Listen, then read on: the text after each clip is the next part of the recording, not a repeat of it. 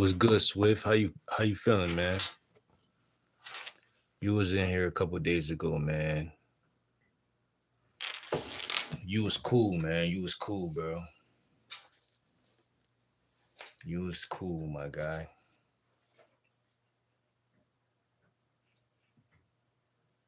You said you can spot red flags. What's some red flags?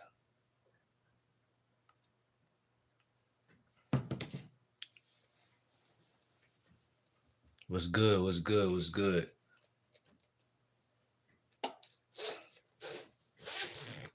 What city you from, bro?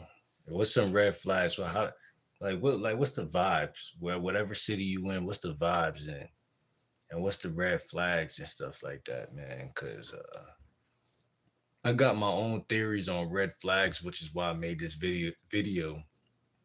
And on okay. I got my own theory on like why a lot of guys really shouldn't even really don't can't even have red flags because technically they don't got no game. So you too, I can spot red flags. Yeah. Haha. Took me long enough.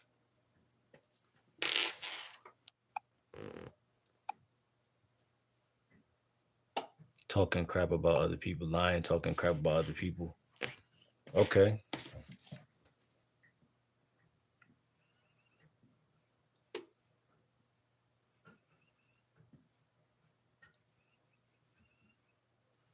Listen, me too. I live on the East Coast. Listen, um, I call it top 10 reds. Every man should have a top 10 reds, a top 10 red flags. You dig what I'm saying? And I say this just so you could stop, like, so you can not waste your time. You know what I'm saying? Not even like, because it's not like you can't have game without having red flags, but it will kind of be a waste of time. Was good, Caillou Johnson. We're talking about red flags in dating. Can you spot red flags? What city are you from? And the last couple chicks you've dealt with? Oh, okay, bet.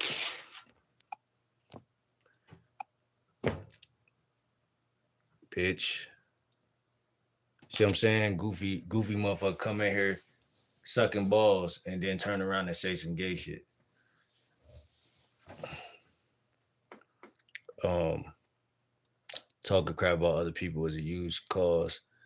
Is huge because they're gonna do that to you. Facts, and a lot of guys are oblivious to that. A lot of guys are oblivious to that. You know why, bro? You know why a lot of guys are oblivious to that one specifically? Like, we're gonna highlight that.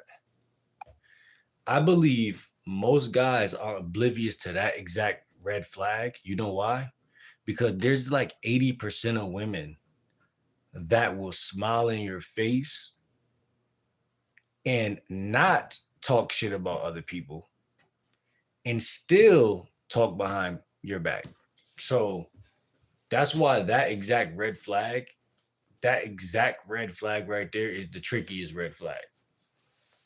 In my opinion, that might be one of the trickiest red flags because the modern male, he doesn't understand that words are very life altering. So he doesn't understand, like, first of all, 90% of women that y'all are gonna ever cross paths with gossip, especially, I mean, all races, but urban. But I'm just saying 90% to 95% of women are they gossip. It's like a 5% ratio of women who don't. And I think that from city to city, state to state, guys are running into those issues. What's good, Rashawn? What's good? Jesus loves you, bro. Appreciate that. Um, where's all these weirdos coming from with this weird shit, man, nigga? Fuck out of here, bitch. Went celibate. Hold on, let me see. I can read auras too, and I think that's where I've changed a lot. Hold on, I'm gonna make you a moderator, bro. I just made you a moderator. So auras, speak a little bit on that, bro. Speak a little bit about on auras, bro. So then basically your red flag would technically it would be her aura being off. It would be her talking shit, but that's a little too easy. That's a little too obvious, right? It's a little too obvious, right? Because on this channel, I got faith that I've been on this channel for 2 years. I got faith that the people who follow me already wouldn't even deal with a woman that just sits at your if you take her out on a date, or if you're chilling, she chilling at your come to your crib, or even through text with texting you like because for instance, I don't deal with none of that shit.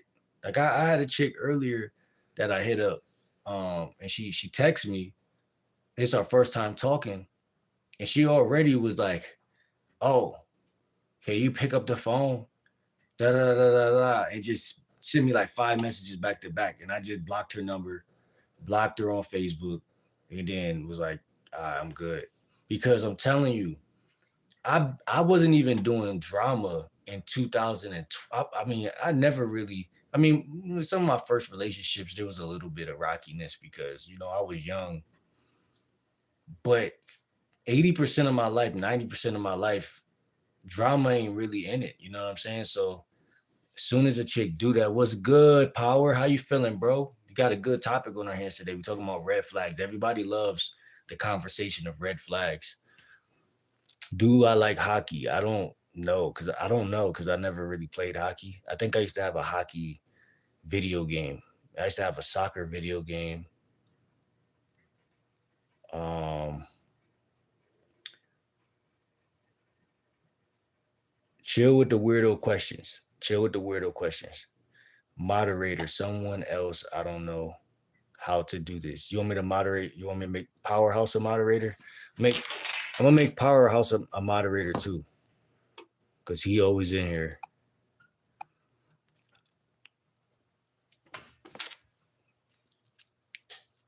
Yeah, talk about aura a little bit though, Swift.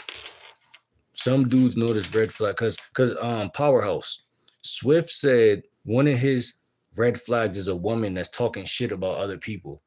But like I said, that's a little too surface level, right? Because men know women gossip, men know women talk a lot, so they could get away with that. Like to the average guy, like not to me, because I'm gonna be like, what the fuck is this bitch talking? You know what I'm saying? But to the average guy, he's gonna overlook that, like because he gonna want to fuck. You know what I'm saying? He gonna be so like, damn, I ain't even think I was gonna get her out on a date. You know what I'm saying? So he said aura. He said aura is simple. So basically, he reads auras.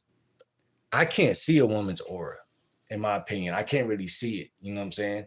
Like, of course, I could see if you dress, if the way you dress and your hair, your nails, I can see your details, but I can't see like a globe around you and shit like that. Um, Let me see. What's good, Gus? Have you seen my girlfriend Uzi doormat anywhere? You don't say cuss words here, buddy. Went celibate. Hold on, I'm trying to catch up with what y'all saying. We got some content though for y'all. We're gonna read some stuff too. If it's black, nah. So her aura could be black, is what you're telling me. I know she could be black, but I didn't know her aura could be black too. So now I'm learning something new. But I already know about auras a little bit. I did my due diligence somewhat last year. There's some guy that talks about it on YouTube, a white guy. He's very good at the aura shit, right? But Me being young and black, I just couldn't continue to watch that type of content for longer than a day. So I just eventually just it snapped off, and I was like, oh, okay, I'm back. You know what I'm saying? I'm me. Let me go eat a bucket of chicken. No, I'm just playing. Uh, golf girls. Hold on. If they have oral problems like weird colors, including black, you saying like me? I'm wearing all black right now, bro. What you trying to say? Literally, look at my shirt. You trying to say I'm golf, bro? Listen, bro.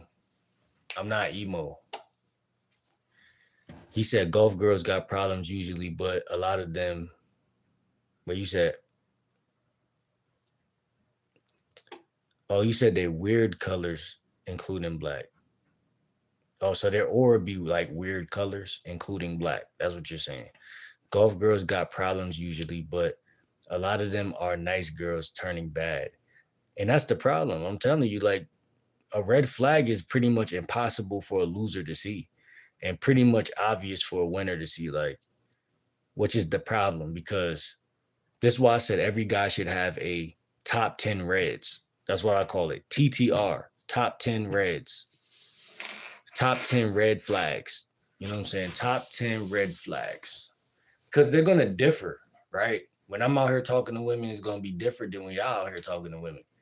And even though we could come to the channel and all be like, oh, well, look, this is what we see. You know what I'm saying? Like 5 of my red flags should at least match 5 of your red flags. The other 5 should be like unique. And they will be. But the reason why I decided to make this video, because I realized how important it is that a woman sees that you have standards. The average guy haven't even really written down what he don't like in a woman. Like, he haven't written it down. But yet he has his penis in his hand every day, jerking off to strangers. But he hasn't sat down for 5 to 10 minutes to knock this out. So you're gonna have a different self-esteem. You go out here, you're, oh yeah, she's sexy, but nah. I mean, I've been doing that though. Like, I'm telling you, like, I always mention Job Corps because I was at a perfect age. I was like 23. And it was, like I said, one of the chicks, she was Spanish, she was sexy, you know what I'm saying? I was kind of flirting with her. Yeah, I was flirting with her, but she had a raunchy, raunchiness about her. You know what I'm saying? I would have took her through there, but like I said, I tend to look for good girls, you know what I'm saying? I try at least. But the girl that I ended up talking to, she was definitely, you know what I'm saying, out there. You know what I'm saying? The girl that ended up being my shorty, she was out there. But it's like, I feel like certain women, like you said, that might have like bad auras, they look for guys like me. They look for guys like me and they're like, oh, he has a good aura. And then they eventually my aura is bad and shit. You know, you gotta watch who you chill with, who you deal with. Yo, black, it's black smoky, then she's fried.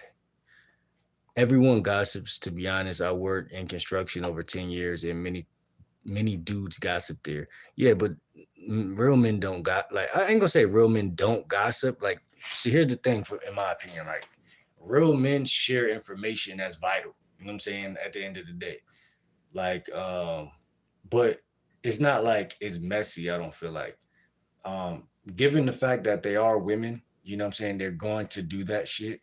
But I'm just saying, as far as the aura shit that me and bro talking about right now, that can't be argued with. You know what I'm saying? Like, I don't give a fuck if you talk, but I don't even want a female that got like mad girlfriends. Like, I made a video, a live video like last month, and it was called "Do She Value You Over Her Friends?" You know what I'm saying? Like, that's the type of gossip I'm talking about. That's the type of gossip that ain't gonna fly. See, there's levels to this shit. My bad, y'all, man. We gotta get the snow off the ground so I can go shopping, man. We gotta get this snow off the ground so your boy GL Dub can get his ass to the grocery store and go grab, get back on my shit, man. But yeah, the red flags is real, man. Let's not act like they not. You're gonna talk about it though.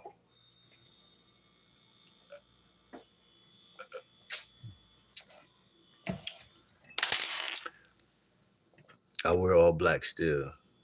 Yeah, colors do matter. It's a spiritual guru guy on YouTube I watch talk about that. You know what I'm saying? So, but I just ignore stuff. I be knowing certain stuff, like like I don't got time to think about everything all the time. Like I'm trying to go live on YouTube. Like this is a cool black hoodie. Let me wear it. Who cares? You know what I'm saying? Um, but I think that is an issue. You know what I'm saying? Like a lot of people, they need to like it take money to make money. You got to have a certain foundation. You got to have your ducks in order. You got to have your Maslow hierarchy in order for you to really talk about this aura shit too. Because a lot of people just eat bad food and do stupid shit because they don't got the money, and that's unfortunate. You know what I'm saying? But guess what? I look at life like this. Every human has their stuff that they're good at and stuff they're bad at. So, like we talking about women right now, right? You could consciously change the type of women you're talking to. I'm not saying when people watch my content, the worst thing I want them to do is say, "Oh, all he do is talk about women." That would be ignorant of them to do that. But ignorant people are outside. But what I'm saying is, it's like the guy who only talks about money, the guy who only talks about food on his channel. It's not necessarily bad. One domino affects all the other things in your life. So I'm happy bro brought up the word aura because that is the most like uh what's the word? It's a word people use, but they just be using it because it sound good, but they don't really know the science behind auras. You know what I'm saying? But like when you go approach 15 women a day, like I tell y'all to, you get your ass fucking shot down by a chick with a fucking badonkadonk in aisle 6. You're like, what the fuck? I must be hideous. But you don't even realize that she's hideous. See what I'm saying? And people think I'm crazy because I made a video about I'm not gonna be cold approaching no more. And I know every video I post, people not gonna feel me. You know what I'm saying? But my boy, one of my moderators commented, if you know, you know, he know who he is. He was like, man, don't switch up now because the year is a new year. I'm like, bro, listen. Technically, I'm not switching up. I really switched up by cold approaching because I always got a lot of bitches for just sitting still. So really, I was switching up but I wanted to learn how to cold approach. You feel me? I wanted to learn that skill, and that's why I had to sacrifice to learn that skill. I had to take time. I had to actually do that. But long story short, I used to talk to somebody, another guy that I met on YouTube. Shout out to him. We used to chop it up on Instagram, and when I be out in the field, and I'll tell him like, yo, like I'll tell him my experiences. I'll be like, yo, like I got kicked out of Walmart, and I'm like, fuck Walmart, because Walmart, the chicks in there and the vibes I get from there anyway be low vibrational shit. And I was like, yo, bro, you know what I'm saying? When I go to Chipotle, I feel like the chicks over there be a little different. I get more yeses. I get more return on interest, ROI, you know what I'm saying? That's when I first noticed, like, damn, it's not about what you do, it's about where you at, you know what I'm saying? Just like when I was down south, you feel what I'm saying? Like it was just a different, you got to understand the lay of the land. And I believe every city has a different aura too. Every house, every town, every human being, every entity, everything.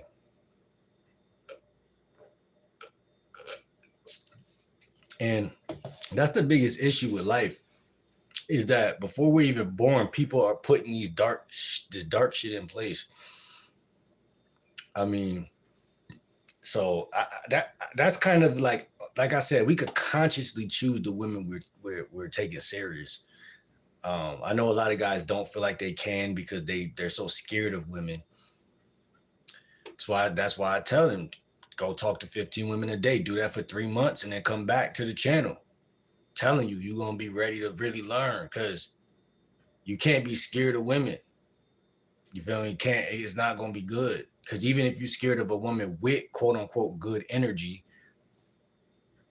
she's still a woman. She's gonna be like, I'm not I can't fuck with a scary guy. So it's kind of oxymoron for the average guy.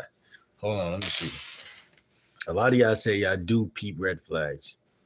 If you said you can spot red flags, explain it. Explain it.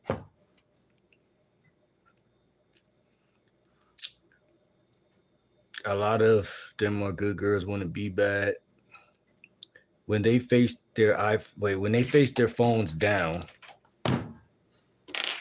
on the table or whatever, they are red flag as fuck. Shout out to Chief Pyro, ex Pyro. Chief, I'm gonna just call you Chief. Yeah, yeah, we could go with that. We could go with that. I mean, I don't really pay, and I guess that's the point where I don't pay no attention. I guess you're right, bro. I guess you're right. I guess you're right. I don't really pay that no attention, but at the same time, I see how that would be a red flag. No, like no doubt, like you know what I'm saying. Yeah, she definitely hiding some shit for sure, but it's just stupid because it's like why don't you just yeah, I can see exactly why that's a red flag. I ain't gonna lie. Layla said, please read this. Is very, very, very important. Yeah, a lot of trolls already. Yeah, man. That's how it be sometimes, man. That's how it be. But they ain't stopping shit. I always gotta let they bitch ass know that. They ain't stopping shit.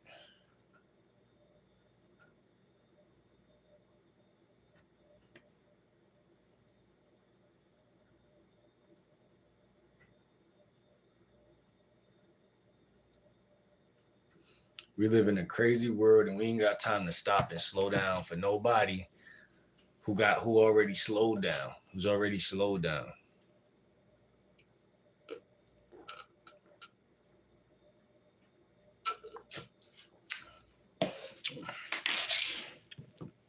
When a woman doesn't have goals for their own self and want to deprive your pockets, another red flag. See, I always been kind of somewhat broke, and I would say consider amount of the girlfriends I had in my life or shorties I talked to, they never asked me for no money like that. So that to me was always like, I guess one of the big reasons why how I knew they liked me for me, or they like me enough because I didn't have any money.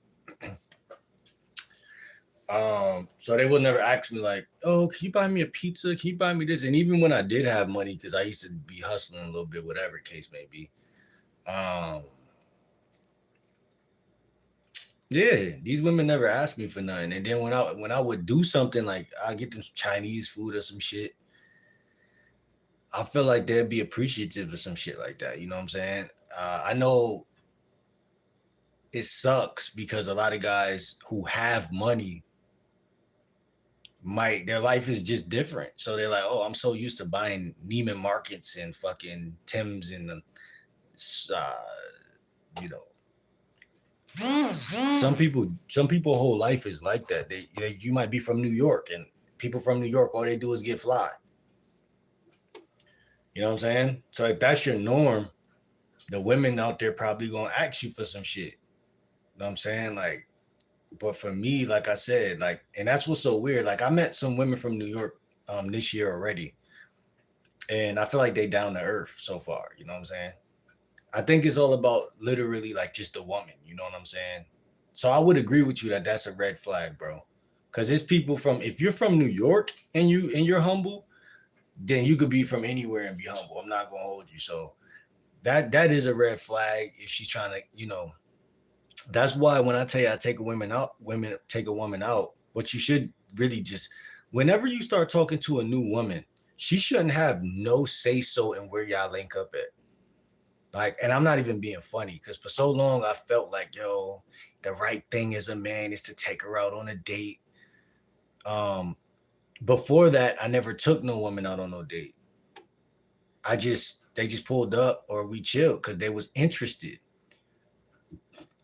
And the information on YouTube would tell you take women out on dates. And it's nothing wrong with that. Like I said, if you're making a little bit of money per week, whatever the case, or bi-weekly, take, like I said, take a chick bowling. You know what I'm saying? Go somewhere where you're gonna have fun, because you're gonna be smiling and laughing. And if you're smiling and laughing, then the vibe gonna be cool. Y'all gonna be chilling. Um, but outside of that, like I said, my rule still remains as far as, if I tell you to pull up to my crib, if you got some type of like trust issues, or some type of like, oh, that's weird, you shouldn't even, like, I had this one chick who told me, you shouldn't even tell a chick, you shouldn't even let a chick know where you live. Like, bitch, like, yeah, you're right, I guess you're right, but like, who does that? Like if that's like, I'm your bro, right? And you got your money on the table. And I'm like, I ain't gonna steal it, but I'm gonna tell you as a bro, you shouldn't leave your money on the table in front of nobody. It sounds like some real shit, but you're gonna walk away and be like, damn, I can't trust you with my money. So it's like you snitching on yourself. You're not talking about everybody, because you don't know everybody, but you know what I'm saying? You know you. But it sounds good. But my whole thing is like, people are just stupid. Like, my whole thing is, if you don't know me, you don't know if I'm trying to fuck you, but you're so scared of a guy that's trying to fuck fast that you just basically just cut the whole thing, or started talking enough shit to make me cut you off. But either way, she's partially right. I give her partially right, because like I said, if you have money, take her bowling. But I thank God when I tell a chick to come to the crib and she show her ass, because he'd be like, yo, I would have probably fed the bitch, or not fed her like steak or something, but you never know. But I'm saying, like, you probably would have bought her like a 4 for 4 or whatever, and then say that y'all would have been sitting together in a car and y'all would have had a decent day. That's scary, because she showed you who she was when you put her in that situation. But in that situation, she would have kept acting like she was nice. You know what I'm saying? And so that would have took y'all on a different course. But I'm telling you, it might go back to that aura shit he talking about. Because you see a sexy woman, because like I tell you, the chick I'm talking about, she was sexy. But it was something about her, bro. You know what I'm saying? It was something about her. Right? So I would even write in my top 10 top 10 red flags, I would say aura to be top 3, one of the top 3, top 2. Because how many guys really, like, that's why I came up with the video the other a couple months ago, called Vet Her Spirit. I guess that's what I was trying to hint at right there. Because you really can't vet a chick just logically like that. Like, yeah, there's certain obvious shit, like you said. She put her phone like this, and y'all been dating for 4 weeks or some shit, and she put her phone down, like. But you still can't really. You could question that, but she just gonna lie. You know what I'm saying? Oh, well, I'm just so used to doing that. She gonna turn it around. All that bullshit. Know what I'm saying? So now you look insecure. Well, can I go through your phone? And then she's gonna flip the shit. Women are pathological liars, bro. So you might as well just have some red flags that are so elite and so pristine that she just has to be a real one. You know what I'm saying? I don't even want to play those type of games. Oh, is this the case? Is that? Nah, fuck you, bitch. If you ain't the one, I'm gonna know, right? So that's how I feel. Both of those chief 100. No, facts. He definitely said 2 things that were solid. He said, when a woman doesn't have goals for themselves and want to deprive your pockets, another red flag. Yeah, man, and a lot of women are leeches. I've been realized that shit. Like, they're leeches, bro. Like, and like I said, I never even had money like that, but they'll think you cute. If they think you cute, that's a form of leeching, because they coming in thinking, oh, I got a prize. I got a good looking guy. Like that's a red flag. A lot of guys are oblivious to that. Why you think every guy that is a sex symbol in music ends up getting their heart broken and end up looking like a simp after all? Chris Brown, Trey Songz, all these guys are single. Like the guys that women love, that like we seen women loving when we was growing up, they all turned into guys that just are like ain't shit. And the reason is these women ain't shit. Well, I can hear a woman now in my mind. Oh my God, um, who hurt you? Exactly. She gets it. She gets it. But what I'm saying is, I'm not saying we better than women. I'm just saying you gotta really pick a right woman, bro. And we're gonna talk about that because I got some game that we ain't even get into yet. We're gonna talk about that shit. Real men vent. Exactly. That's all I do on my channel. I vent, man. I vent. Real men vent, not gossip. There's a difference. Facts. Men's mental health matter. Exactly. And that's what we talking. That's some real shit, Chief. Shout out to Chief, bro. Coming in this motherfucker cooking. Yeah, man. It ain't nothing wrong with venting. Because you supposed to do that to your dad, your uncles, your homies. Yeah, man, this bitch last week, you know what I'm saying? She just did this. But you gotta be careful with the homies. I ain't gonna lie. Cause your homie might fuck your bitch. Depending on this, what type of guy he is. But what I'm trying to say is you still could vent. I think that women try to vent too, but they end up gossiping. Because the problem with women is that women are genuinely like, okay, say your girlfriend's halfway decent. You gotta bet your last dollar that her social circle has 2 or 3 snakes inside of it every time. Like her social circles are way more devious than your social circle.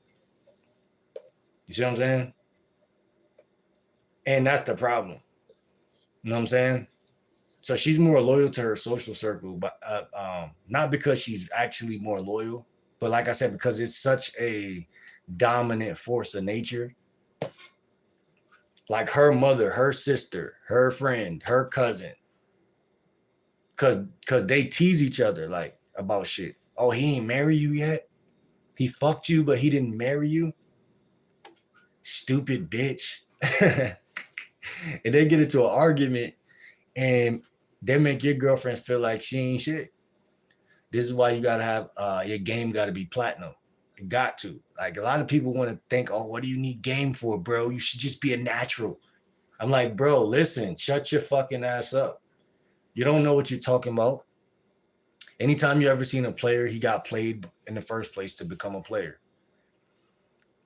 But long story short, man, we're gonna talk about all this shit, man. I got some real scientific science. Like this shit is science. I got it scientifically proven right here.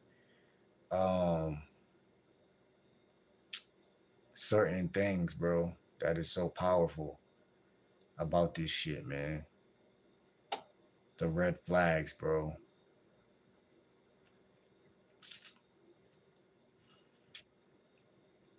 I wanted to start off talking about humor a little bit, but we're gonna probably skip over the humor talk today. But I just want to talk about how to not be a clown while being humorous, but we'll probably talk about that tomorrow. But I mean, simple set about that real quick is you want to avoid the only time humor is bad in conversation, we talking to women, is when it becomes a red flag for you to her or to other people around you.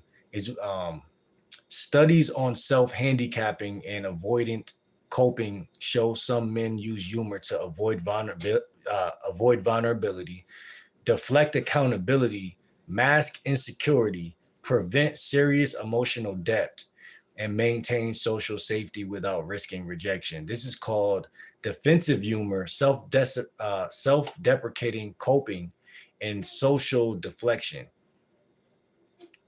Humor isn't a red flag. Using humor to avoid depth, leadership, or seriousness is. So we're going to talk about that soon. Because I always tell y'all my conversational card that I created for small talk and shit. I tell y'all to lead talking to women with at least 50 to 60% humor. But I know for a fact that I'm not gonna be a clown talking to women and being a fucking dancing monkey. So we're gonna talk about that soon, because that could be a red flag. That is actually an accurate red flag for them about us if you're being a fucking clown. But you do want to be a funny motherfucker. And when I say funny, I'm just saying intelligently funny. And that's a different type of funny. It's kind of like a mad scientist type of funny. Because power is power all the time, but weakness is also weakness all the time. So you just gotta be careful when you talk. Let me see. Bro, golf and emo girls be cute, not gonna lie. Listen, man, I ain't never dated emo chick. I think the chick at Job Corps actually was kind of like that. She was black though, so I ain't really. But I just get that vibe from her a little bit. But I haven't got like the vibe like she didn't wear those clothes and do all of that type of shit. But I'm just saying like I don't really. I think emo stuff is kind of demonic. So if you're black and you happen to be into anything that is slightly demonic, then in my mind you're technically emo. But I may be crazy. I may be crazy. I don't know. Because I grew up on rap music, um, and Nickelodeon and shit like that, and WWF's WWE SmackDown and shit. So I missed out on all that emo shit. I don't even know what that's all about. And like you said, if you meet one and she's cool and she slices her arm and shit, that's not cool. You know what I'm saying? So I don't know. Um, but man, life is life, bro. It should be lifing, bro. Because if you slice your arm, if you my shorty, you slice your arm, that's technically not even a red flag. It's like a red flag that I didn't even call a red flag. Like I didn't even write that one down. You know what I'm saying? But I'm not gonna be able to unsee that shit. You attract what you want subliminally, kind of thing too. If you're looking for crazy stuff in the bedroom, you're gonna find other things. I'm not an expert. That was my type. Now, now I need a Christian girl. Peep game. Men need a top 10 red flags list. What science says.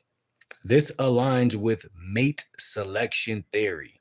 Humans evolved screening mechanisms to avoid costly mates.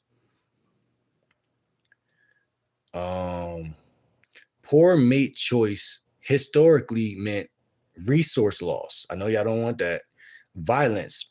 I know y'all don't want that. Infidelity. The average guy hates that. Talk to red pill and all that shit. You hate that shit. We all do though. As men, we hate that shit. Genetic risk. Social instability. And I think I be hearing like the dating coach, Mr. Lucario, talk about this. Like if you take a chick out to a social gathering and then she won't shut the fuck up, then she'll say some stupid shit, get you into a fight. I mean, that's violence. That's loss of social status, all type of shit. And so it's just so important that that bitch know how to shut the fuck up. Now, hold on. People who consciously define standards show better relationship satisfaction, lower divorce rates, less emotional impulsivity, better self-regulation. Cognitive control and pre-commitment. From behavioral economics, when you define rules before temptation, you reduce limbic hijack, emotional overriding logic. Cognitive bias, halo effect, sexual overvaluation bias. This is called pre-commitment strategy or implementation intentions. So scientifically, having a red flag list increases executive function dominance, prevents impulsive mate selection, improves long-term outcomes. Scientifically, my claim is supported. Now, how many of y'all running around trying to get some pussy and not even thinking about that shit?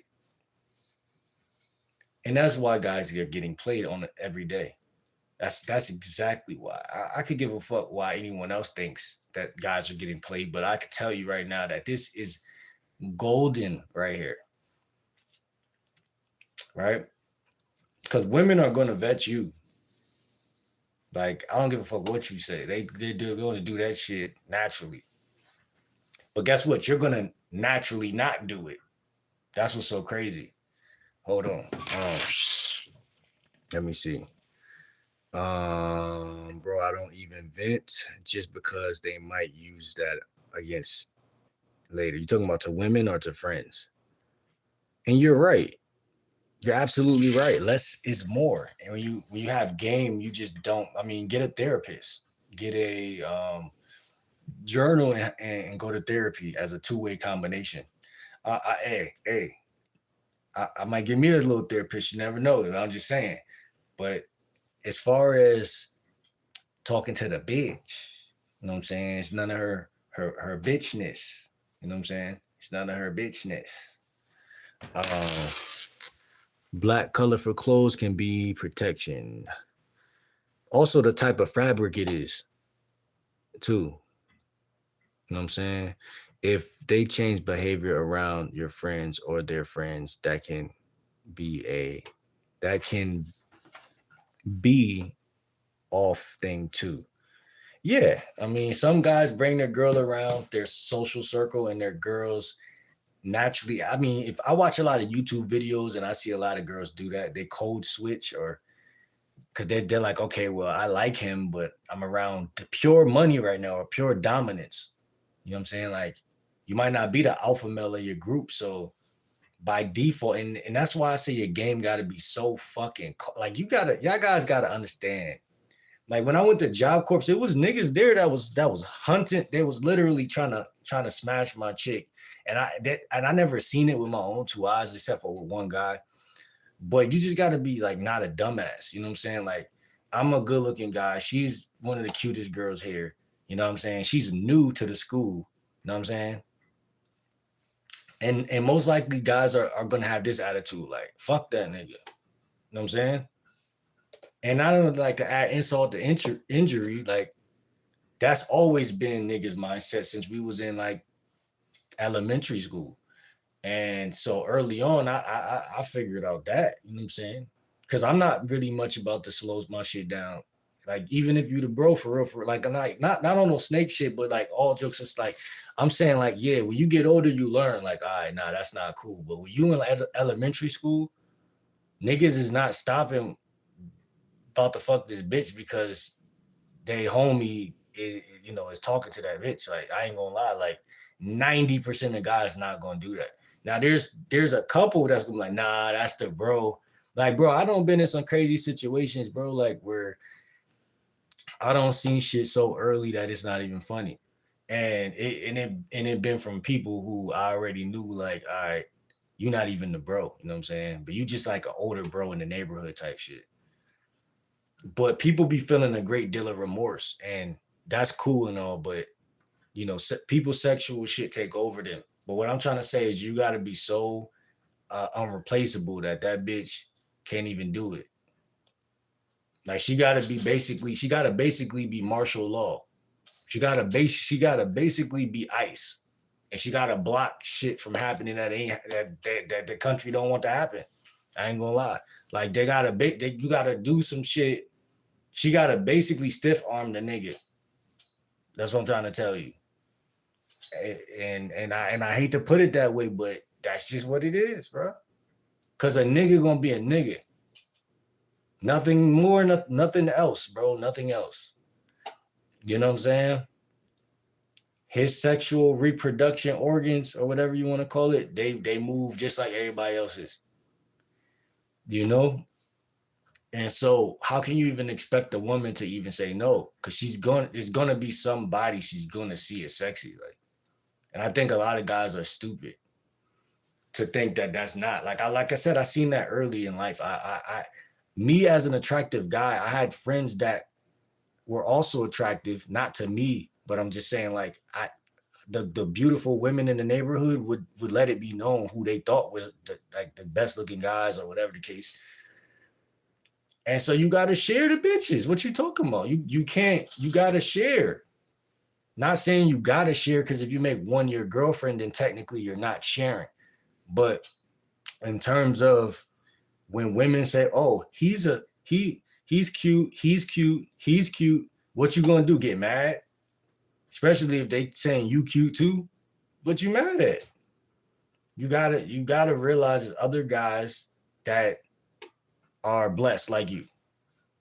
And when that happens, see, I don't give a fuck. I mean, I never gave a fuck, bro. Like, I ain't gonna lie. I think that's my best quality as a guy that is in this line of work. Like, that's why when I went to Job Corps, I think I was so powerful because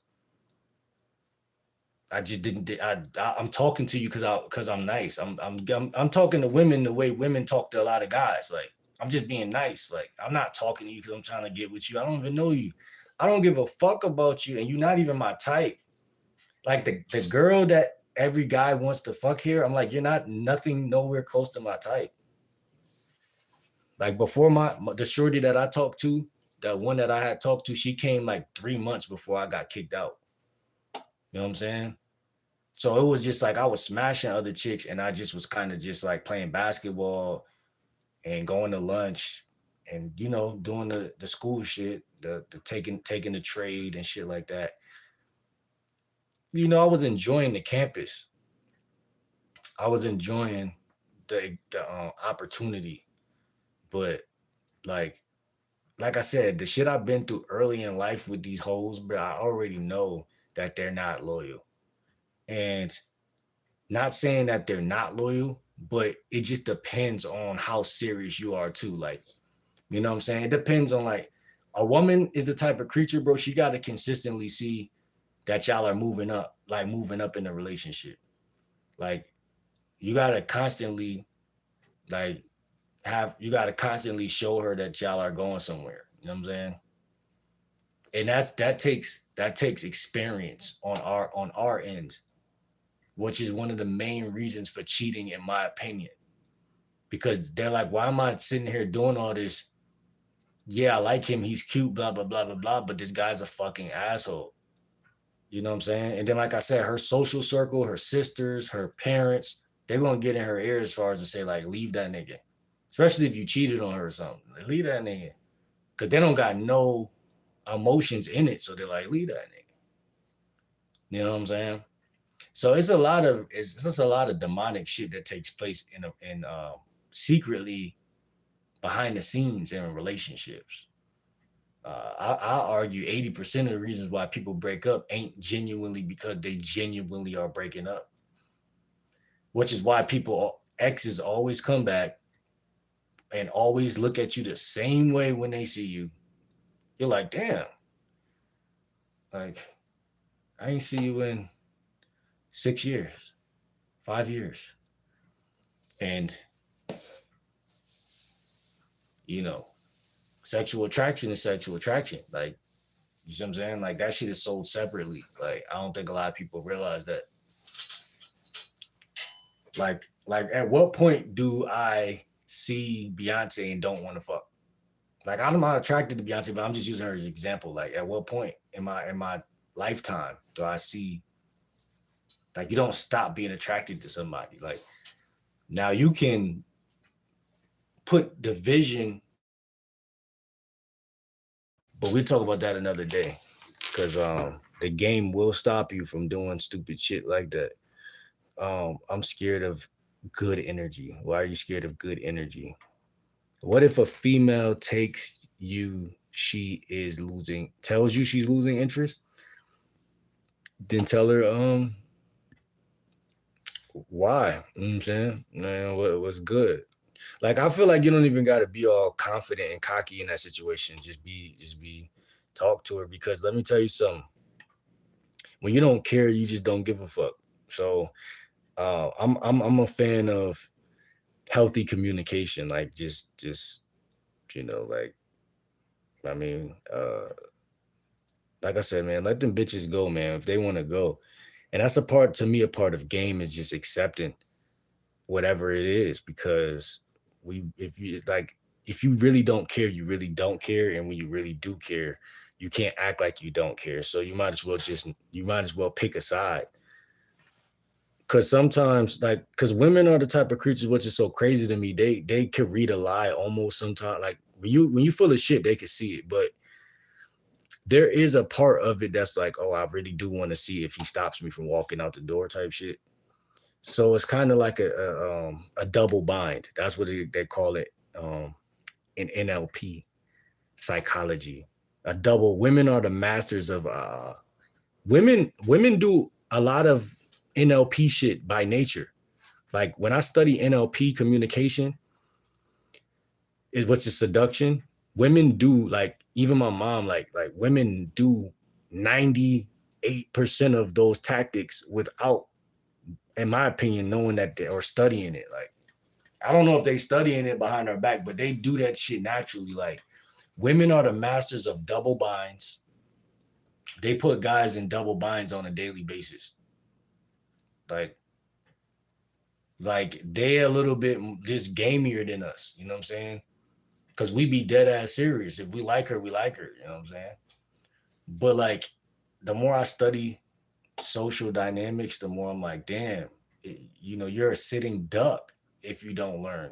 Like, you literally is like a spider caught a fly in a fucking spider web type of ordeal. For real, for real.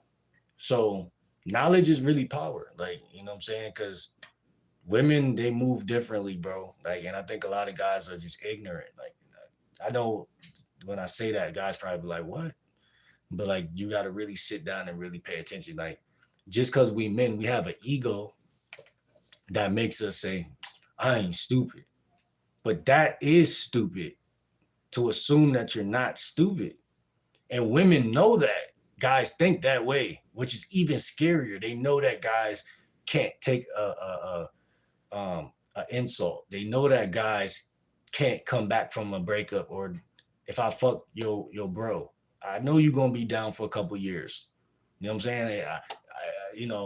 I know if I take a selfie with my ass on the bathroom sink, I know you're gonna text me. They are the masters of manipulation. But the whole time you ain't doing none of that. You just cheated flat out and got caught because you a fucking dog. You a dog and she a cat. So you just are stupid. Like I said, kind of, in a way, metaphorically. You don't got to be stupid to be stupid. You just got to be a guy. That's what I'm trying to tell you. And so nothing's more freeing than waking up to the fact that everybody's stupid. You know what I'm saying? Because women are also damned, because first of all, they're damned to their feminine nature. But even worse, they only deal with guys that are dumb. So when you're not dumb anymore, then those are the guys who get all the pussy, because they really can't figure you out. Because you really, either you care or you don't, and you keep it a buck, because anything in the middle is they're gonna manipulate, or they're gonna cry, they're gonna whine about it. Oh, I think I like you. I just need more time. I don't know. Nah, tell her, be a man. And when it's time to be a man, say some shit that's manly. And then if it's some shit that ain't none of her fucking business, you don't owe her nothing. And then you could pick. But the average guy is so average that he thinks just like a girl. I mean, acts like a girl. He argues with women. And she's like, oh, well, she's attracted to it at first because she's like, okay, he's toxic, so he might be the type of guy to stand on some shit. But it's like, that's why I say you got to pick a side, because it's like, you're not going to be arguing for 4 years dating the bitch, because it's going to stress you out. Women could stand that type of relationship. Men will get stressed out because that's not your natural habitat. Arguing is not your natural habitat unless you're on the fucking debate team. But just as a man in general, that's not natural nature. You're supposed to be Hercules. You're supposed to save the bitch from falling off of a bridge or some shit. But if she arguing with you every day, y'all both gonna fall off the bridge. And then some alpha male nigga gonna drive by, tell her to hop in the car, and you gonna be busted and disgusted. So yeah, man, women are master manipulators, and I mean, I've seen it, bro. They're just so good at the shit. It's just so scary. But once you understand and you can name the tactics they're doing, it's not as powerful. You know what I'm saying? It's just manipulation at the end of the day. You know what I'm saying? But let me catch up with some of y'all comments. That's a red flag for me, right? A woman that got her fucking mouth open. A woman that's too opinionated off the rip. Like that girl I told you, you telling me to come over and we just met each other and this and that. Like at one point I would have looked at that as, you know what, she kind of right, man. Maybe my game is bad or whatever. But I got to the point where I realized that your game might not be perfect, but that bitch damn sure ain't perfect. So I fuck her. Because like I said, it's other women that did come over, and it's other women that still, even right now as we speak, is trying to come over. So what does that show me? That's just her. You know what I'm saying? She's the type of bitch that when shit ain't going in her way, she start whining and start trying to galvanize you and make you feel like your game ain't tight and all of this dumb shit just because she probably wasn't highly attracted. But instead of her saying, I'm good, I'm out, or I'm just not going to take you back, she tried to correct the big old G, and you can't. That's how they get you, though. They try to tell you about yourself. That's another form of manipulation. A red flag for me is if they have that friend that gets around. They all get around, bro. They all get around. That's the biggest con right there. That's the biggest con.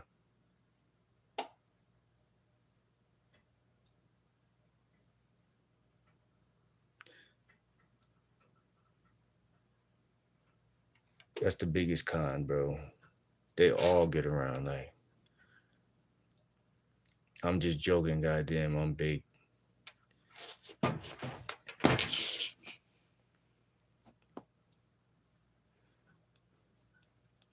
What's good, Alicia?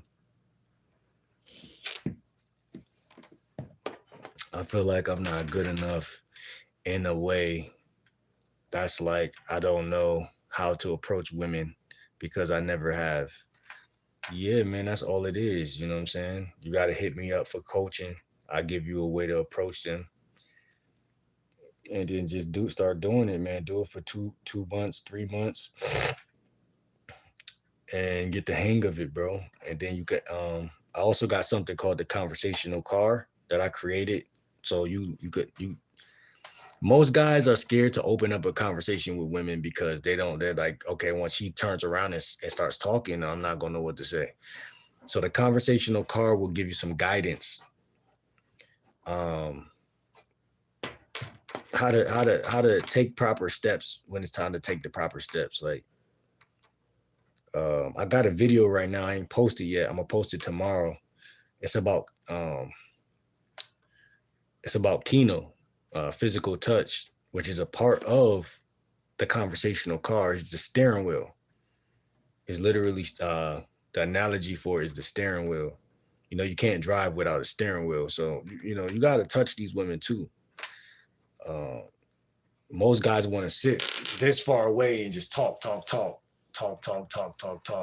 And then they want the woman to come over, get in their bed, get naked on their own, if that's the case. And then you just pull your pants down.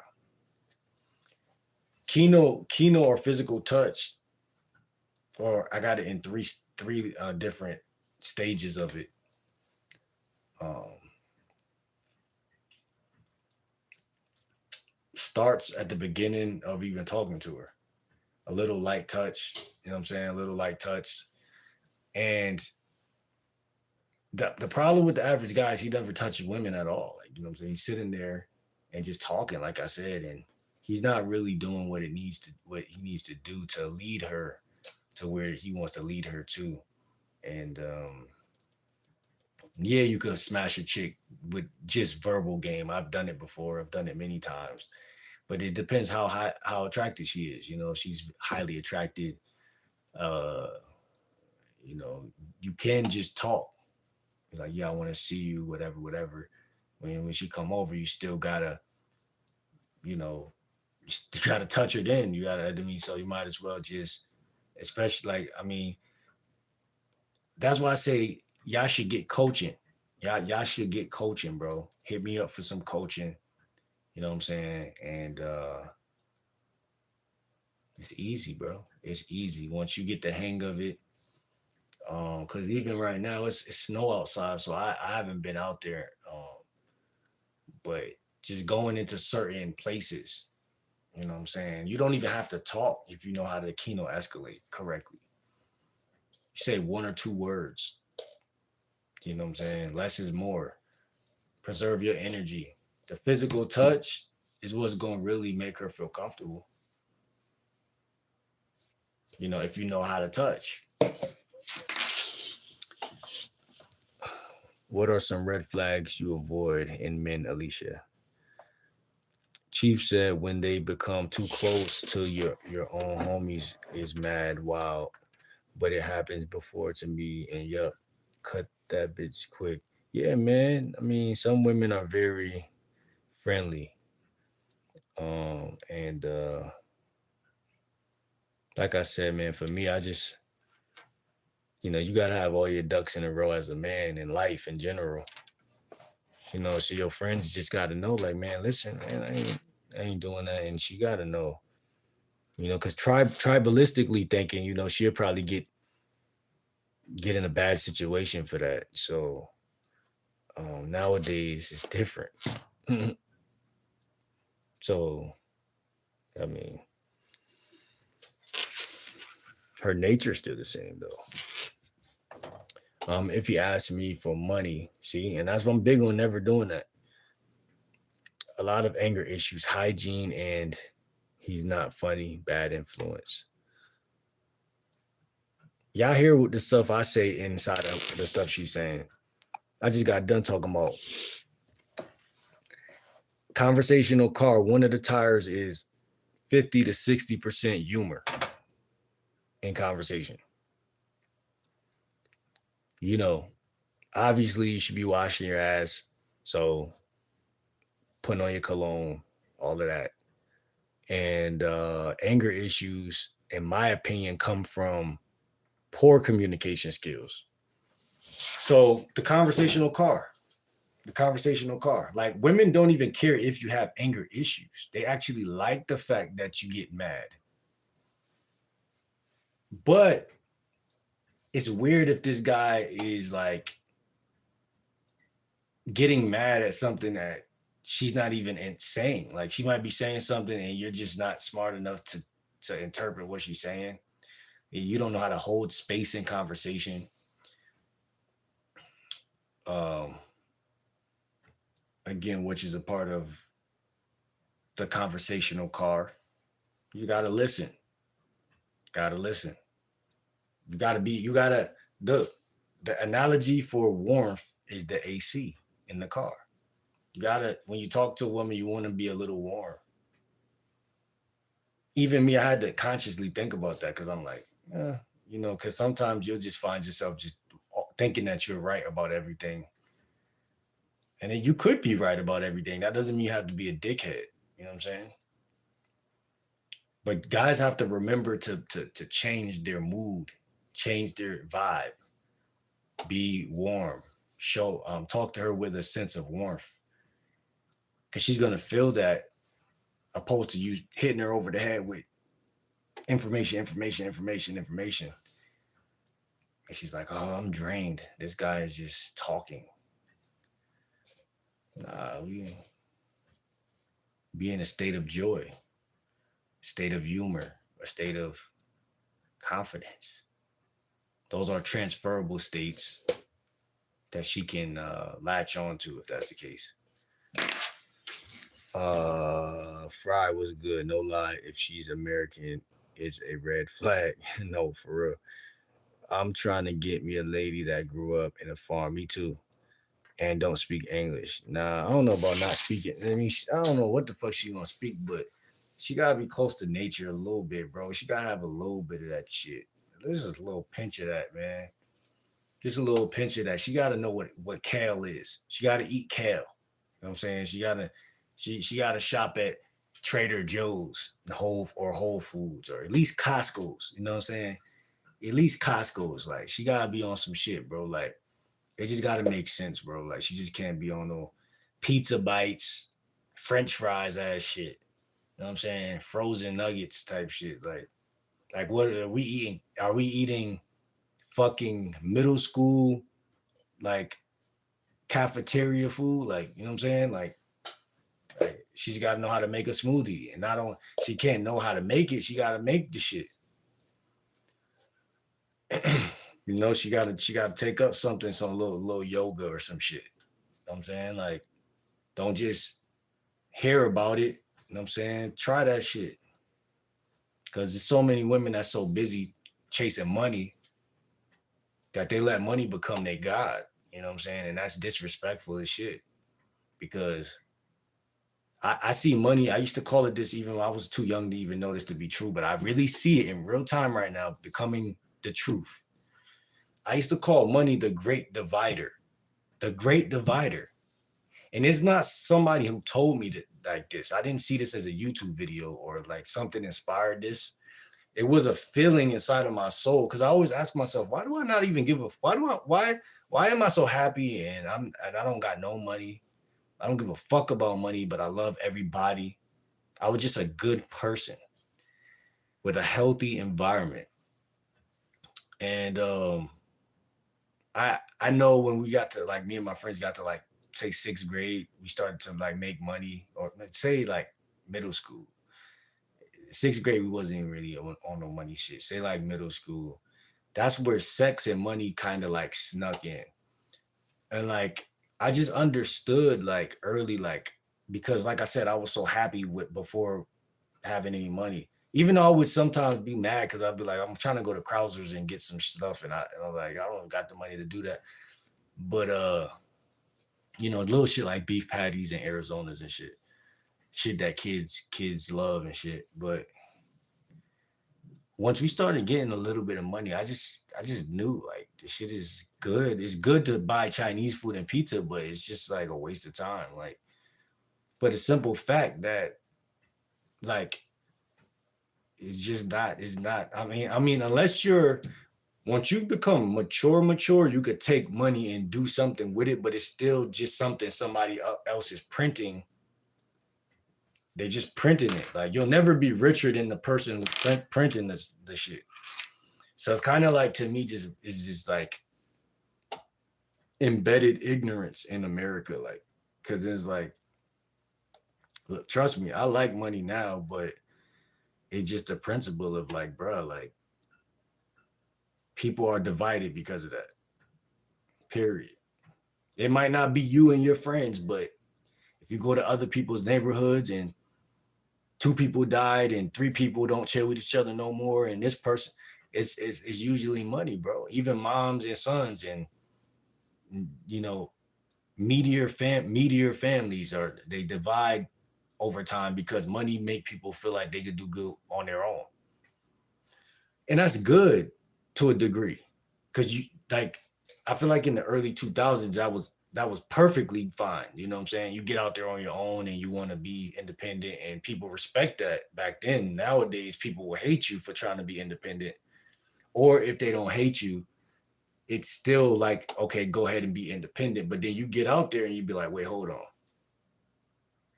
I'm out here, but I still need to have social skills. I still need to have a thorough mindset.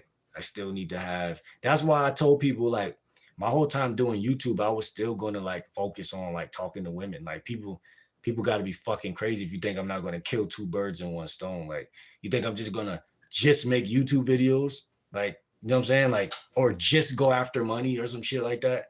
People just stupid, bro. Like they want you to think like them, even if what they're thinking is undercooked. Like it's not even fully cooked. A fully cooked consideration of who you really are as a person. Like they're like, nah, just do this because don't talk about women, bro. Because this guy was talking about all he did was care about women and his life was fucked.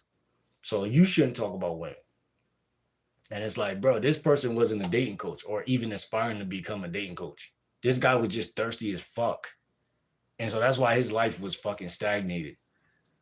So long story short, man, it's just like money is something people got to look out for. So when a woman asks you for money, and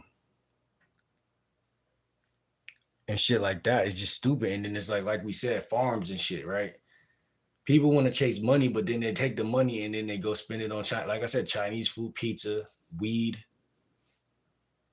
and it's these subsection of things that keep you on the Ferris wheel. But then it's another level that if you invest your money in, you'll see something like, and stocks is like in between both, like stocks, gambling, and like side hustle stuff, like those things are okay in my book. But like shit that you can't get a return, like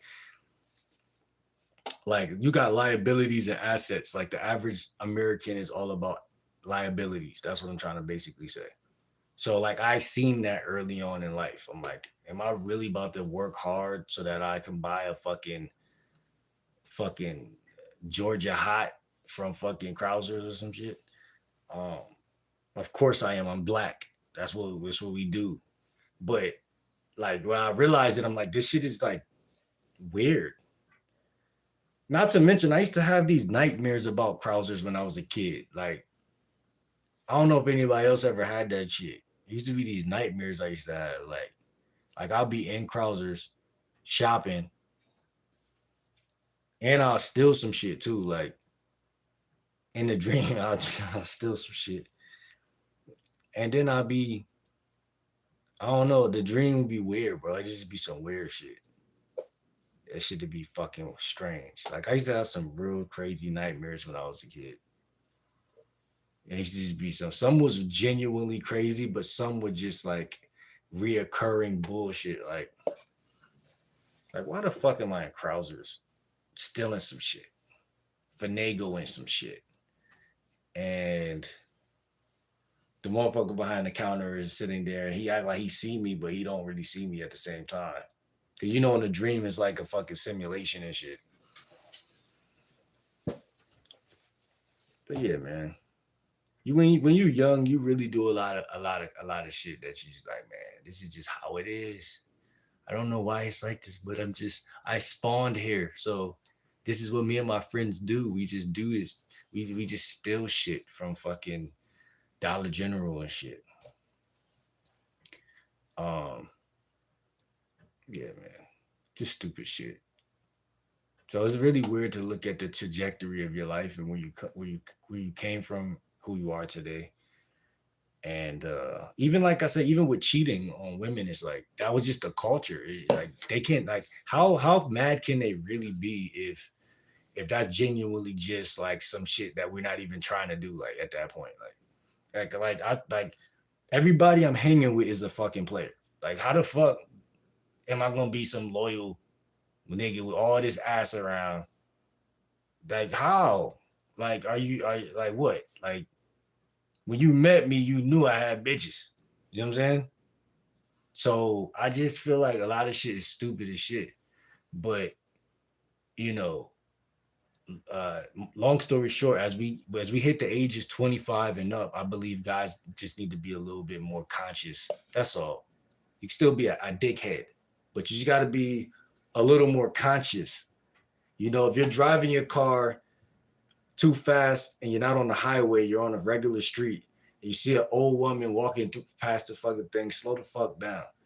You know what I'm saying? Just shit like that. Don't Don't rob houses. You know what I'm saying? Like just shit like that. Like, you know what I'm saying? Just calm your ass down and do things that you know will have a crazy consequence to it. Don't do it. You don't want to go to jail. You don't want to end up on the news. You don't want this. You don't want that. Don't do it. You know, don't put yourself in compromising situations. Like I said, when you young, you just not even your brain is not fully developed. So you're just doing. You're not even probably a follower either. You just like you're spending most of your time with your friends. So it's like the way you it's natural that you're going to pick up certain shit and do certain shit. But so like when women get you at that age, they're just getting you at that age. Like they like you're not even fully, you know, a man. You know what I'm saying? So yeah, man. And then all vice versa with them, man. They young at that age. So they're young, bro. As we get older, bro, you know what I'm saying? These women really wanna like if they wanted to get married, then they definitely want to do that type of shit now. Women has gotten to the point now though where they feel like I could do without a man because they believe that the ages they were when they got played in the first place, that shit don't evolve. Like people don't, you know, like they can't even see that that people grow. You know what I'm saying? Like if you hurt me, I think you are just who hurt me type shit. You're a monster. You're a monster. You know what I'm saying? But nah, people are malleable creatures. They change. They're not the same, bro. And that's facts. Um, but yeah, that's facts, bro. So like I said, man, we gotta detox. Like the bitch that you get with, fellas, they gotta detox, man. They gotta know what a detox is. Like they can't be on no Chinese food shit. You know what I'm saying? I feel like that's the most scariest thing for me is to end up with a chick that actually don't even care about that type of shit. Cause I'm gonna put you on game right off the rip. Oh, what you drinking? I'm drinking a smoothie. You want some? Testing you right there. If you say no, you're cooked. You're done. You're done, bitch. Hold on. Let me see.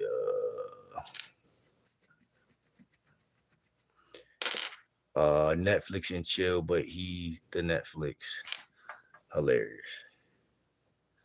I love a 4 for 4 and a good convo in the car. That, you see what I'm saying? And that's something that I did last year. But I was in my mom's car. I'm not gonna lie to y'all. I'm gonna keep it a buck. I try to keep it as, you know, congruent as possible with y'all, but it didn't matter. She enjoyed the fact that I reached in my pocket and did that. She looked at me as Hercules that day. She said, I don't know. I don't really remember exactly what she said, but it was just like she was looking at me as like a dad type of nigga at that point, like a father figure type of nigga. She's like, I really appreciate you. I just feel like today you really showed me and you did something um, that let me know that you just don't want to just fuck me. And I'm like, yeah, because like I mean, I don't give a fuck. Like, and I think women are so bombarded with guys who are just thirsty that they just can't. They're like, I don't give a fuck how good you look. I don't give a fuck if you my type. I know you want some of this. And no duh. But like it's like, you know, you're paranoid as fuck. And like, I mean, I'm getting you a 4 for 4 because first of all, I was going. Like, I'm gonna keep it a buck. I wasn't planning on doing that shit. I was going because I was like, I'm about to get some French fries and you know what I'm saying? I don't even eat their burgers like that no more. So I'm like, I'm about to get a French fry, whatever the case, large fries, some shit. And she with me, so it's like, If you with me, you with me. You know what I'm saying? Like the fuck. So long story short, yeah, like she said, women love Wendy's, man. Like women love Wendy's. Women could eat, bro. They could eat, bro. So guys got to be careful, bro. You got to be careful, bro, because I feel like the shorties that y'all deal with, they should expect you to you know what it really is, bro? They're basically saying on a moral compass level, it not even if you just want some pussy, but if you're gonna be if you're gonna be a part of my life, if you're gonna be around me, what's the energy like? Like women they have foresight, so they're always imagining with their third eye, like, are you really a suitable nigga? Like, can I have a kid with him? Can he, like, who is he? So like the fact that you buy her anything technically do make you look like superior in the situation. You know what I'm saying, chat? But it's the opposite of being broke. You know what I'm saying? At that point, and it don't gotta be Ruth Chris, it's just a principle. You look good reaching in your pocket. You know what I'm saying? It's a flex at the end of the day. It's a flex, especially if you're a humble nigga or you're not, you know. Cause I ain't have no money. I had like probably $21 that day. Nah, probably 40 something dollars. I was gonna get me something, but she's with me. So, but yeah, man. That was last year, man. That was early, deep. That might have even been that was a minute ago. I don't even know. That was a minute ago. But long story short, chat,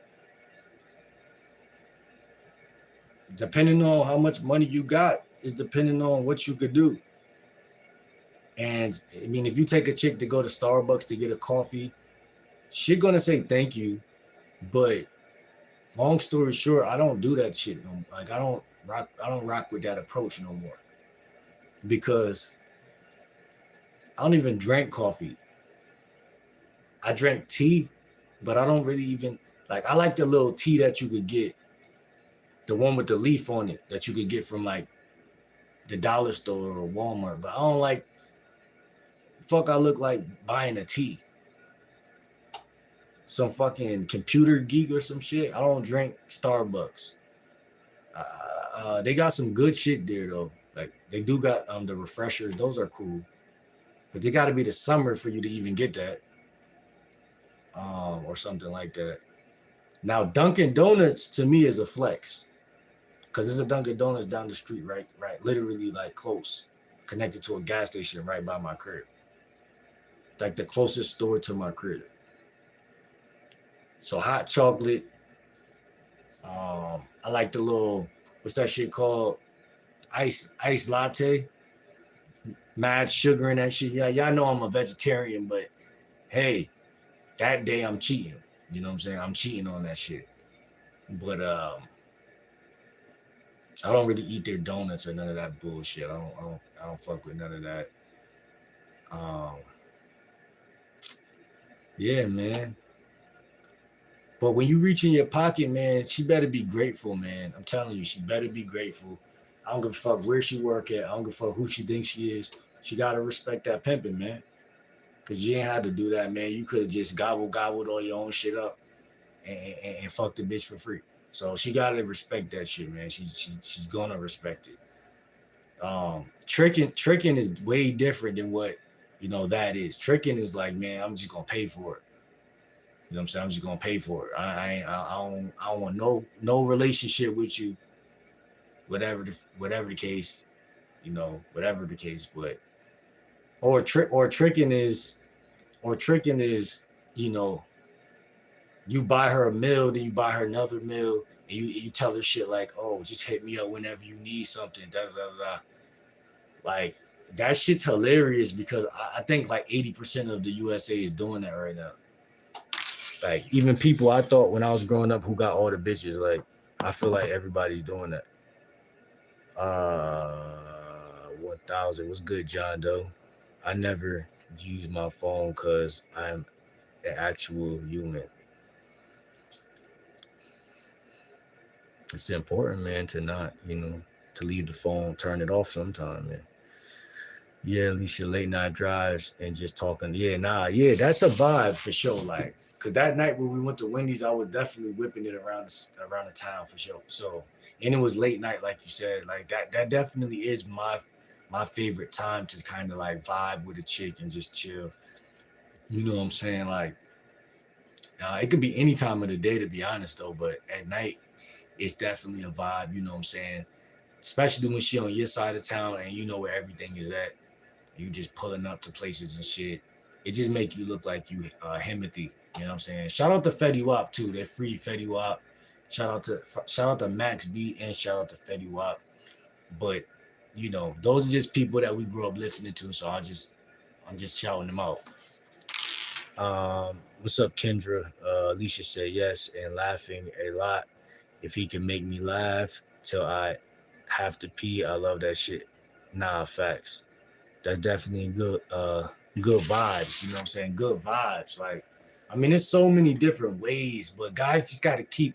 This is what I try to tell guys, man. You just got to keep your mind focused on having a good time. Like that's really all it is. Like, and also live in the moment at the same time. That's why I created the conversational course, because I try to make something so simple and easy, because I know everybody either has a car, been in a car, been around a car.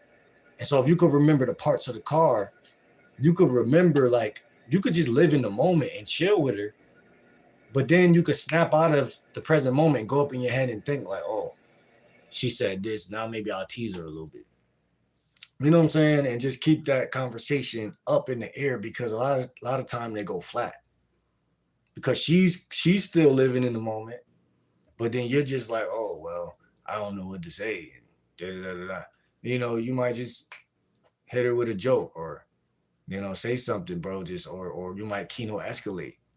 Y'all inside a Walmart shopping together, or say again Trader Joe's, and she grabs something, and you might get behind her and touch her some type of way, and like, oh, like, say something about the food she picked up, something, I don't know, but just stupid shit like that just keep shit feeling good. You know what I'm saying? You gotta always have some moves in your arsenal. And that's my whole point. A lot of guys are judging women without even really like dealing with them or having enough interactions per week or per month with them. So it's like, if you ain't got that,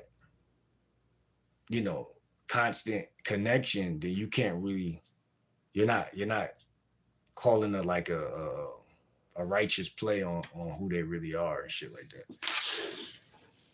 that. What's good, everybody? Go ahead and hit that like button. Make sure y'all subscribe, bro. Yeah, and their careers are very important. They put that first. You talking about women? Jobs, careers, their cars. Yeah, I don't seen everything since I've been broke, bro. I don't seen, like, I remember I was broke all last year, approaching women all last year. I picked up a little side hustle towards the end of the year, but you know, I've gotten flexed on many times by women, to put it like that. Like, I've seen like many different shades of disrespect when it comes to money. Like, you know what I'm saying? Because I don't know. It's just like women expect guys to be in a leadership role. So it's just something I had to just accept. You know what I'm saying? I'm not a sore loser. You know what I'm saying? Because it ain't like a woman won't give you her number, but then, like, if you ain't really got your, this called in the game is called logistics. If you ain't got your logistics in order, it's just gonna make what could be a simple link up feel like a big ass event. Like, it's gonna make things feel harder to get together anyway and make shit happen. So it's just like, you gotta have your shit together, because you don't want to have to ask your mom to use her car to do this, or you don't want to have to even for y'all guys, you don't want to have to Uber her to your crib. You don't want to. We just gotta, This is why I said I feel like money divides people, but it could also be the reason why shit is easier. So it's tricky territory, but all in all, money is a tool, bro. It's a tool. It could be evil or good. And that's where I'm at with it at 30 years old. You know what I'm saying? That's where I'm at with it at 30 years old, bro. You know what I'm saying? Chat, I love you all. No, I'm just playing. What's good though? What's good though? Hold on. Um,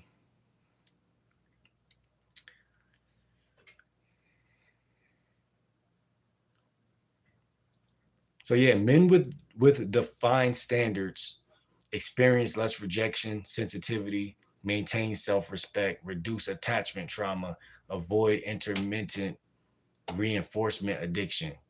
Intermittent reinforcement, one of the strongest addictive behavior loops. Unpredictable attention, mixed signals, sexual anticipation. This creates obsession, loss of self control, overinvestment. Screening early prevents that loop. My logic aligns with behavioral psychology. Number 5, her looks, thought of head decapitates groundedness. So I know that shit sounds crazy, but like you could look at a chick, right? And you could be looking at her and be like, damn, I could see her giving me some head. Like, and I know women could do that too, but like as men, I think we might do that like a little bit faster than y'all. But like, or you know, the whole 9 yards, the back shots and all the other stuff too. But you know, hypnotic looks, the thought of head will decapitate your groundedness. Trust me, man. Trust me, man. A horny man is a dangerous creature.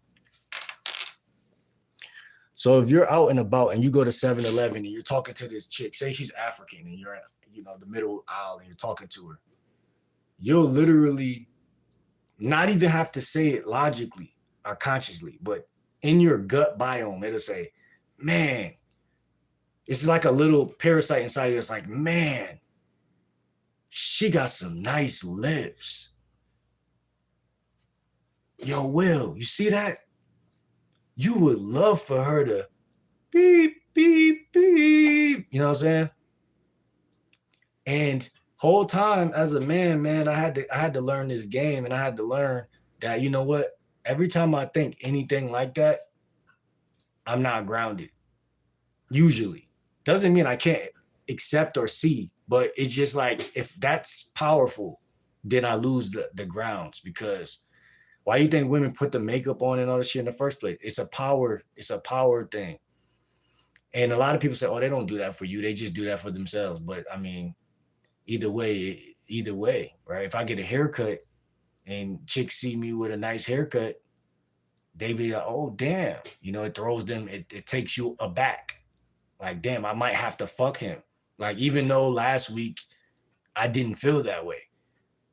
That's how powerful looking good is. That's why when people say looks don't matter, it don't make sense. Because people literally, psychology, it has to do with psychology. So a person who puts red lipstick on and do their hair a certain type of way, or throws on leggings and goes shopping with leggings on, oh, they just feel comfortable. A lot of shit feel comfortable. You're right. But guys typically are a little bit dumber in this area, so guys don't really. Some guys are smart. They take care of they keep their hair cut and they keep their shit together. But I'm telling you, that's why. When anybody who say, oh, I'm doing it just for me is a fucking asshole and they're lying. You do it for both. You do it because your mom and your dad told you to do it. And you never stop doing it. So you don't even know why you do it. But long story short, it's responsible for your mate coming up to you and saying, damn, Sally, I want you on all fours. You know what I'm saying? Whether he says it verbally or says it with his body language, he's saying it. And Yeah, this is crude phrasing, but the neuroscience is real. What science says? Sexual stimulus and brain hijack. Sexual cues activate dopamine system, amygdala, hypothalamus, reward circuitry. At the same time, they suppress the prefrontal cortex. I talked about this in one of my videos before. Judgment, restraint, long-term planning, risk assessment. This is called limbic override. Motivational salience hijack, hot, cold, empathy gap. Men show stronger visual sexual reactivity than women. Like I just said. So women don't care. They don't understand that what goes through our head when we see them hips and them thighs. The same thing we think when we pull up to KFC or Popeyes and see them thighs. You know what I'm saying? It's the literal same thing. Our brain is hijacked. Like I had to catch myself last year. It was one chick, I think I seen her at Target and then I seen her at 7-Eleven and I was walking to 7-Eleven. Now I was about to holler at her, but she always looked like a bitch. Like she's got the bitchy look on her face. And she did when I tried to talk to her at Target, she came off that way. So I was like, fuck her. You know what I'm saying? But then I seen her again, but she looked so good that like I seen her from the back hop out of a truck. And I'm walking in the same direction. I happen to be like super close. So I'm like, okay, I'm about to say something to her. But then I realized it was the same chick. By the time I got in, like by the time we kind of got anywhere near each other, I looked at her. She was making that same dumbass face. And so I said to myself, I said, I'm not going to say shit to her. You know what I'm saying? But long story short, what I'm saying is, that's why guys make stupid decisions like talking to a chick twice that they know that bitch is a bitch, straight up bitch. Because it's just like, you look that good. Like, you know what I'm saying? Like, and then on top of it, men are the type of creatures where we feel like we don't give a fuck about your pussy ass attitude. You know what I'm saying? Just to be honest. So it's like 2 reasons why we would still say some shit to you. But also in in middle school or high school too, I feel like there was a lot of chicks that, like I said, they would have on a resting bitch face, but they really was doing that so that you come talk to them. I felt like back then. I felt like that was what they was doing back then. But as I got older, I feel like more so, if you making that face now, then I don't want to see what face you're gonna make later. Not saying you're scaring me off, but it's just like, all right, if it's fuck me, it's fuck you. It's just one of those. But let me see. So yes, sexual imagery reduces groundedness. Attraction bias, perception. Desire interferes with rational screening. Your instinct is neurologically accurate. Let me see.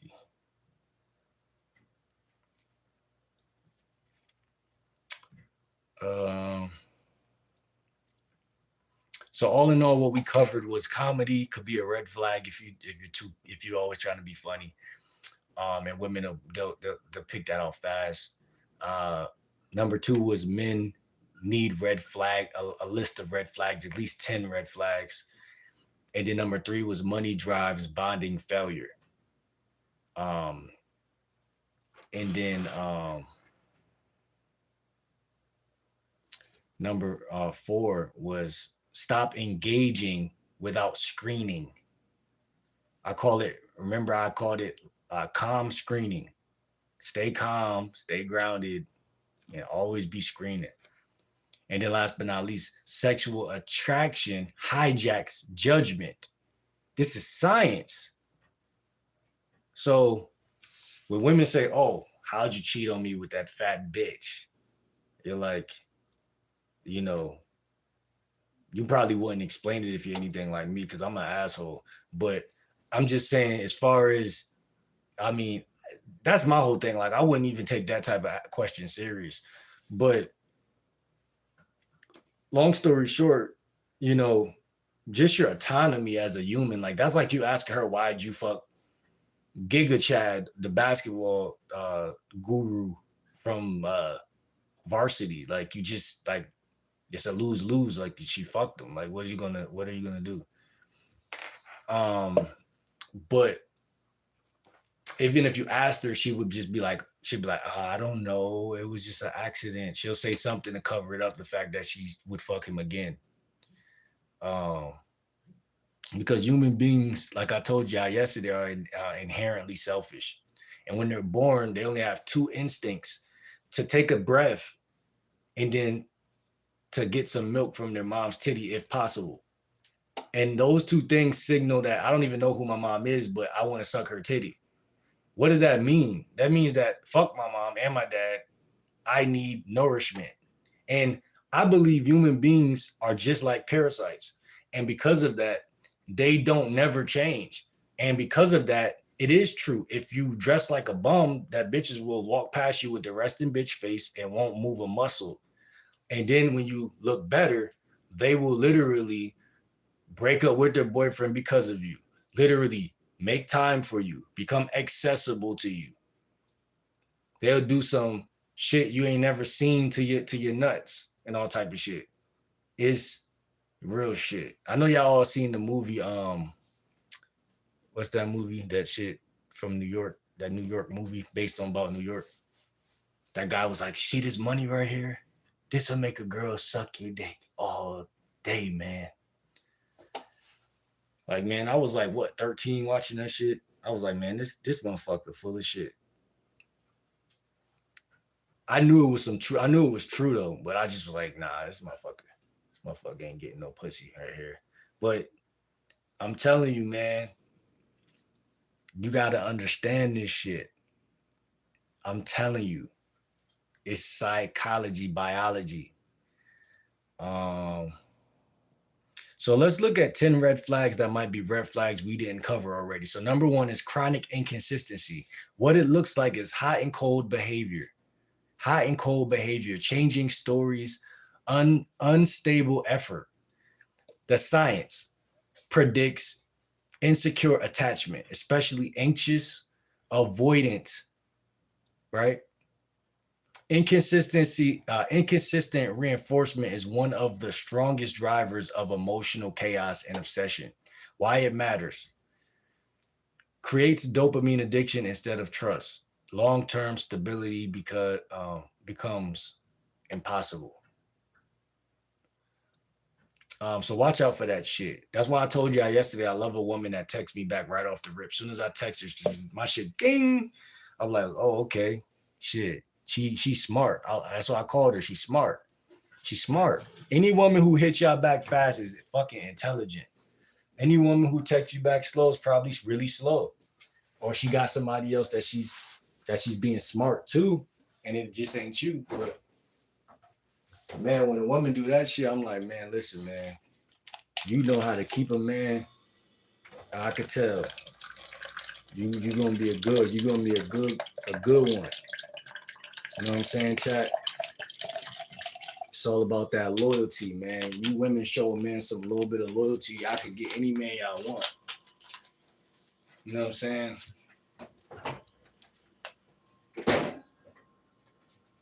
There's no such thing as a simp woman. Don't let your aunts lie to y'all. There's no such thing as a simp woman.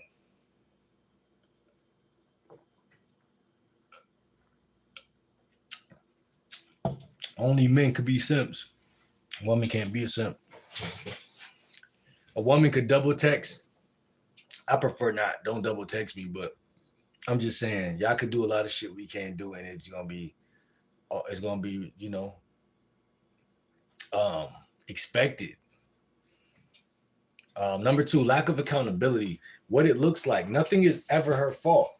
Constant external blame. It's like 85% of women.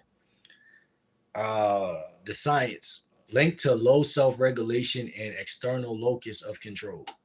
Strong predictor of conflict, escalation, and relationship dissatisfaction. Why it matters. You will always be the repairman, emotionally and practically. Right? This is when a woman comes in the house and just finds something on the floor and blame you for it and don't shut the fuck up. And then, or, however the fuck she find a way to make you feel like something is wrong with something. And there's really not nothing wrong with nothing. Or, you know, her self-regulation is poor. You know what I'm saying? This is a major red flag.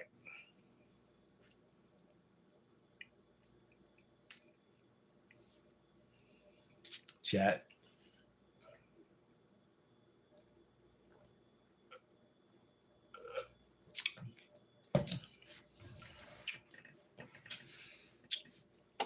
Make sure y'all subscribe if y'all new.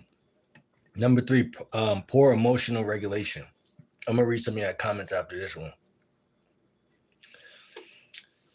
What it looks like: overreactions, emotional flooding, impulsive outbursts. Science: high emotional reactivity equals weak prefrontal cortex control.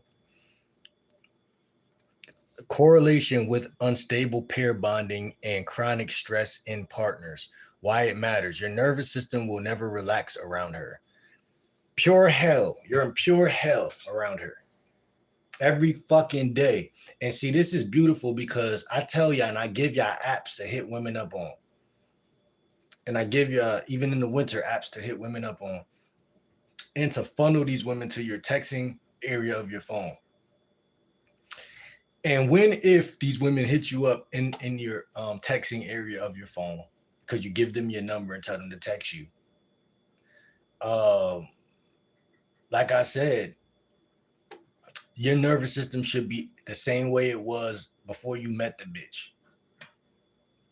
That's why I told y'all, chick earlier, I had to block her shit right off the rip. I ain't playing that shit. You gonna text me 5 times back to, you gonna call me once, I ain't pick up, and then you gonna text me 5 times back to back, talking about some people be catfishes and stuff, and all of this crazy ass shit. She ain't just say that, but she kept going and talking. Like, I ain't even respond once. And then she's talking like I owe her to call her or some shit like that. That's all that crazy psychotic ass shit that y'all just gotta see. Y'all gotta see that in the first quarter. Soon as the game start, soon as she texts your phone. Because again, women be crazy, but they be minding their business. So you would never know. You just see their looks. You know what I'm saying? You just see their looks. So when you go to hit them up, but they don't waste no time in showing you who they are. That's what's so funny. Yeah, and their careers be important. 4 says it's very true, real. And the chef, hello, what's good, chatter? I see red flags and stay with it because I love pain. Well, nobody can help you if that's the case. Let me see. Let me make sure my phone is at a healthy charge. 26%, man. I don't like it. Let me see. Make sure it should stay. Listen, man, I'm telling y'all, I'm dropping nothing but gems. Y'all stay locked in with me, man. Y'all gonna be masters of this shit, man. I'm only 30, bro, and I just started learning game when I was 24, bro. And I wasn't even learning, like, I just learned how to approach, and then I learned, like, certain stuff, like, certain basics things, but, you know what I'm saying? Like, this shit right here, I'm kicking y'all, man. Y'all can't miss this episode. I can't miss this episode.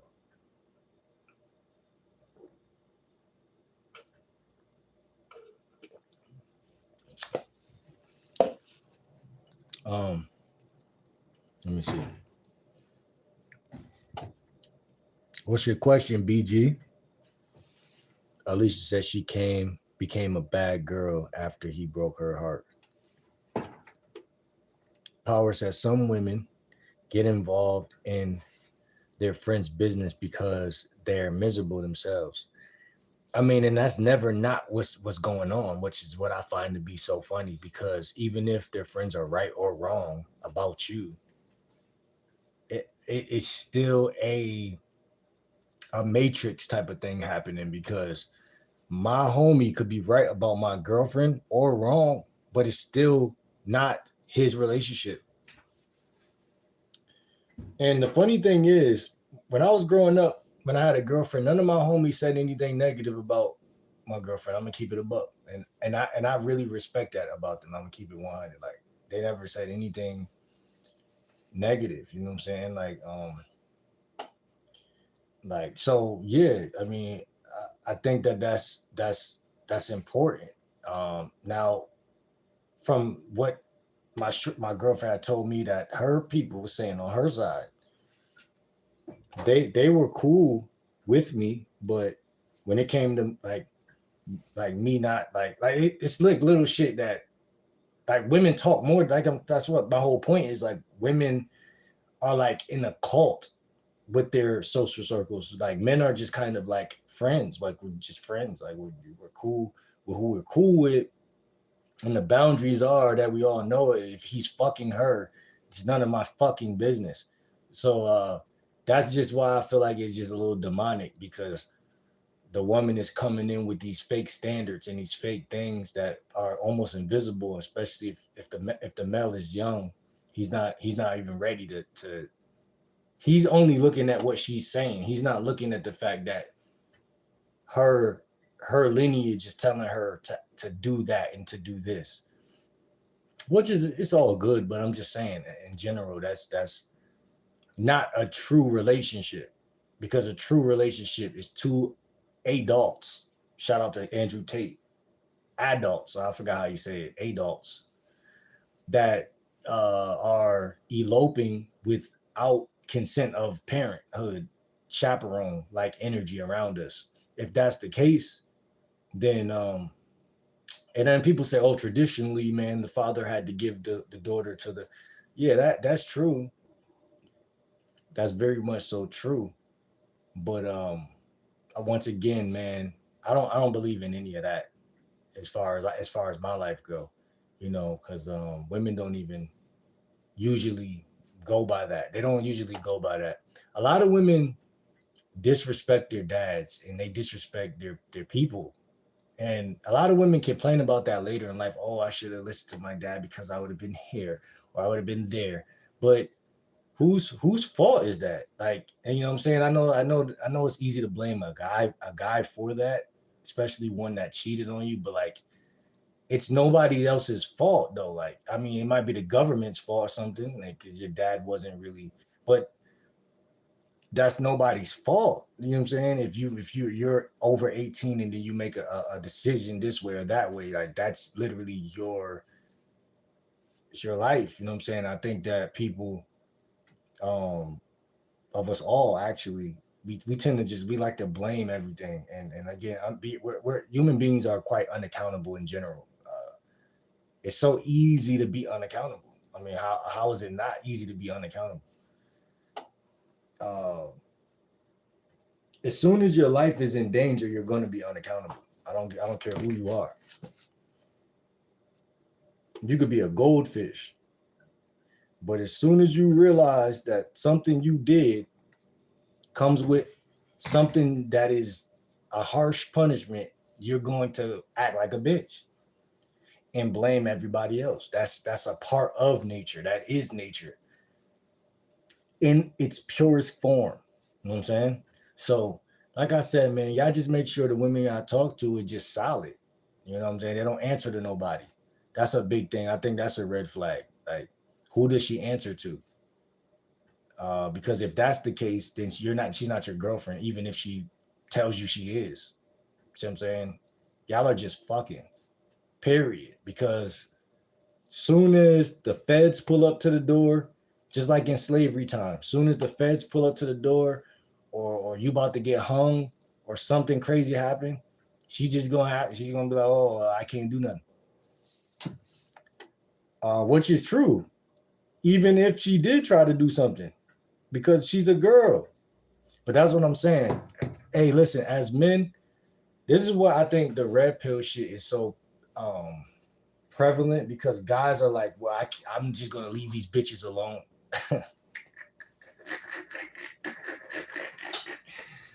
And trust me, man, I always try to show some love to the red pill, like low key, because at the end of the day, I see why. I mean, you got to preserve your energy in order to even be somebody in this lifetime. You cannot just be out here, what these girls say, just giving it out. You can't just be giving it out, man. You can't, because you can't serve two gods. You can't be out here trying to fuck every bitch and then make it to practice on Friday. You know what I'm saying? You got to pick your poison. You know what I'm saying? Uh, and again, when you make clear, wise, rational decisions in life, women will chase you, or they will at least put themselves on your pathway to get some of your attention. But you gotta be the type of nigga to say no, not because you being mean, but because see, that's where guys go wrong. They're like, bitch, you wasn't giving me no attention when I was struggling, bitch. You know what I'm saying? But it's like, it's just the principle of like, man, you know, you're gonna spend your whole life teetering back and forth, or are you just gonna be like greatness? You know what I'm saying? And that's your choice. You know what I'm saying? Because let's be honest, man. If you was born in America, you might believe in polygamy or whatever. But if you're not a Muslim and that's not really what you want, like, then that's not what you want. But it's no worse place to be than to be confused about what you want to do, because a woman will come in and you will like her, and she will ask one day, like, um, what are we? You know what I'm saying? And all of a sudden, you're like, I don't fucking know. Um, but I like you, or some shit like that. Some shit that make it to where she really gonna try to lock your shit in. And you just gotta be wise, man. You just gotta be wise. What the Bible say? Be wise as a serpent. You just gotta be wise, man. It's like you gotta either be born that way, or you gotta be smart enough to just choose something. You know what I'm saying? Because I think it's better to choose a path than to be like contemplating in life sometime, because people waste a lot of time, man. People waste a lot of time, and a part of being a man and a leader is to actually just to choose a path, like even if it's the wrong one, but but both of them probably are wrong. But just choose a path, like you know what I'm saying, like guys who want to be polygamous, tell every woman you want to be like, we're at the beginning of a new year. There's no better time than right now. Tell every woman, hey, baby, I'm P. P stand for poly. I'm the poly god. You know what I'm saying? Hey, if I ever make a movie, y'all, I'm gonna call it Poly God. And that's the guy gonna come in from Africa, like that movie with Eddie Murphy is gonna like come into America, and that motherfucker gonna be like, hey, I'm P. P. Everybody gonna stop. The whole family, everybody. P. What does P stand for? I'm the Poly God. And it's just gonna be a movie, bro. That's how my movie would go. And then it's gonna be like a war between the people who are like monogamous and they're gonna go against his belief. But they're gonna realize at the end of the movie that Africans are poly. You know what I'm saying? So it's just gonna be some thorough shit. Some women get involved in their friends' business because they're miserable, and that goes to what I'm saying. Like you're not gonna tell this woman you're poly, because you already know if you tell her you're poly, she gonna be like, no, because my lineage is monogamous. So yeah, I'll fuck you, but this shit is not gonna work. But see, this all comes from scarcity mindset. This is why I tell y'all to approach 15 women a day, because it's not just some silly exercise. You know what I'm saying? It's literally freedom. It's literally like financial freedom. This is what I don't know, like I don't know what to call it. I would say sexual freedom, but that don't really sound right. Um, Scarcity freedom, um, dating wealth. You're wealthy with women. That's what I call it. Wealthy with women. So yeah, man. At the end of the day, but you gotta have the nuts of steel to tell her whether that you're gonna be poly or you're gonna really have a white picket fence type of situation happening. And I think most guys are just too underexperienced with women in general to even call that play. Because if you call and guys always wonder how does this guy got 10 women, but this guy is in his mom's back room beating his meat profusely. And what it really is that man, when women see a guy who really know who he is, that's all it really is. Like a player is not acting like he's not a player. Like he's actually embodying it. And women are still fucking him. That's the problem. And so that's what I'm trying to say. So it's about being defined. It's about being defined. So, you know, um, maybe I'm too emotionally intelligent for my own good, but that's how I see the world, chat. That's how I see the world. Um,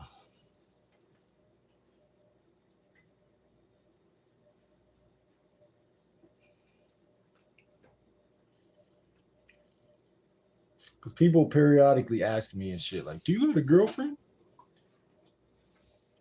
My new thing to say is, I'm never single. I'm never single, man. That's it. That's the quote. I'm never single. Are you single? I'm never single. Uh, Keep it funny. What you mean keep it funny? Don't keep it funny. Be 50 to 60% humorous. Lead with 60 to 50% humor every time you get into a back and forth conversation with somebody. Get in the habit of that. Watch more comedians on YouTube, on every app. Actually, I follow comedians on Snapchat. I follow comedians on Instagram because it's insanely healthy to laugh. And like I said, it's insanely important to find humor in each and every situation, even if we're about to even if something like deadly was going to happen, like that's still a good choice to find humor in. And even because like naturally you wouldn't laugh, but it's actually the right answer because your brain even functions better when you do that. So even like that, like how I told you yesterday about states, your state controls your brain, but your brain doesn't control your state. So you can't think yourself out of a downward spiral or depression, but you can move your physiology a certain type of way where your brain is affected by that. So it works that way, but it don't work this way. So even if something like tremendously ugly was happening, you still should find something funny about that, and then just say it to yourself or think about it in a funny way and be like, and then you'll start smiling and you'll laugh, or your gut. Because what I found in my life, bro, whenever I'm stagnated or not in the mood, my gut is kind of like not involved in the situation. So your gut could be frozen and you would never know. But when you start laughing, your gut has to perform and do this type of thing. It goes like this. And when this happens, I guess like your gut biome loosens up. I don't know what it is, but it gives you that more that confidence. Because again, like um confidence is in the body, not in the brain. And it goes with my analogy when I always say your brain can be tricked. It don't matter how smart you are, your brain can always be tricked. It's a trick. It's a trickable muscle. You understand? Like it's a muscle at the end of the day. You could be Einstein and get tricked because the brain, I mean, to be tricked is to get tricked. To get tricked, okay.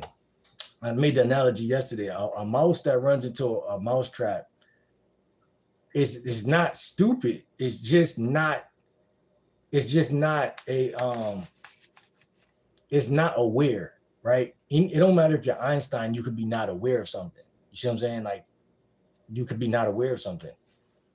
That's life. That's beyond us. That's God talk. Like we can't even fathom. You walk around in one corner and something happened to you. That's always a possibility, but it's a possibility people would rather not even understand because it's a level of confidence. I mean, a level of conscious, like awareness involved with that. But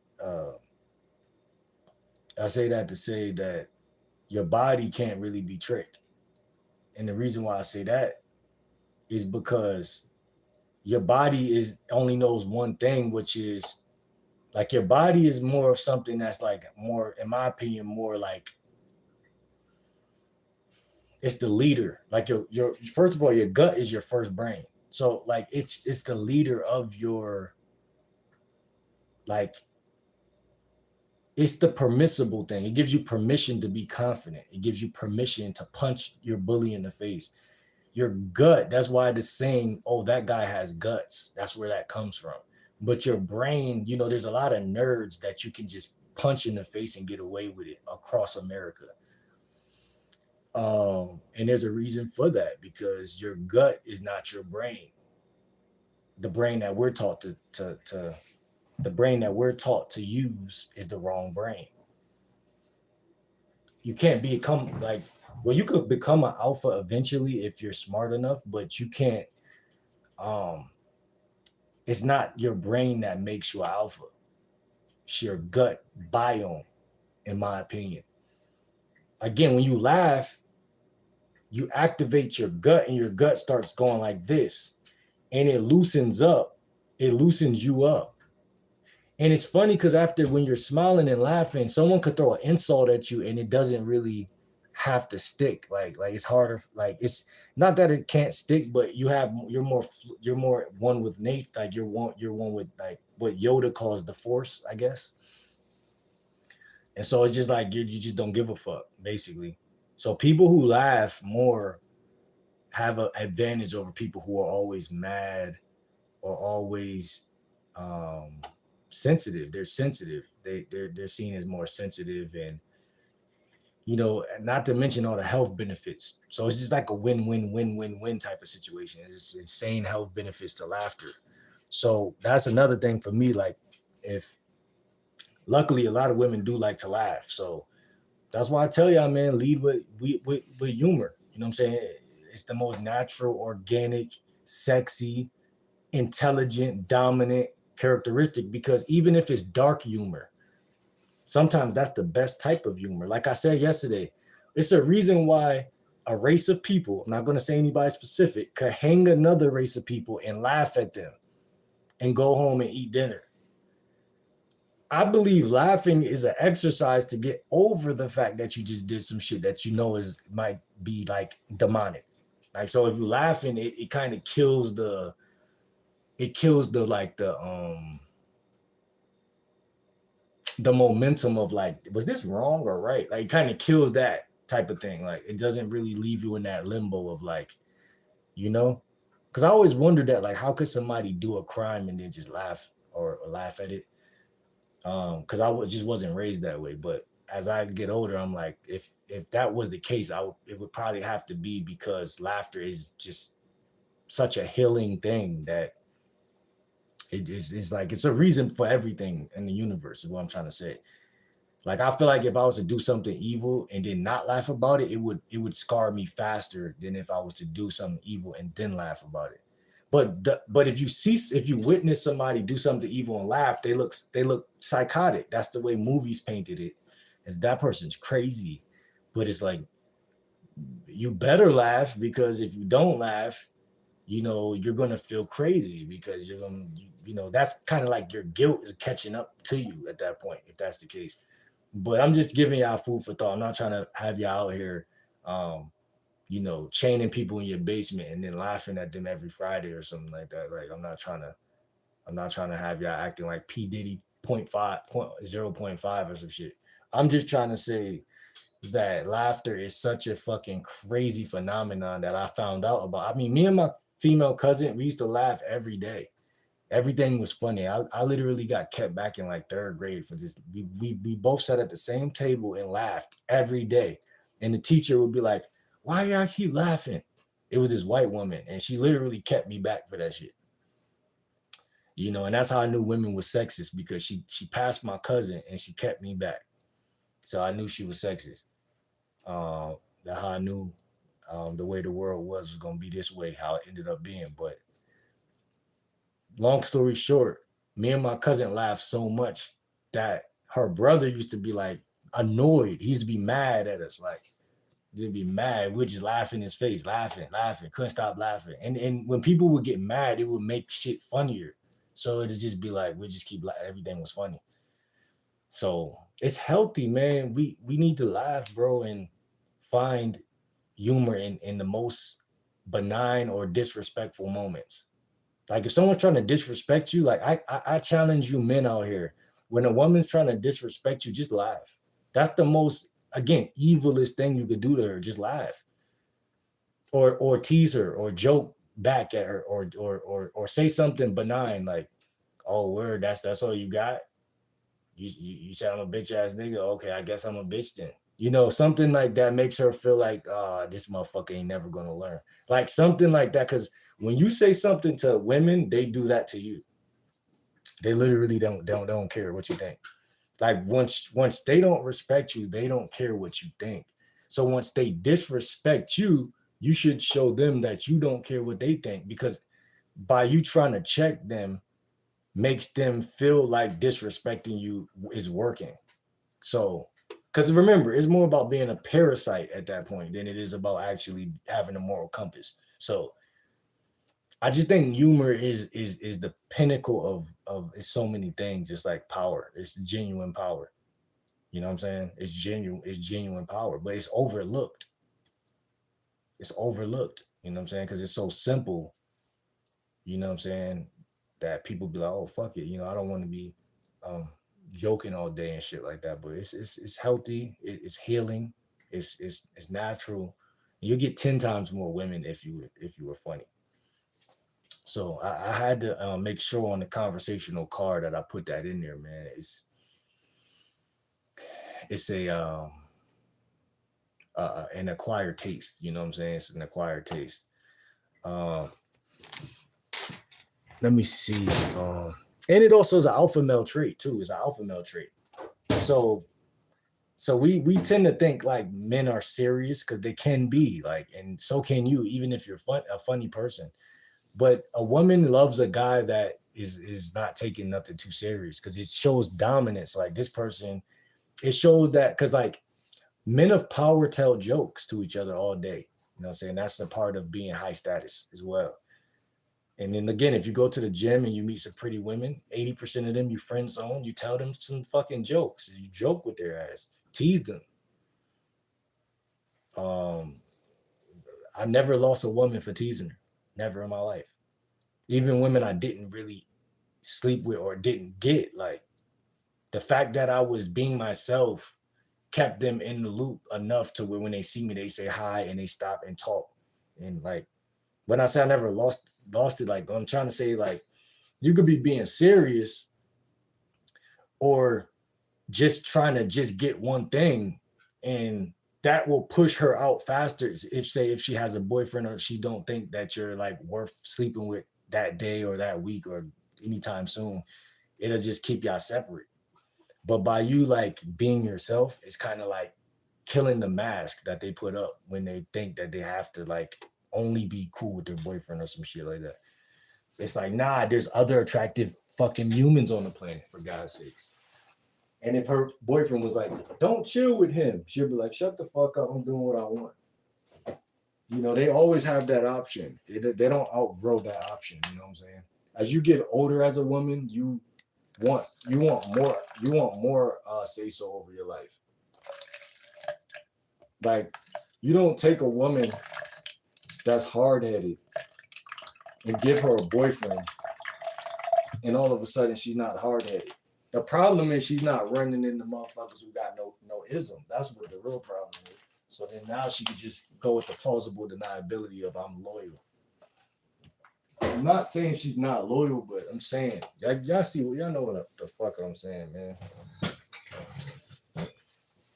A woman is, in my opinion, 20 times more likely to cheat on her boyfriend if you're funny than if you just tell her you want, you know, she caught your eye and this and that and the third. She's like, okay, that's nice, but blah blah blah. You making it easy for her to say no. You know what I'm saying?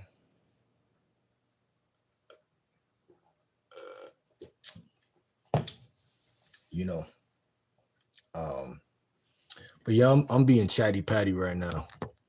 Go ahead and hit that like button, everybody. Go ahead and subscribe. It's your boy GL Dub. And we are going to be live for another probably 30 minutes or 15 or whatever. I feel women go through the bad girl stage to avoid getting their heart broken again. Yeah, man, defense mechanism, something like that. Don't join the circus. Emo means emotional. Yeah, I know. Yeah, self-harm is mental health issues and needs professional attention, demonic evil. Little girls will do it when young because they can't deal with pain in their life. Some overcome it. I think that's a little ignorant. If that's a red flag, what? It was a red flag. Her stabbing her arm. Listen, man, I am not dealing with that shit. I don't give a damn. I respect that community, but I'm just saying, like, that's a red flag. I can't fuck with that. What the fuck is, what the fuck? I'm not attracted to that. So whether it's a red flag or not, I'm not interested. Once I see that you stabbing your arm, I'm not interested. Cause that's a turn off.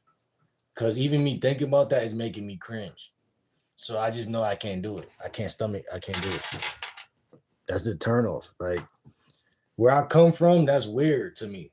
So I can't even, I'm not attracted to that. Like I don't even know how guys are attracted to that. You know what I'm saying? I'm not attracted to that. But what I would say is that there's definitely attractive women in every community on the planet. You know what I'm saying? Physically attractive. And that's the point of the video.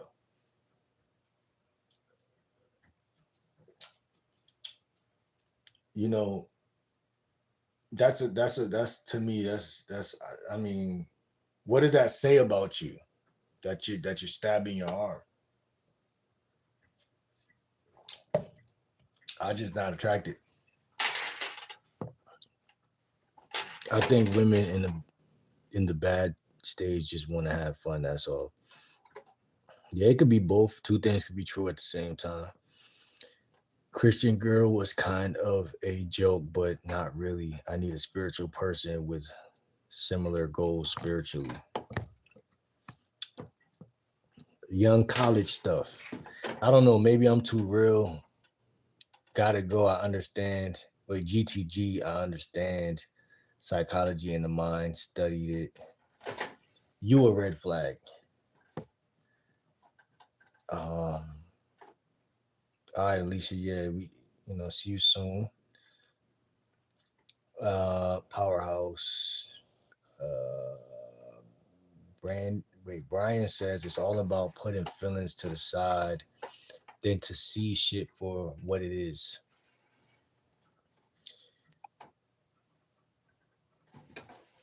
Monkeys on Crack says the woman saying they want a guy friend, ask them if they feel okay with guys having friends that are girls.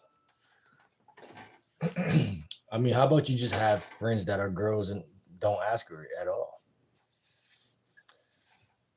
I think that's a smarter route. How about you have females that are friends, and then if she has men that are friends when you first meet her, then that's different. But if she sees you have female friends and then she's like, well, I'm gonna go get a guy friend. You know, that's different. Like that's a red flag because she's trying to get even. Her trying to get even is a red flag, not the fact that she has a male friend. You can't really argue with the fact that she has a male friend, unfortunately. Because again, the type of philosophy I teach, I don't want guys to ever look insecure. But it's okay um, if what you call it? What's your channel about dating and lifestyle design? What's up? Job Corps is cool. Red flags on a woman equals Adam's apple. All right. Well, that's definitely a red flag. Um, you got kicked out of Job Corps, damn, you failing. No, not really. It's just redirection. It's just redirection in the universe. Uh, the universe actually respects you when it rejects you. You know what I'm saying? That mean you count for something. Because if you was a nobody, you would just slide under the radar with everything you do. You wouldn't be accounted. You wouldn't be accounted for. Swift said demonic problems are real. That's why auric stuff is important lately. Yeah, that's true. That's true. That's very, very true. There are different paths to success. Do they guard it? Do they guard against it or let it flow? Guard against what? Effective communication. Listen, don't just hear. Vanilli, let me see. Maybe it's time you focus on yourself. I've been focused on myself all my life, all my life, all my life. I'm overly focused on myself, man, and that's why I'm able to make these videos because you know I am insanely focused on myself. I go live like over an hour every day, or before I was going live, I'll post on YouTube twice a day, or at least once. Well, nah, twice or maybe was it twice? Or I don't think it.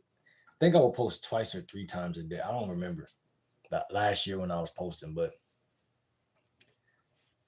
I'm focused on myself. And then I got other stuff I'm doing in life that doesn't have anything to do with YouTube directly, but it's just like I'm overly focused on myself. I don't know no other way to put it.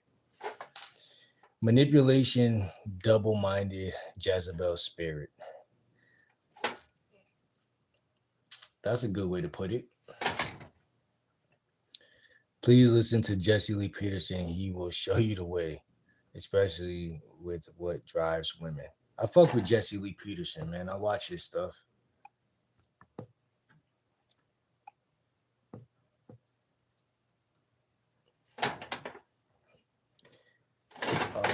Let me see. Especially with what drive evolve, growth, change. Manners and respect are free.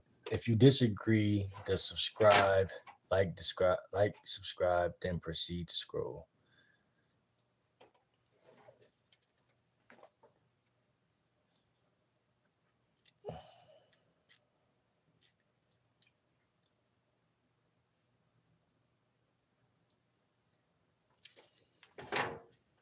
You're not done reading. You're gonna read a little bit. Take the beanie off. I'm almost finished.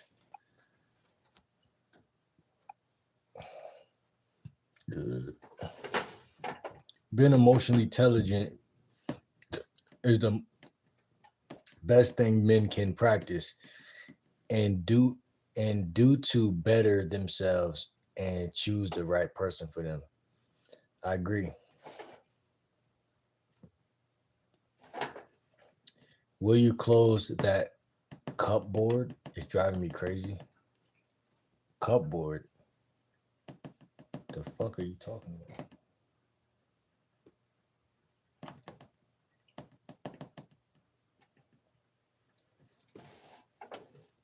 Ash the funny 55. Hello.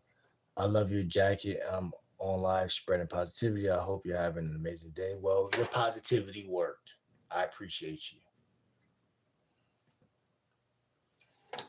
Pretty Nat, what's good, Miss Nat? How you doing, Miss Nat? Nice to see you, Miss Nat. Miss Nat is an OG. A lot of people don't know Miss Nat, but she been here since my last YouTube channel, and we still are here years later. So it's always nice. It's always nice. It's always nice. Um,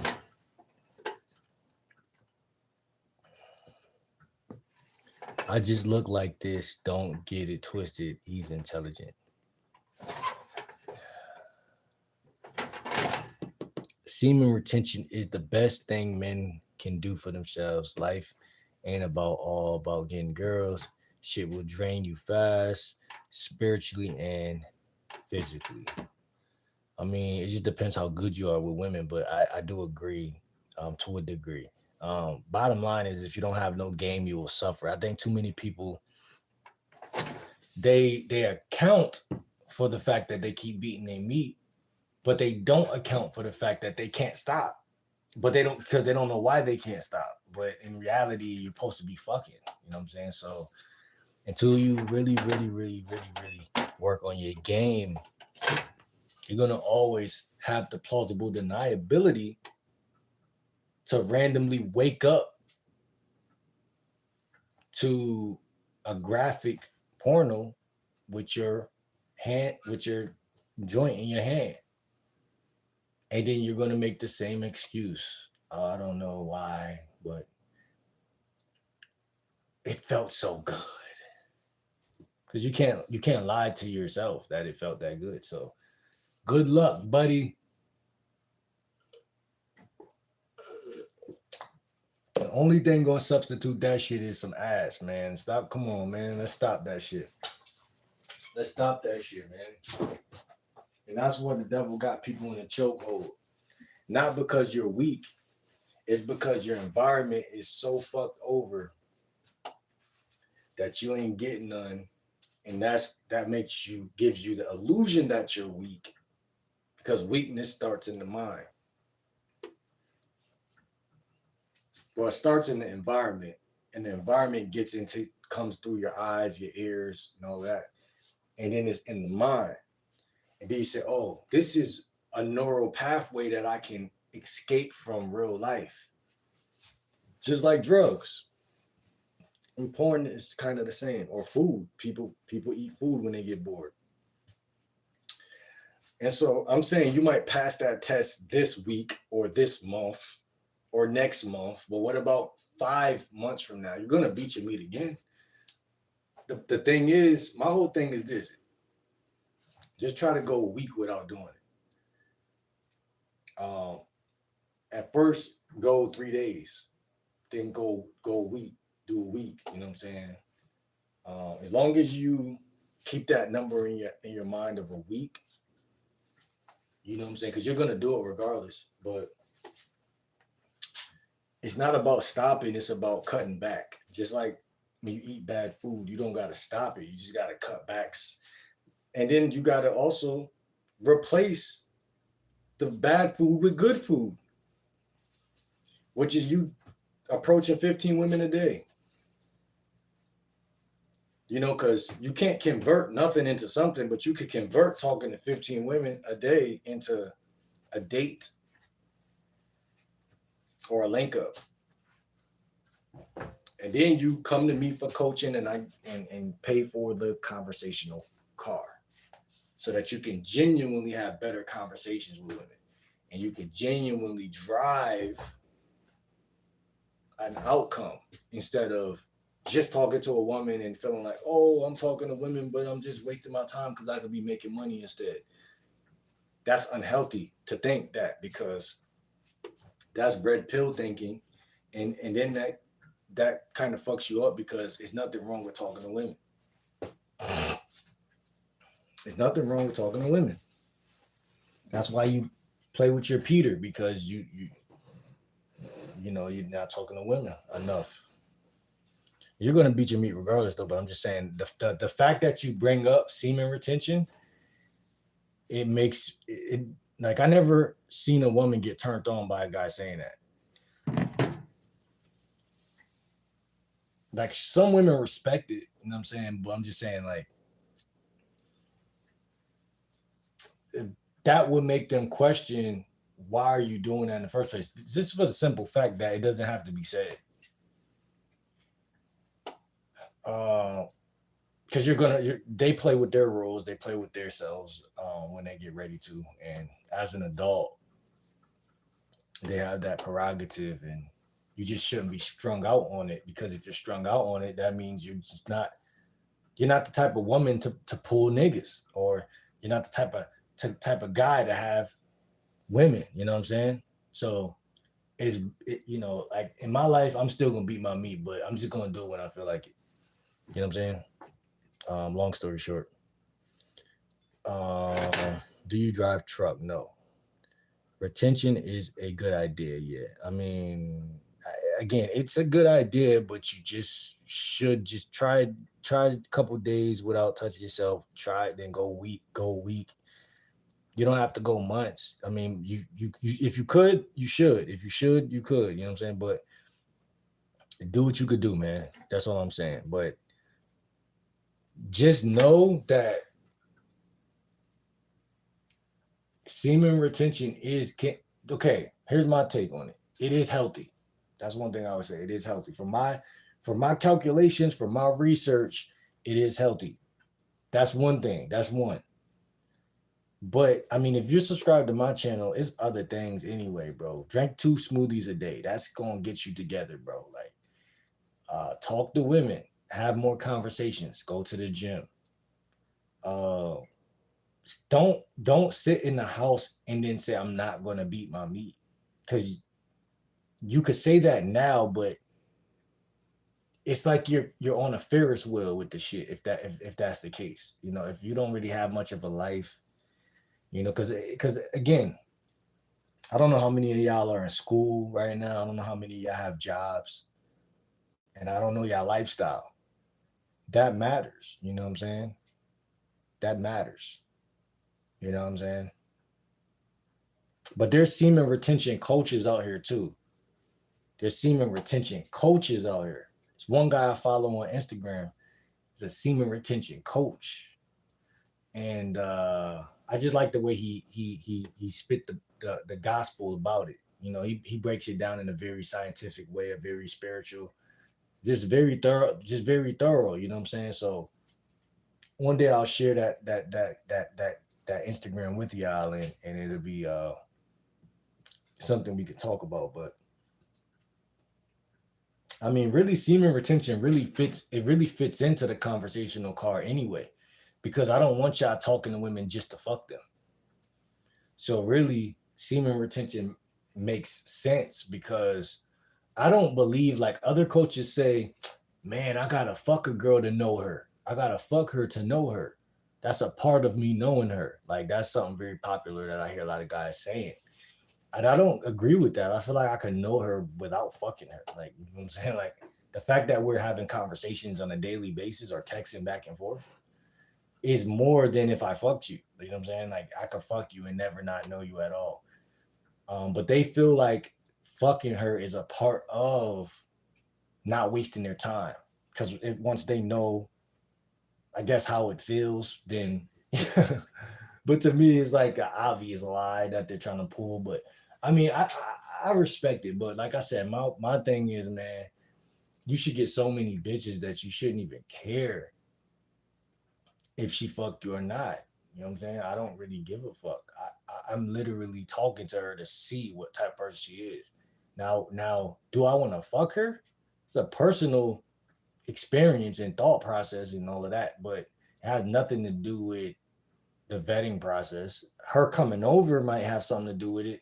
Like, that shows me something like about her personality a little bit, whether she stalls me out or she comes over, or she could even tell me, I'd rather go out on a date with you, and I'll be okay with that. I'm not here to chain her to my bed or anything like that. I'm just like, and I'm also not as much of a go with the flow type of guy as I might sound like either. I do have rules and boundaries and shit, but I don't feel like I gotta fuck her in order to know her. The truth is, I would like to fuck her. That's honest. Usually, if I'm talking to you, I would like to fuck you. That's honest. It's honesty. That's just honesty. Same with them though. If they're talking to me for a certain duration, if there's body language and there's reciprocity for long enough. Like I said, I've never really had female friends that wouldn't let me crush. So I understand them enough to trust that if they're around me, they want to, they're with it, but they just might not. Sometimes you're not leading enough. You're not leading enough, and I guess that's why guys are trying to say like, oh, I need to fuck her to know her, but that's not true. Like, you know what I'm saying? She needs to fuck you to get inside of your orbit, but not the other way around. She just supposed to see you and be liking you just because the way you move, the confidence, like you said, the aura, the vibe. You know what I'm saying? Like, you're more powerful before you fuck. You know what I'm saying? In my opinion. That's my opinion, man. And if especially if we talking about auras and all of that shit, like I feel like you're more whole at first. You're more integral at first. Once you fuck, it's kind of like, I ain't say you give your power away, but it kind of feel that way to a degree, depending on like, again, like, do you really like her or are you just trying to fuck? You got to know a lot of that stuff. So that's why I don't agree with the process of saying, oh, I got to fuck her to know her, because then it's like, how are you vetting her? How are you vetting her if you're letting her get the dick? You know what I'm saying? That's like paying somebody before they put in the work at the job, like low key. You know what I'm saying? But that's my program. Somebody else program way different. You know what I'm saying?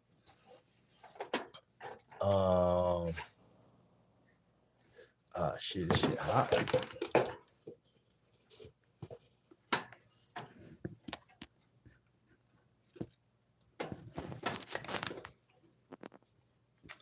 I ain't got it. LOL. If it comes to money, self-employed, hygiene is a thing. Frequency and vibe. She drained his wallets.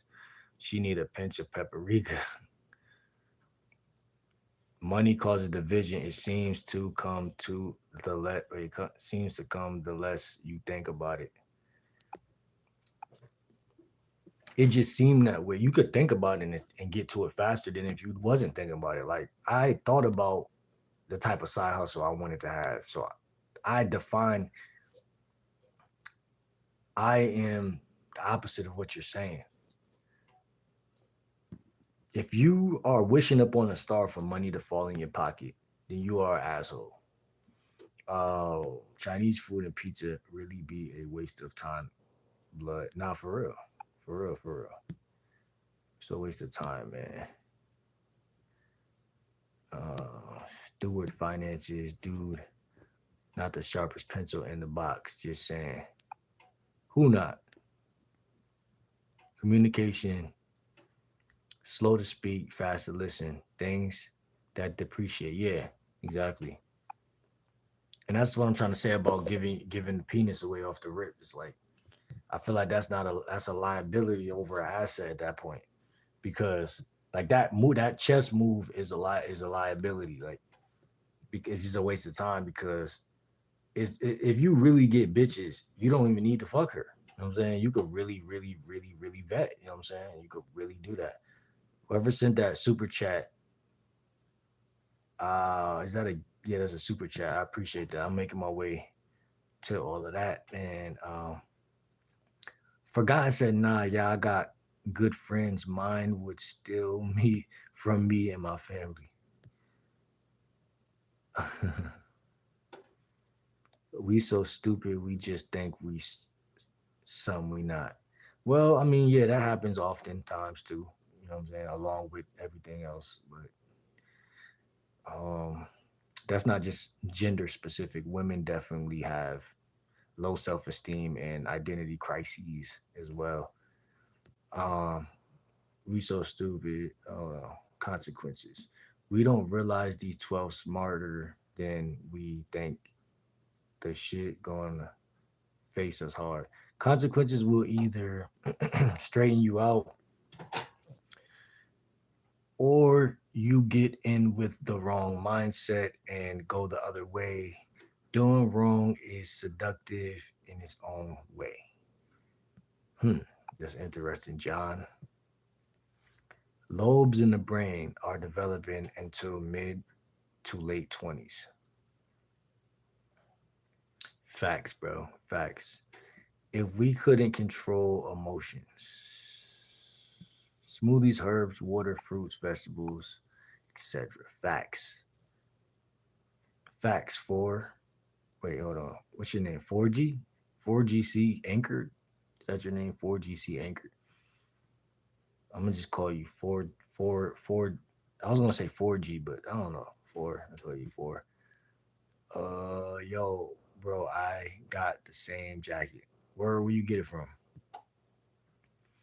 You gotta say thank you, but she ain't gonna give me no thank you. That's what you're trying to say, right? I don't even know what you're talking about. But she said she was thanking me because I got her 4 for 4. Is that what you're talking about? She just felt like I was a real nigga, bro. She felt like I wasn't trying to fuck. She felt like I was a genuine guy. And I understood that. You know what I'm saying? As a guy, as a man. I just seen it as what it was. Like I knew if I was a woman, I would probably appreciate that shit the same way. Like, I grew up in a house full of women, so I kind of get why I kind of understand that they're women. You know what I'm saying? At the end of the day. So a lot of guys are they're a little too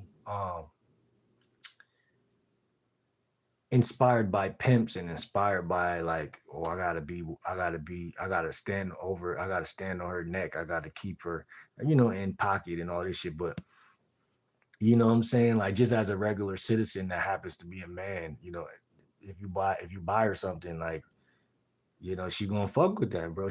Cause she human, so she's somebody's daughter at the end of the day. So a lot of these chicks, they like gifts and shit. You know what I'm saying? They like when somebody do something for them. It's just like if you have a daughter, say you got 2 sons and 2 daughters, but your sons are at the crib playing the game. You got your daughters with you, and you stop at McDonald's. What you gonna do? You gonna get them something, and they're gonna be like, that's gonna change the way they feel. Like it's gonna just change their whole vibe. Like, yo, it's good people on the planet, and my dad is a good person.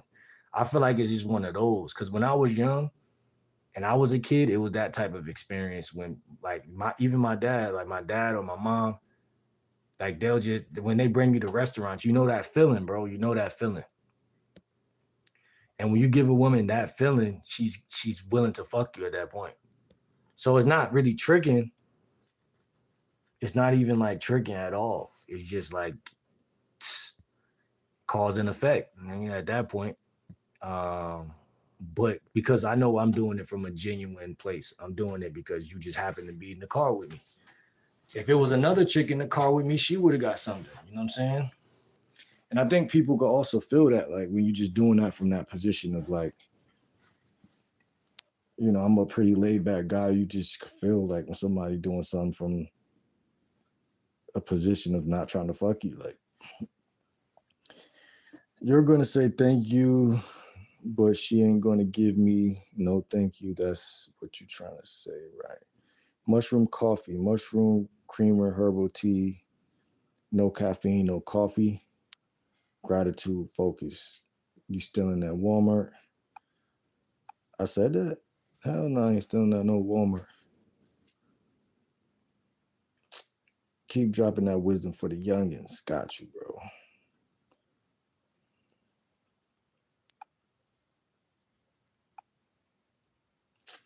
I'm sore and a loser.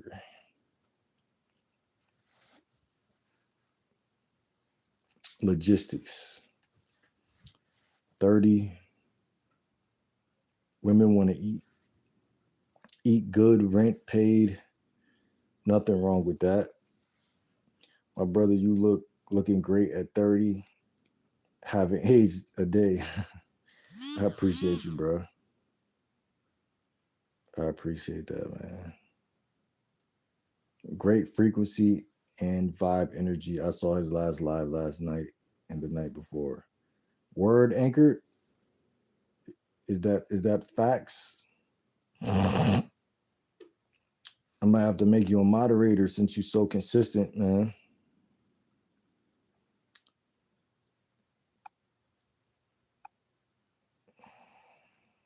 What's good? I don't know how to say your name. Shane Yid.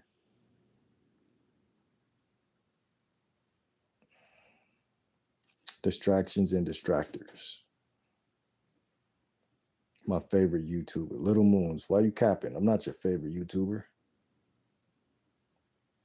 Getting psychology education from a dude with a pot on top of his cabinet. The bison returns. Bro been in the kitchen all night, LOL. Brain groundedness makes a difference. Being grounded makes a difference. Yeah, man. Make a hell of a difference. I forgot what I was talking about earlier when, oh yeah, a woman looks could unground you. Or one sexual thought can unground you. If you don't got no game. But if you got game, that won't happen. I'm telling you. Because you're going to breathe and stay inside of your first person. You're not going to allow something to push you out of your present moment. So you're going to you gain the ability to have a thought and not really allow the thought to bully you at all. Like, so you just stay present and continue to talk. You notice her lips, you're like, yeah, you got sexy lips, but I talk to a lot of bitches with sexy lips. You know what I'm saying? So you'll dumb down how powerful what something is at that point. But you'll still notice. That's the problem. You'll still notice, but you'll be good. And that's what being grounded for me looks like these days. Weed isn't bad. Tom Hawk says, hey, I talk to you about Jesus. No, you can't. In fact, I gotta block you. If y'all ever come here and want to say something about Jesus, just say it. Don't ask me nothing. A whole vibe. What's good? Max Ninja, New Jack City. No, not. Well, it's called Coming to America. Oh, the other movie that I was talking about was called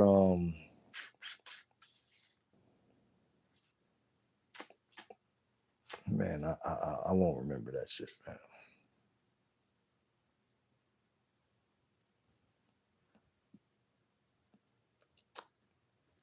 Makaya Marie. I ain't gonna lie, Makaya Marie look good, bro. You still in here, Makaya Marie? Makia Marie. She said my ex was like that. He drove me crazy and drained my soul. He was like, what? That's a turnoff. What's a turnoff? What's up, fam? I'm sipping tonight. What you sipping on, bro? Steady stacking.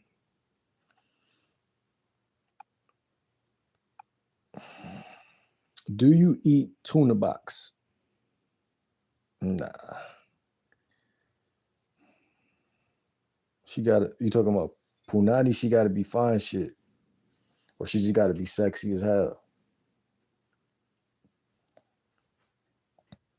When I was young, not anymore. Shout out to Quentin 1K, bro. Shout out to you, brother. Shout out to you with the $2 gifted. He said I subbed and liked. Appreciate you, bro. Appreciate you. Y'all make sure y'all subscribe if y'all new to the channel, man. Alicia said, who remembers the show Girl Code and Guy Code on MTV? I remember that. I remember the show Next. That was such a thorough show. Seeing a bunch of motherfuckers getting nexted.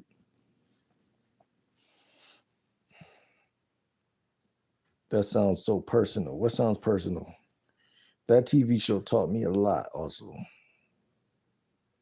Makaya said, if a grown man tell me he don't know, but he likes me, it's such a red flag. Like you don't know and you're supposed to lead. Yeah, well, I forgot what I was saying around that point, what the context was, but yeah, I think I was saying what you saying. I think I was agreeing with that. I think I was saying that like if a guy don't know whether he wants to be poly or monogamous, because then at that point he's lost. I mean, any form of lostness is not attractive to women. 15 approaches a day, bro. That's just creepy. Well, it is what it is, and it ain't what it ain't. But it's not something I'm going to debate with you about. So I don't know.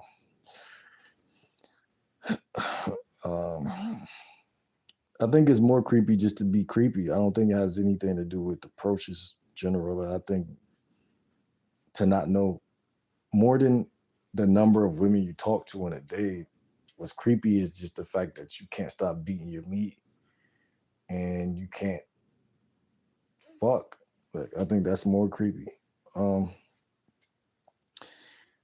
Yeah, that's weird, bro. Why not approach women you find attractive? What if you find all women attractive? Right? And again, this is not a female dating coach video. This is a man's dating coach content. So my methods can't be weird because they're not for women. So a woman can't tell me what's weird because it's not for you. Hitting 15 like it's a quota is mad corny. Once again, it's not for you. What Blueface said, he said, I'm gonna get you. Yeah, I'm gonna get you. Imagine if I wasn't approaching 15 women and I seen you and I thought you was fine shit. What you think I would do then? Wouldn't I act more creepy? Wouldn't I act more weird? What do you think? I'm gonna let you do the math. A man that says he's never single makes me sad. We should all be good with being alone. Listen, she's coming in here with a lot of things to make me rebuttal. This is a classic shit test. Because I just counted 3 times in a row she says something that requires me to explain myself, chat. I'm giving you a game as we speak. The prettier they are, the faster they act this way.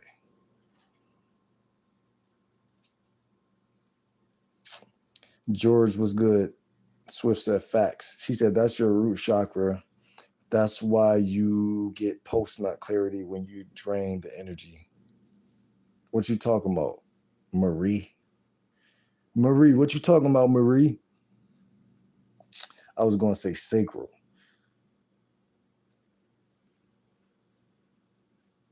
Yeah, drains energy. It leaves an opening for stuff. What y'all talking about? What was that? When we was talking about beating your meat, or was that what we was talking about? Something different. Laughing is good for the heart. It's good for every organ. It's a very organic thing. Everybody in the chat sucks. I blocked his ass for y'all. I did it for y'all.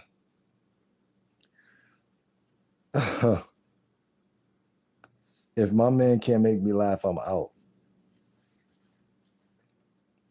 Laughing makes y'all feel more open energetically. Laughter heals for sure. Laughter is a coping mechanism. 2 people in shock laugh. Yeah, you should cope with things. That's healthy as an adult. Playboy Adrian says, for real. If I don't laugh it off, I'm about to crash out. True. Wonder if the heart releasing in shock too. What? Swift, what you talking about, bro? Why on Friday? Friday.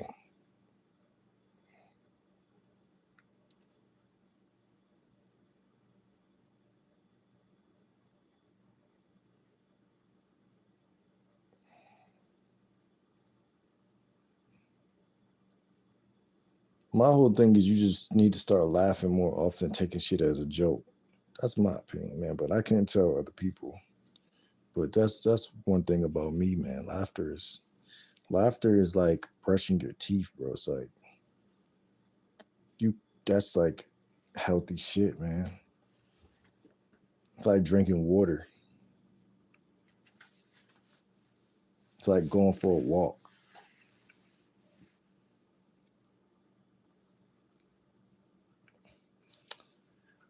Wait, so I can't laugh? Wow.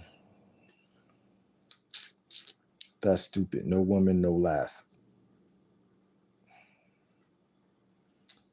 I could rock a hijab, I guess, bro, but let me laugh. I don't remember telling y'all that women can't laugh.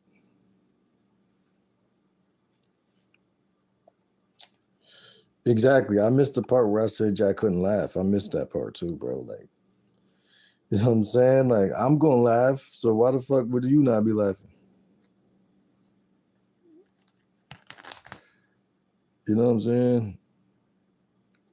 Uncle, I just found out my baby wasn't mine. What do I do?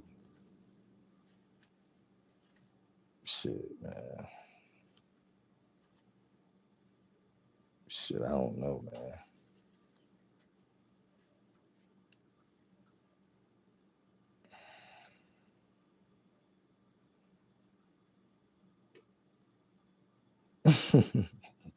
Swift funny as shit. Yeah, that's what I was getting at right there. See what I'm saying? She said fair. Sometimes I say some shit that's right. You know what I'm saying? But we got to keep humor involved because it's so easy to argue with each other, bro. That's another thing. Like when women shit test you or whatever we call challenge you or test your frame, whatever way we want to put it. It's like you gotta first go up in your head and ask yourself, like I said, the $1,000,000 question: how can I laugh or find humor in this shit? Because if your body might react before you think, and that's going to lead to a straight up debate. Like, and so it's just a smart thing. It's a healthy thing. It's an organic thing. It's a real thing. Because as a man, why would you debate a woman? Because by debating a woman, it signals to her that we're on the same page. We're equal.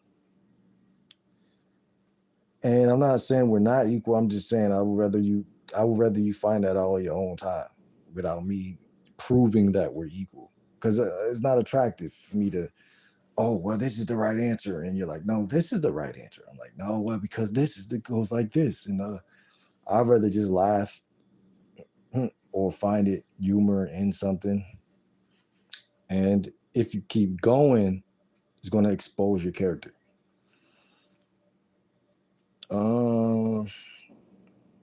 Live your life, blood. Wait. Bloodletting summons demons, right? What are you talking about? Bloodletting?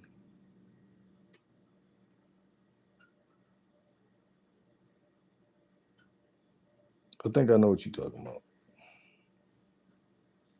I like Swiss cheese. You look like Hollow to Don. I get that this is like the 5th time I heard that in my life.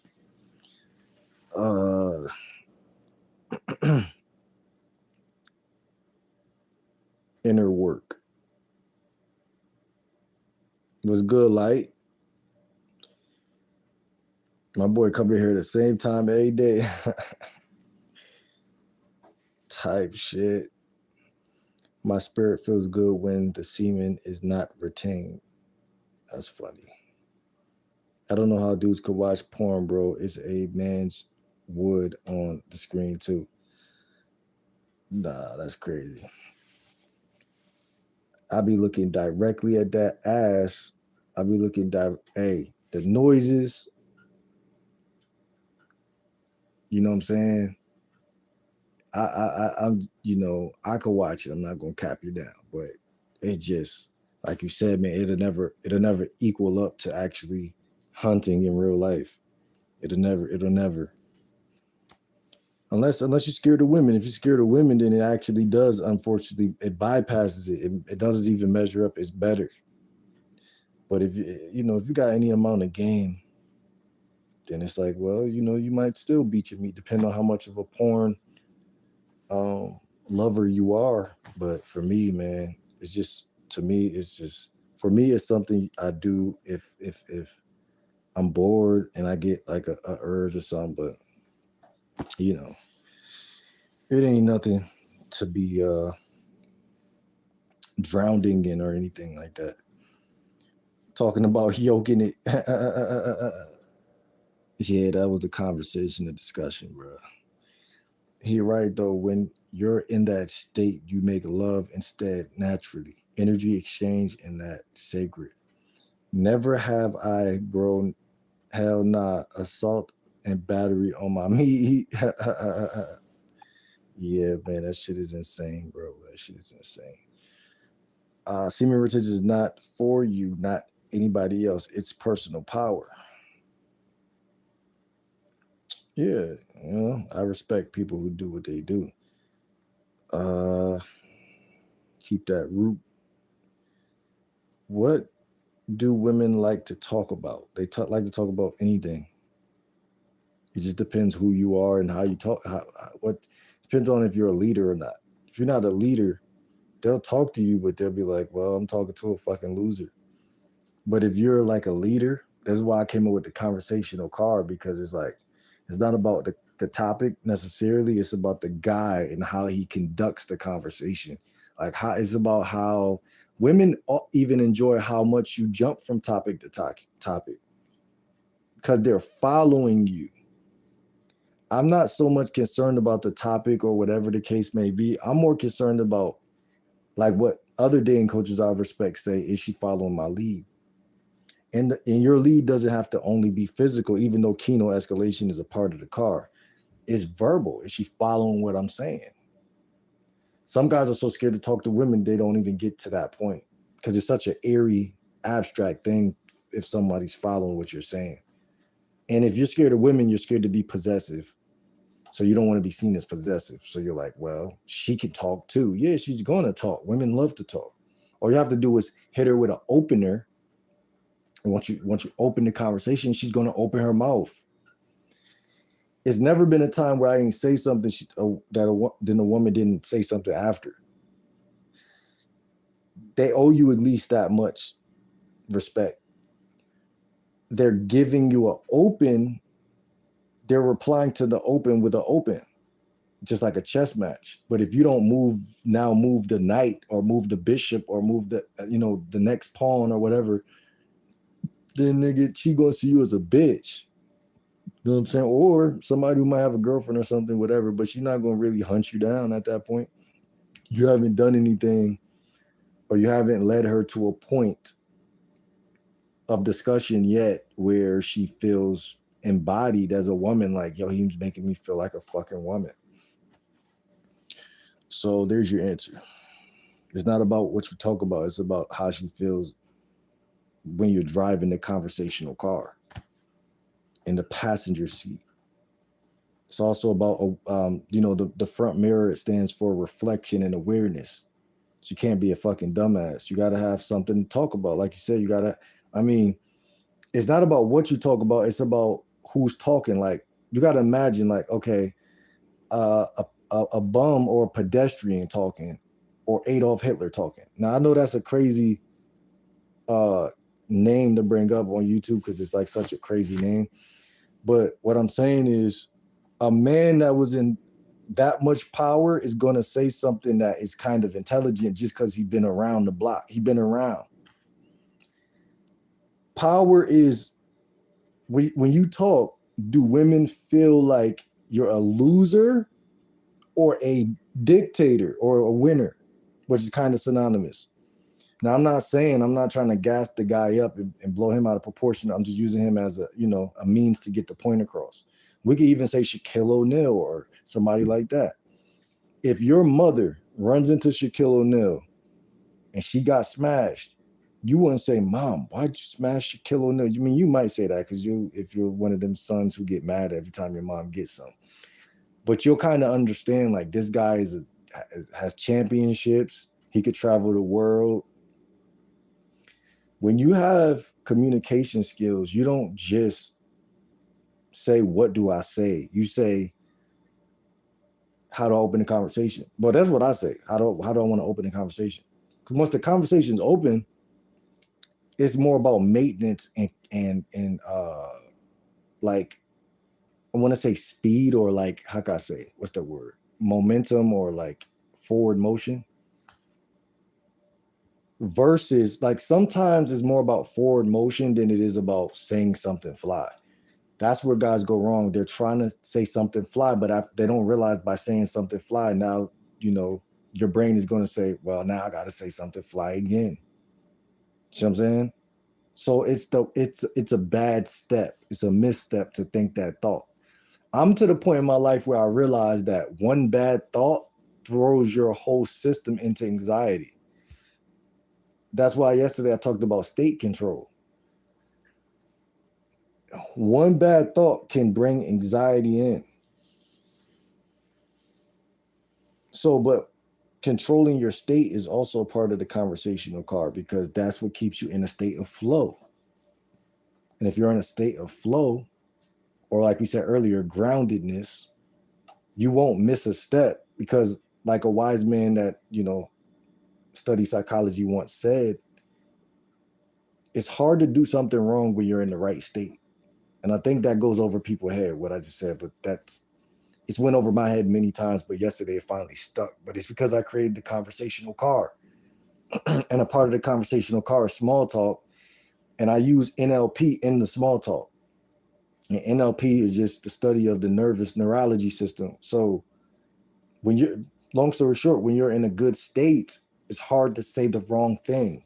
But you won't know that because a lot of people are too brainy. They're brainiacs. I'm that way. Y'all can hear by the way I'm talking every second of the day that my mind is constantly, I'm a logical nigga. But sometimes you got to be illogical to enjoy the moment enough to say just say the next thing. Doesn't have to be the right thing. Sometimes the right thing is the wrong thing, if that's the case. Because just because you're logical doesn't mean you're universally correct. You might be correct in the fact that 2 + 2 is 4, but you're not universally better than a woman at that point, because conversation, why do you think women are so good at talking? Because it's more about emotions. It's about flow. So you lose. So the conversational card, or neurology, is what we say with NLP, neuro linguistic programming. People are programmed to respond to things that feel right, not what is right. That's why people suck at talking. Because our logical brains say, what can I say that would be right? But there's no right answer. It's just energetic debris that comes off of you while you talk. And people either choose to flow with you or to eject out, if that makes sense. And so emotions aren't good for nothing, is what people say online. Emotions aren't good for nothing. And I would agree with 95% of, manhood, but then there's that 5% where, you need to really make this judge feel good in order for him to let you off of the fucking case. Or, in terms of persuasion, technically, that's what I'm trying to say. Now, you can't persuade everything, but you can persuade a lot. And conversation, small talk is, in my opinion, 85% about persuasion, because I'm not going to even small talk with somebody who doesn't make me feel good. That's what it's all about. Conversational card is about two things: making her feel good and getting to the destination. And so in the conversational card, the AC stands for warmth. You want to be a little warm. A little bit of warmth goes a long way. A little bit of humor goes a long way. These are things that I've noticed in conversation, for me personally, makes a woman horny, or at least not lose any attraction in the process of conversating. keep that root. What do women like to talk about? And again, the answer is anything under the sun with the right guy. What about the mailman if you talk to them? What do you mean? Why would you talk to the mailman if you could go to the gym or go to Chipotle or go to, you can talk to anybody, but you do want to make wise decisions from the time you wake up in the morning to the it's your 24 hours. Talk to more women. Keep my advice is keep it even. Talk to 50% guys, talk to 50% women. But only try to date 20% of the women that you see and the other 80 friend zone them. So that's good for your social, that's a good balance for social dynamics, in my opinion. I think they mean to have prosperity at all times in the background.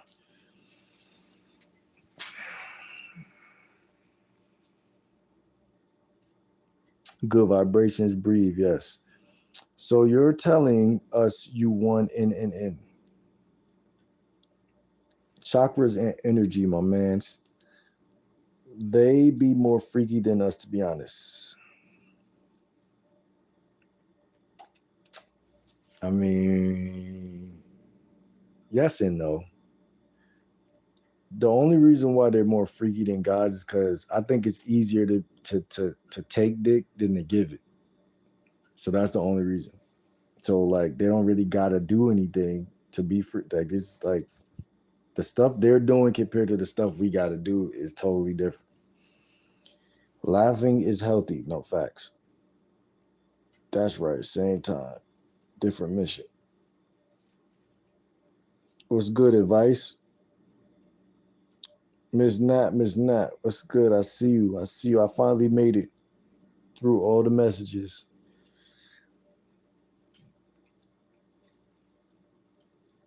I think I'm done reading all of the stuff that not y'all stuff, but the stuff in here. Yeah, I'm chilling. I'm chilling. How are you? Um, my sleeping pattern is still the same that it's been. It's still the same. Um,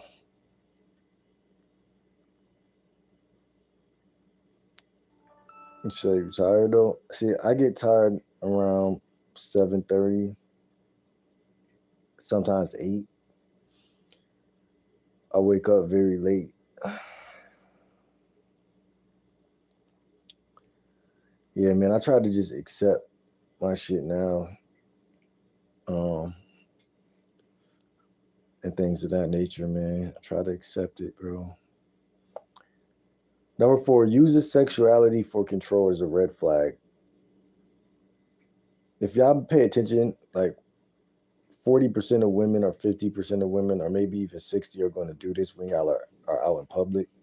Women naturally, especially I've seen in America, I haven't been in a lot of other places, but they naturally kind of do that. You go to like Chick-fil-A and then talk to the woman behind the glass about your burrito.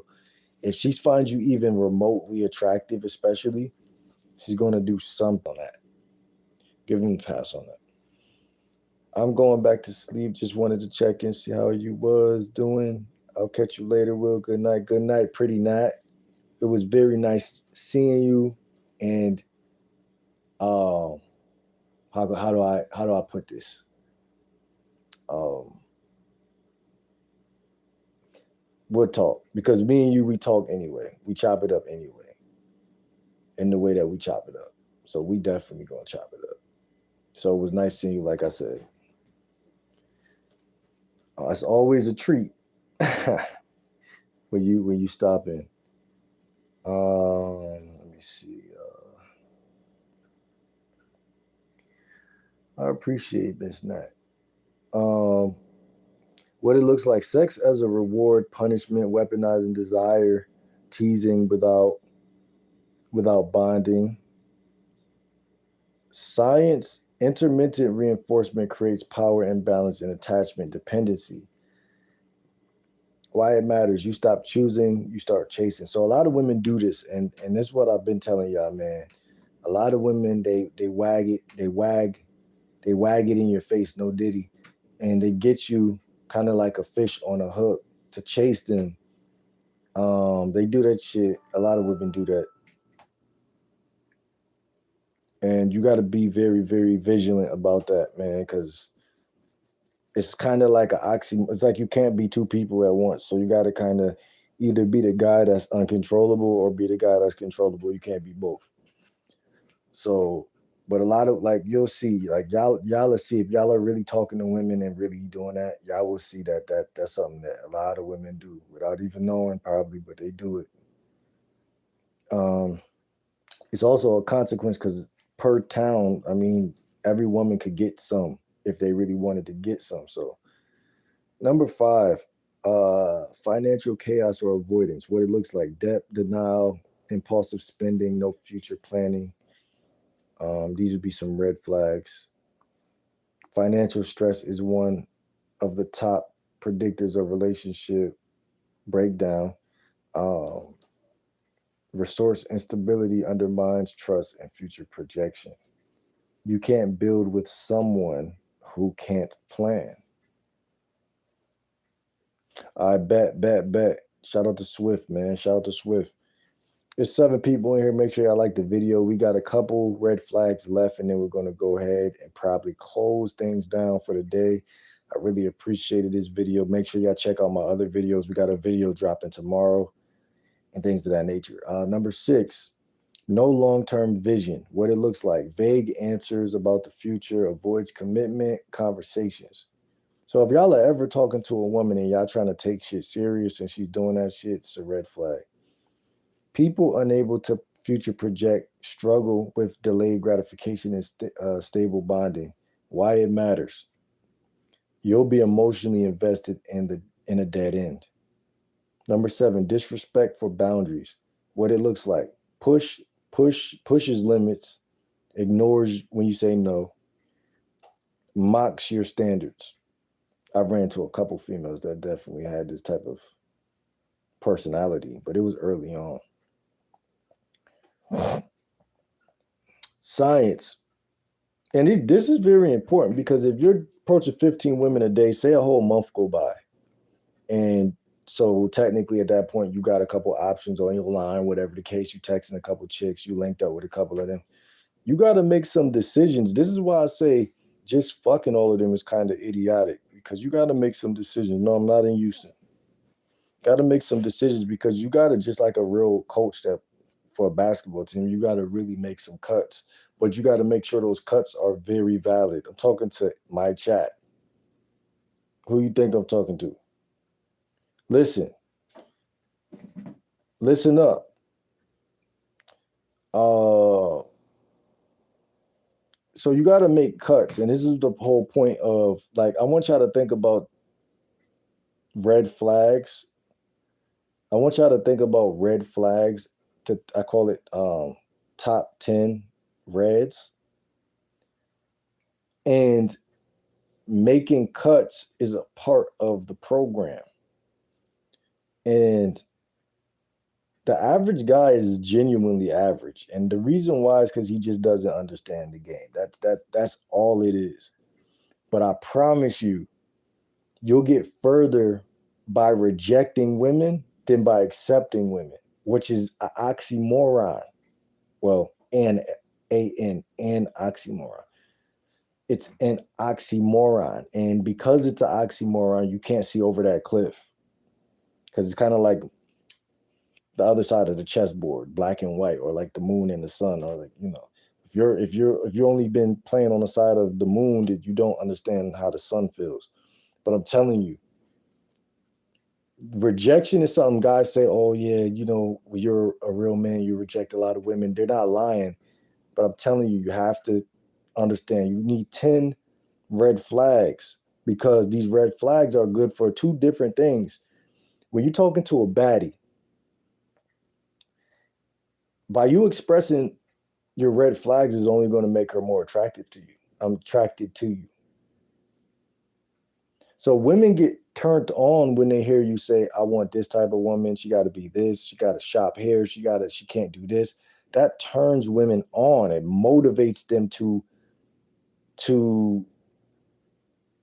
like, it's a emotional attraction there at that point, opposed to you saying, I want you, I'm all in, let's go. Now, obviously that does turn them on too. But what I'm trying to say is they both work, which is why I'm calling it an oxymoron as well, because two things could work, but one thing is the actual answer. So that's the problem. Being nice and saying, I like you, you're beautiful, that works, but it's not sustainable because it's not something, it's like want versus need. Like women want that, but they need this. So telling them what you really want is, or what you don't want, which is, your red flags, will put her in a proper position as a helpmate. Even if she's like, well, I'm not generally his type, but I still want to give him some head. I want to come up off of it every now and then. That's a win-win. And she knows she's not your type, but she's not bad looking either, but she's not your type. Now here's the deal. Because that's not the point I'm trying to make. I'm saying it's an oxymoron because, like I said, you would think as a guy with no game that it's better to be cordial and say all women are cute in their own way and all of this crazy ass shit. But by having a specific type, it shows scarcity on her end. Just like when women see a guy that's single and they say, oh, that's just Josh. And then Josh gets a beautiful girlfriend. People always wondered, why does that trigger other women to come try to fuck with Josh or flirt with Josh? They say, why does that make women see him as more attractive? Because he's less of a scarce resource. And that's the oxymoron that I was trying to get at. Because a guy who don't got a lot of women, or a guy that's not good with women, can't understand that. So take your time, write 10 red flags. It'll take you far, take you over the moon. And it's a boundary, nonetheless. Boundaries violations predict power struggles and coercive dynamics.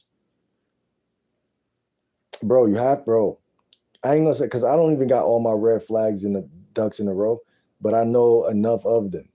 Like, because if a chick asks me what's your type or what's your red flags, I could easily get in my bag and tell her. You know what I'm saying? And I deal with enough women on a day-to-day basis to actually make a very, very clear depiction of it. Like, because there's a lot of shit. It's just like guys are not like, you could journal for a day and figure that out. Like, oh, this makes me feel this way. This makes me feel good. This makes me feel bad. That's basically you're shoveling out your type. You know what I'm saying? Like, something bothers you, or the way women move in this area, that area.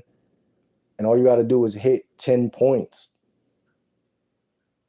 and basically study them, or remember them if that's the case, and could get them engraved into your mind because they're yours. You know what I'm saying? It's your life. That's what this is all about. Why is women attracted to quote unquote leaders? Because they can't control them and they are just sexually turned on for some reason.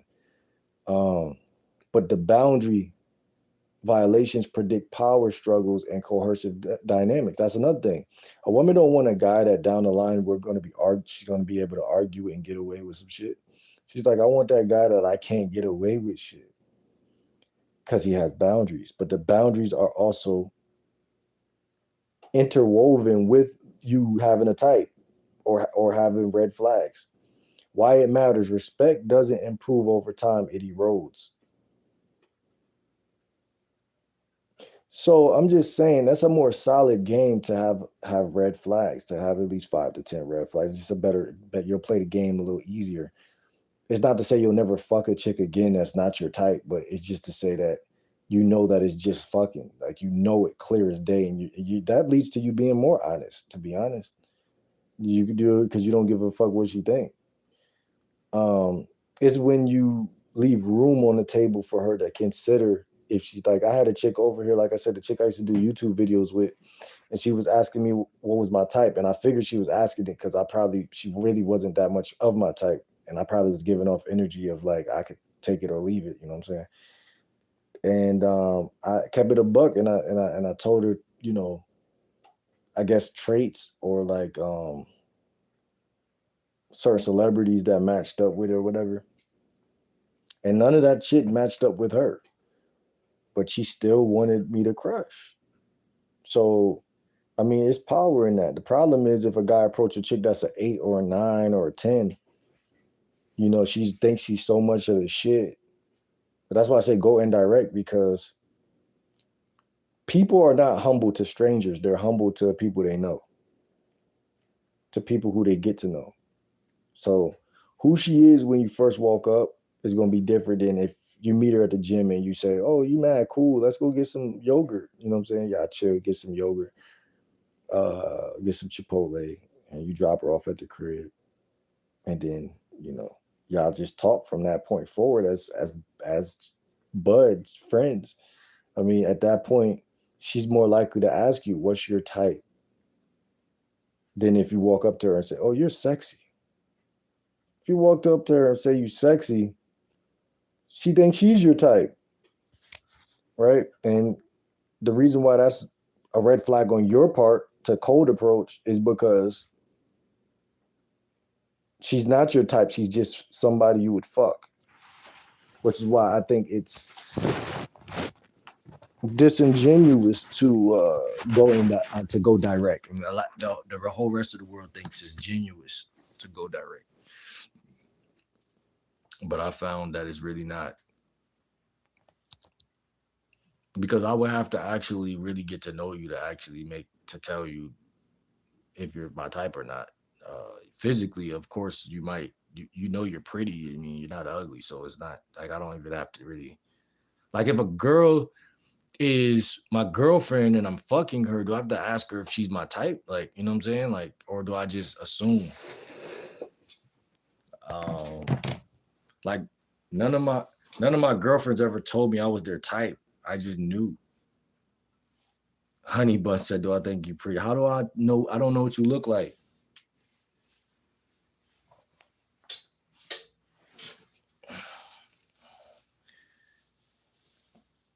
What a funny question to ask at this point in time, though, of the video. Is that really what y'all care about? Y'all want a guy to judge y'all? Oh shit, man! I think my foot fell asleep. Long story short, it's the first thing I heard you say. Oh, so you just got back in here? I thought you stayed in here the whole time. But again, man, here's the problem I have. You got the physical type, and you got the important stuff. And that's what scares me about this generation, because a lot of young guys don't give a fuck about your personality. Like, which as I'm 30 years old, that's really all I give a fuck about. Like, cause I can't step on a bad. It's like I'm walking over water. Like I can't step on a bad rock. Like every rock gotta be sturdy. Like it can't. It can't. It's like I've been studying dating since I was 24 at this point, and I refuse to. Even though we're on the internet in a safe place, right? I still refuse to even train my brain to do those things. Like, I mean, at the end of the day, I tell guys, friend zone 80% of women this year and make 20%. Like, you'll have to really be like eye catching, eye snatching. Like, it'll have to be like, oh, I'm in the gym. Her body's fucking perfect. And her face, shout out to clavicular, I'll have to look smacks the bitch. Like, I'll be like, I have to did I look see the figure. The figure I have to be perfect, or at least good enough. And then I'll look at everything else. You know what I'm saying? I'll look at more her face and whatever, the statistics maybe. But at the end of the day, who gives a fuck if you're my type? Because I have to really get to know you. You know what I'm saying? I have to actually text you, talk to you, make you laugh a little bit. I have to talk to you. Like I have to. I mean, and when I was in high school, every girl was pretty. Like, I mean, not every girl, but 75%. Like 75%. And I feel like as women get older, they only get more attractive. Like, so like after high school, like there's not really a ugly chick that I went to school with. Like, you know what I'm saying? Especially to what I could tell the rest of the world. Like it might have been some chicks that was like a 7 back then. But when you're in high school, your standards is so high. Not really. But like what I'm trying to say is like it ain't even that your standards are high as far as looks. It's just like they're not. But what I'm trying to say is that as women get into the real world and like maybe have a kid or two or go to the gym more or whatever they do with their life, they just get battered. And it's vice versa because like a guy could just glow up as well, you know what I'm saying? Or glow down, which is can happen. But my whole point is your looks is not the it's not the thing, you know what I'm saying? It's not an acquired taste. It would have to be a lot of other shit. Like a lot of other shit. That's my whole point, man. That's my whole fucking point. And so yeah, I don't really want to train my brain to be like geeking over a woman's looks that much. But if I'm at the gym, like I said, I guarantee it's gonna be um some sexy women in there. So that's my whole thesis. And you know, even at the library, gym, library, Walmart, Target, Starbucks. I mean, it's going to be some attractive women. So a better mindset for guys would be to just understand that no matter where you go, there's going to be 20% of women you should probably approach, and there's going to be 80% that you should intentionally friend zone. See, like in this chat right here, I could meet my wife on YouTube, technically, but I haven't ever thought about that, to be honest. But my whole point for saying that is that because it's a lot of women that be in the tri-state area on here. Now I do give women like Honey Bun. Do you have Snapchat? Like I do give women my Snapchat on here lately. I do that. So from there I can see your looks and I can rate you 1 through 10 if that was how the conversation was to start off. See, hey, you're like the third woman that told me no this week. So I notice every time I do that, we were like, no, I don't got Instagram. No, I don't. So I don't listen. I leave YouTube for business, bro. Y'all see me here. Y'all see me here. But yeah, Snapchat is something I use. It's a good tool. It's a great tool. You could call people on Snapchat. You could FaceTime. It's a beautiful tool. And like I said, man, I've approached a lot of women last year, and trust me, 80% of them had fat asses, and that never helped me just because they had a fat ass. In fact, it made them tell me yes and then not never text me because somebody else probably was fucking it. But you know, guys will fuck anything. So with that being said, you're gonna lose with the code approaching because every woman can get some. So going up to a stranger telling her she's beautiful is a fucking booby trap. But going to the same gym, going to the same school, and showing up for yourself in life is a little different because the terms that you're meeting her on is different. Now, oh, you're going indirect. You're a villain. You're a liar. You're a manipulator. How if we all started in the same neighborhoods and got on the same buses and went to the same schools and they was going without me code approaching them? So how all of a sudden do one random day I have to like dart across the fucking wherever we're at and give her all of these roses and flowers when in reality traditionally women would drop a handkerchief on the ground when they thought you were sexy. So technically I'm under the belief that guys wouldn't even talk to the bitch if that was the case. And that goes with my point of it doesn't matter how beautiful you are. Now I'm sure back in the day, if a guy seen a chick that he really thought was sexy, and that's my whole point, 80-20. If you look good and you're my type, I better talk to you because that's the point of knowing how to talk to women. Because because the more beautiful she is, obviously a cat might have your tongue. But if you have game, then you will overcome that. Just like people who go to church, they know there's some situation that's scary, but if you got God, you're gonna overcome that. So they study the word of God.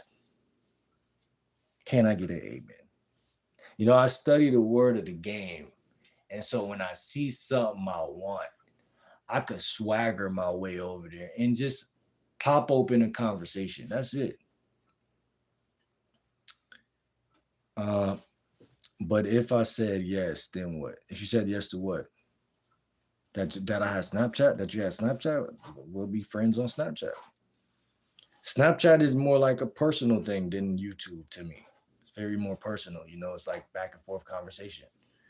Now, again, just because you got my Snapchat does not mean I'm trying to get with you. It just means that we can talk to each other. And when I go live, we're still here. It's just that we got each other on Snapchat. I got like a couple people from YouTube on Snapchat. You know what I'm saying? So it could be friendship, network, or potentially turn into something else. But like I said, I typically like for my women to make themselves known that they like me first. I'm gonna be honest, chat. For whoever women come in here that I never said that, they might not know, but that's what I like, man. I like that better. Not because I'm a chicken shit and I'm scared to.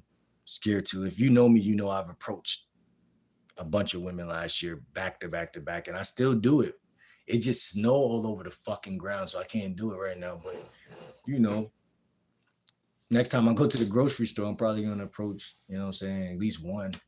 But maybe not. You know what I'm saying? I'm just not that pressed in the winter to do it. You know what I'm saying? I'm just not that pressed. I'd rather hibernate in the winter and do things like that has to do with like stacking, whether it be money, muscles, uh, like self preservation is important around in the moments. Maybe I just wanted some roses, man. What you mean? Maybe you wanted some roses? You talking about? Wait, what you talking about? You talking about what? Me telling you're my type or something? I do have Insta, but I don't push it. But it's Will the GLW. Yeah, if y'all got Insta, follow me on Insta. I go up there every like probably once a day or every other day. Who cares what you want, honey? Um, I don't know who cares what I want. I haven't considered it. I haven't thought that deep, but um, what I find funny is I'm not even talking to this bitch, but that's kind of you know, yeah, it's kind of weird. Yeah, Will the GLW. So I go by GameLike Will GLW. Coach GL Dub. That's what I call myself. You know what I'm saying? As my moniker and stuff like that. Um, but yeah, man, I just think that it's very important to stay grounded, man. Stay grounded. Like I said, never lose your sense of humor. People hate that about you. So never lose that. You want to refine it, if anything. Also, yeah, when y'all follow me on Instagram, man, I mean, I'll DM y'all some Nah, I ain't gonna do that. Don't say I'll DM y'all some comedians I listen to, but I'm possessive over the comedians I listen to. I listen to very specific comedians. I literally handcraft picked certain comedians that fit my personality, and I listen to those ones the most. But I listen to all comedians, but y'all know what I'm trying to say. But anyway, man, listen, your conversation has to be something that she can actually fuck with. Or for the game, I got mad tips for grounding. Yeah, man, chop it up with me, bro. Follow me on Instagram. Chop it up with me, bro. Send me some shorts or some or start the convo over there, bro. Like I said, those places are just a little more personal. I got it. I got sometimes. Listen, and here's another thing for a lot of y'all. Like, people get free things when they follow me on other places. So like, stuff that I would like charge people for, like products or stuff. You know what I'm saying? Like that happens too. It'll be later, a homie. Wait. It'll be later. It'll be later, a homie. You cool? You should get a nostril piercing. Nah, hell nah. I'm gonna be super light skinned if I do that. So I'd rather stay light skinned. I'd rather be a black light skinned guy instead of a light skinned guy. I bet. Yeah, man. What it look good, bro? Swift, ain't you a guy? You telling me I look good with a nose thing on? Bro, I look like a light skinned nigga. An ultra. I mean, not to say I don't. I'm not saying it look bad, but I just think it'd just be a ultra light skin move. You know what I'm saying? I just think it'll change my trajectory. Not saying like that, but I'm saying like that's like Chris Brown type direction. Not to say nothing wrong with Chris Brown because women love him and shit like that, but I just don't think that that's my. It's not my. I'm too rough. I'm too rough for that shit. I'm a rough type of nigga, and it's crazy because you know what I'm saying. Y'all might not know that about me, but I'm just not a light skinned nigga. Like I literally went on a date with a chick 2 years ago. This was a long time ago. 2 years is a long time, but I told her, I said, I was telling her what I'm telling y'all right now about the fact that I'm light skinned, but never was really like light skinned, and she was like, "Yeah, you don't give off light skin." Like we was chilling. She was like, "You don't give off a light skinned nigga." And I'm like, I mean, I like that. That's a compliment to me. I like that. I like that about myself. Now, now, now, obviously, I am light skinned, so I mean, I like being light skinned. Don't get fucked up. But I just think that sometimes you want to, you know, master your look, and I think mastering your look sometimes it comes with experience. I think it comes with experience. I'm not saying I would never do that. What's good, Roof? I'm not saying I would never do that, bro. Again, people get money and they do crazy shit. So I think for me it'd be more tattoos. I'm into symbols. I like symbols. So it'd probably be either more tattoos or maybe it'd be maybe if it was a certain type of it'd be like maybe some like a grills or a ring or some shit. Some ASAP Rocky type vibe, maybe, but not really brown. You know what I'm saying? Not breezy type vibe. Um I'm aware I'm a handsome guy, but I feel like I haven't yet stepped fully because I got something I call the GLW wardrobe. I haven't yet mastered it yet. You know what I'm saying? Uh, I got clothes and shit, but I'm still very, very modest with my stuff that I got. I switch my hats out. It's cold out there. Right now, what's next on the wardrobe? I'm just trying to get some thermals. I don't got no thermals right now. I'm trying to get some thermals, like simple shit. I'm not even trying to really bug out yet. But as time prevails, as the money tree, the money tree blossoms or whatever, you just out one day and you're like, I'm more of a watch. I probably would get more like buy a watch, like a Patek or some crazy shit. I'm just a crazy nigga, bro. Like I'm a very spontaneous dresser. So I like to go to places like malls and shit and just be like, I like what this mannequin got on right here. I'm not gonna get the pants, but I'm gonna get this shirt. You know what I'm saying? I'm that type of nigga. Bro, what's your point, Arms? You mad because you're not a I get it. You mad because you're not a moderator. I get it, bro. Thermals and a short sleeve on top is more. Yo, y'all hilarious. Y'all trying to tell me how to swag it, bro? Thermal with a fucking tank top on top. I mean, with a short sleeve.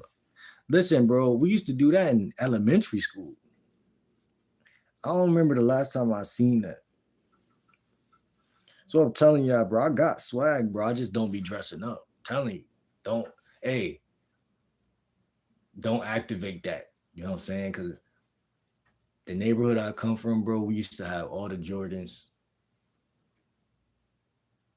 If I really wanna lock in, it's gonna be over. Cause my wardrobe already, like I said, it already got better from when I first started on YouTube. Like my first YouTube videos, my wardrobe got way better since then.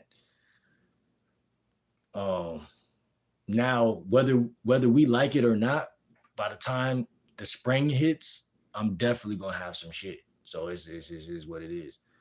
But right now I'm chilling, bro. I'm trying to stack up the little bit of coins that I got, bro. I'm more trying to look at like investing, and I'm more into like buying transportation over all of that. I'd rather buy a pack of white tees, some thermals, and keep it gangster, you know what I'm saying? Like for now.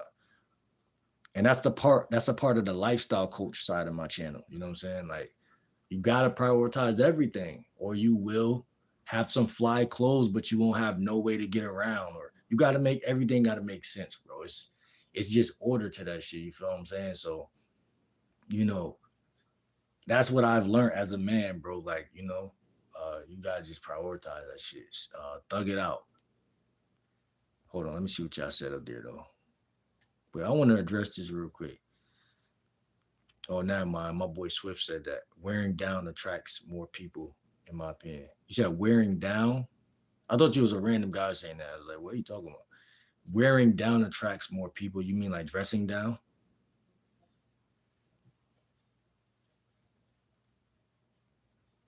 I don't agree with that, bro. I don't agree with that, bro. Why you say that? What's the psychology behind it? Because I've dressed down and I've been, like I said, very fly. Like I wouldn't say very fly, but I've had it was points in my life where people thought I was flyer than I was even. Because like I said, the neighborhood I came from, we had super Jordans. We had True Religion. Well, I didn't really have True Religion, but we was we was we had we it was normal to be fly, or to have phone posits, or to have some like just different shit, like what I'm saying, like to the point where I never really cared about that stuff.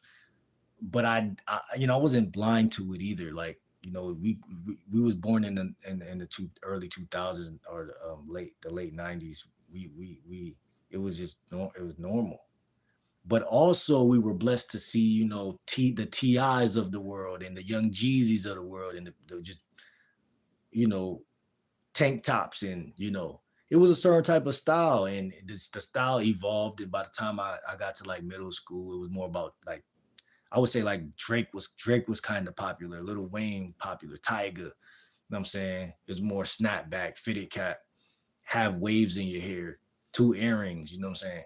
As we got to like high school, it was more, I would say it was mixed between like ASAP, um, You could dress kind of like the light skin shit. Y'all talking about Chris Brown vibes. Um, Lil Wayne was still very, very fly in my opinion. Tiger was in there though at that time. The snapback game was crazy. It was all rocking snapbacks. Um, and like I said, I just always took pride in just keeping it simple. I'll go to Marshalls. It was remember we used to wear them. It was the point we used to wear them tank top. We used to wear tank tops and shit. But they used to be like different graphics on them. Like one summer we used to rock those a lot. And just different shit. Phone posit, kamikazes. I had the blue and white joints. I think I had the aqua eights. I forgot what eights I had. At one year I had the infrared sixes. Um I had some threes, the red ones, the red and black threes, red, white, and black threes. Um I had I think they called the aqua. I think no, there was some type of 12s, I think. Forgot what they was.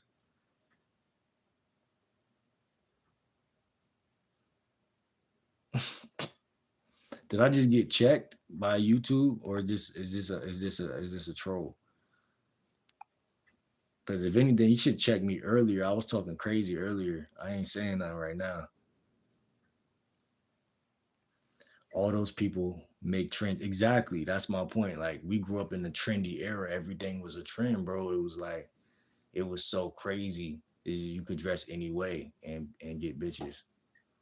I can't remove it. So Tyler the Creator, he brought a lot of swag to the game. Kanye, you might not even been trying to dress like Kanye, but he was affecting certain shit. Um, uh, I can't even think. There's so many people, bro. But it was not even like I was trying to dress like them. You know what I'm saying? I was just trying to make sure I had some jeans, different types of jeans. I don't even remember who I was trying to dress like. Yeah, Uzi was somebody people might start dressing like. I wasn't even trying to be honest though, for me, I wasn't even trying to dress like nobody. You know what I'm saying? Which is so crazy. I just was just doing that. But like I said, one thing that was popular definitely was the waves. I was trying to have waves or like Wiz Khalifa. That's the nigga. That's the nigga out of everybody, to be honest.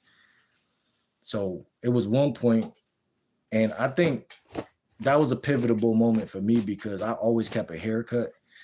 But at that point, I wanted to have that afro, that crinkly afro. I wanted that, so I had to have that, bro.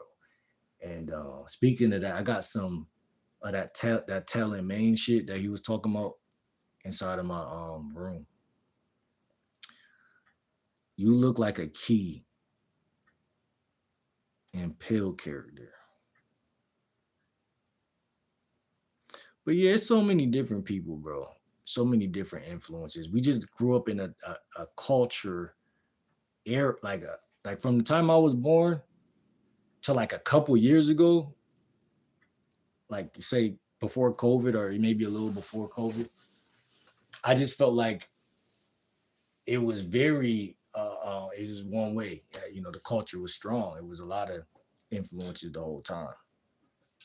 But like I said, it was just it's like you dress how you dress, man. Like I can't even explain it, but you know, and now I'm at the age where I'm genuinely on some like if I don't if I'm on some distinguishing myself type shit. I'm not even like on some like, oh, everybody wear Tims, let me get some Tims. Like when I was younger, I would think more like that.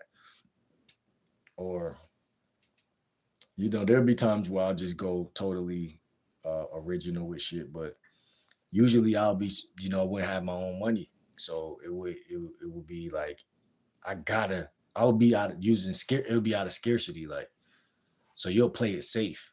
But now I'm older. And like she said, if I wanted to get a nose ring, bro, I'll just do that shit. Like real shit. Like I wouldn't even be thinking about this or that. I'll just do some shit. Or a tattoo that it might would have cost too much back then. Like you 30 years old, you just get what you want, bro. Like that's what it's all about. That's what make you fly. So I think if anything, I was like 70% fly back then, but to be 100% fly or 90%, you would have to genuinely have your own money and just do what you want. You know what I'm saying?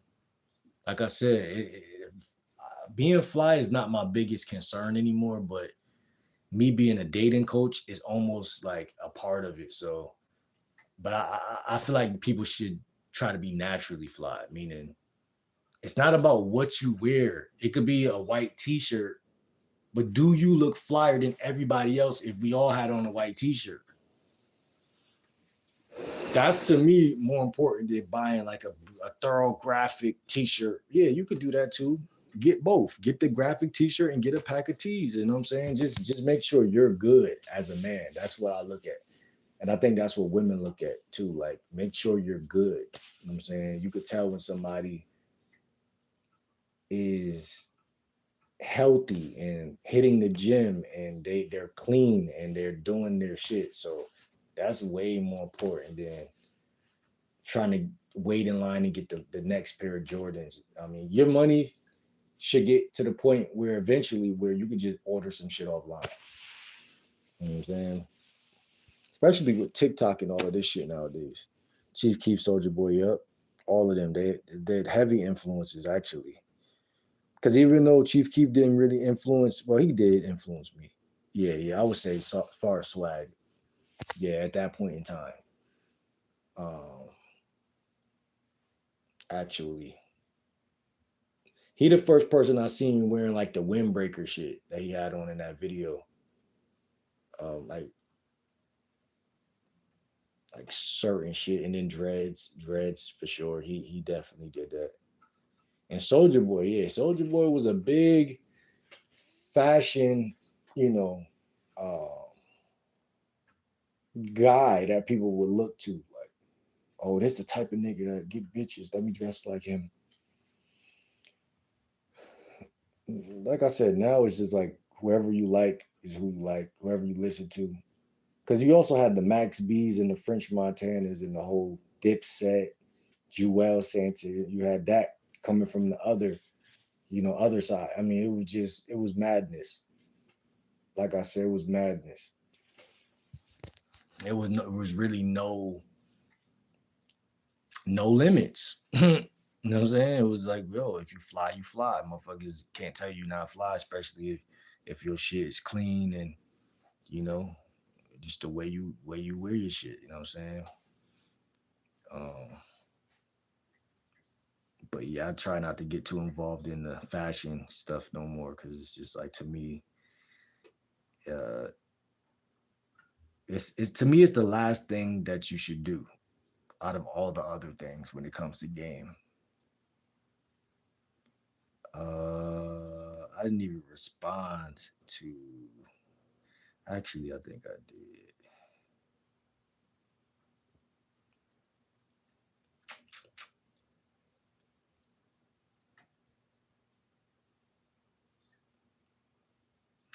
I'm on the same boat. Three moderators, three people. Sometimes simple is the best. Yeah, man. I try to keep it simple, man. I try to keep it simple, bro. Thermals.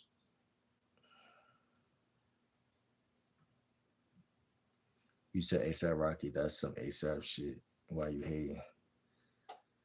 I like stuff nobody has in a chill way. Me too. But yeah, I don't feel like dressing down attracts more people. But it kind of, I see how it could attract a certain sub, like it could attract a certain gateway of people to you. But the neighborhood I came from, we did get fly. I ain't gonna lie to you. So I think that eventually I'm gonna be totally back more fly. But it's just I'm 30 now, so it's more about hitting.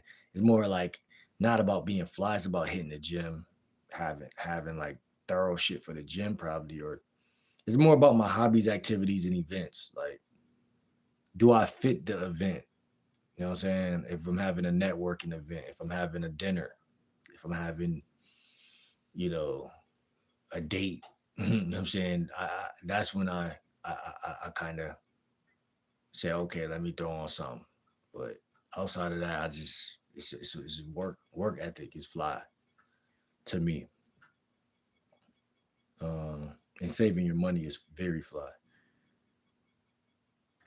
Look who the girl with. Just dress how you want. That's it. Well, I mean, I think people are doing that already, but I'm just it's still a conversation that comes up because in dating is or social dynamics, you do want to there is certain sex appeal involved with that topic.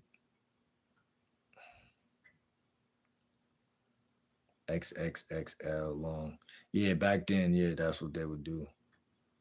I missed that. I had missed, not that I miss it, but I've missed that era. Like I started worrying about clothes. Like I never really well, I think when I was really, really small, but that's because I really genuinely wasn't buying my own clothes. Like so like my mom never really bought me clothes that was too big. Like, you know what I'm saying? She never really did.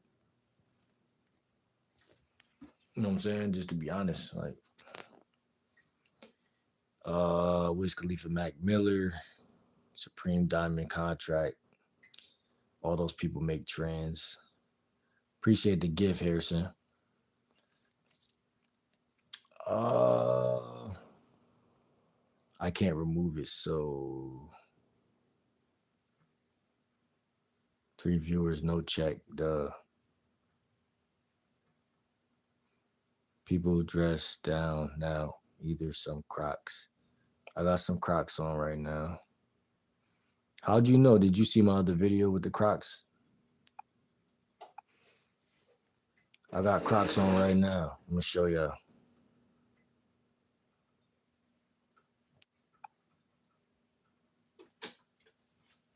These shits big as shit though. They size two. They like a size too big. Two sizes above my regular size. But I like them because they fit. Like they fit because the fucking strap in the back make them. They you know they damn near don't never fall off. Like I mean that it's just slipping off now, but you know what I'm saying the strap in the back make that shit sturdy. You know what I'm saying? And I like the color, man. I like the color. You know what I'm saying? Yeah, man. Go grocery shopping in these shits, all type of shit.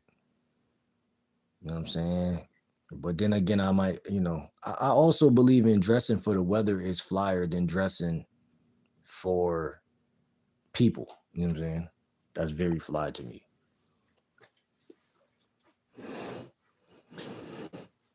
Always check the weather in the morning, fellas. What's good, Lions? I was a fan of Nike SB.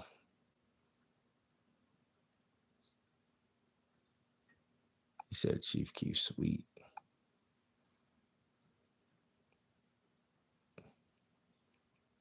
Bag secured the day for the day. Shout out to Faith is getting straight to it, man. I appreciate you sharing that with us because Faith is a real get to it type of guy, man. We need people like that in here, bro. Money is important, even though I say, money can be a tool for the negative, but it could be a tool for the positive. So, more money conversations coming soon. Everyone is with Crocs. Man, I fuck with him, man. I fuck with him, man. Better than just some Adidas flip flops or something like that. Very, very, very convenient thing. I got two pairs. Man. I got some army fatigue shits.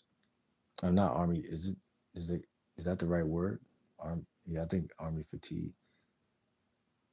Army design, camel design, and they're red, black, gray, and white. I think. So I fuck with those, man. Number 9, conflict avoidance or stonewalling. Right, women would do this to y'all. We're almost done. Yeah, they fire. They fire, man. They fire. They fire. I got them from Burlington. Um, what it looks like: shuts down, disappears, refuses difficult talks. Stonewalling is one of the four horsemen predicting relationship failure. Why it matters. Problems don't get solved, they accumulate. Number 10, last but not least, values misalignment. I tell you about this all the time. Disguised by chemistry. What it looks like: great sex, poor agreement on life priorities. Similarly, in values, predicts long term satisfaction more than attraction. Chemistry fades, values decide outcomes.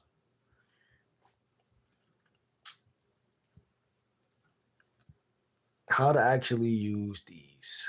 Rule: don't confront early, observe quietly. Red flags aren't judged, they're filters. When two to three of these show up consistently, disengage calmly. Final truth: science plus reality. Attraction makes you feel connection, behavior predicts outcomes.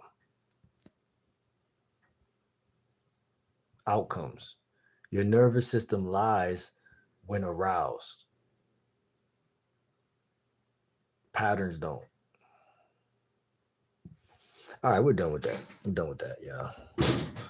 Let me see what my boy said, man. Spiritual goal, not chemistry for me.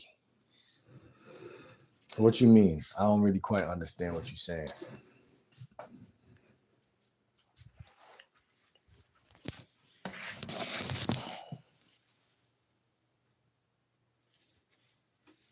Like I said to Shorty earlier that was in here who said, is she pretty to me and stuff like that. Like, what did it say right here? Attraction makes you feel connection, but behavior predicts outcomes. So I really just don't care how beautiful, like to call a woman beautiful. I've never really cared. Um, a lot of guys are going to take that path of telling a woman she's beautiful, or no, you're like a seven, you're like an eight on my scale, and I just don't agree with it, man. It's a waste of time because just by talking to them, having a regular conversation, you're going to break her scale because most women are actually looking for somebody. But as soon as you tell her she's beautiful, she's going to perceive you as a nobody. So how can I date him if I'm looking for somebody, but you're coming off as a nobody, or you're coming off like somebody I met before,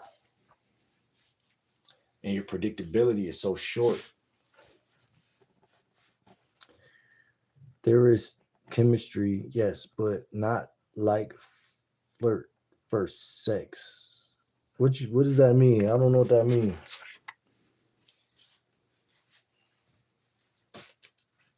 Man, a woman could be a five. A woman could be a five and go further than a woman that's a 10. So it's just a waste of time to call you beautiful. It's not gonna make you think I'm sexy. It's not gonna make you think like, yeah, that can make her pay attention to you a little bit more because a lot of women do like to hear that shit sometimes. But it doesn't do anything. Like, it's not accelerating shit the way people think. You know what I'm saying? Not to mention, it's even if it did accelerate something, it's still bad in my book because long story short, say she on you just because you kissing her ass like that. Okay, she on you. She texts you. She whatever. Cool. But here's the thing. I don't know, man. I just know a woman doesn't need to hear that in order for her to like you. It's just a big myth. It's a big myth and a big mistake. You know what I'm saying? And I just think less is more in that area. It's like less is more, man. All right, I'll be smart. It'll be smart. Wait. All right, I'll be smart. Direct attraction at first can be just unique chemistry that accelerates both people. If she asks after loving, you gotta say it though. Lust. If she Ask after lust.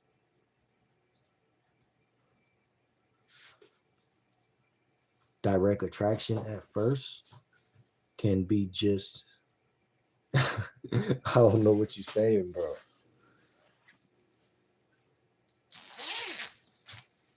Everything 80-20 works in every facet of dating. You could be 80% indirect, 20% direct.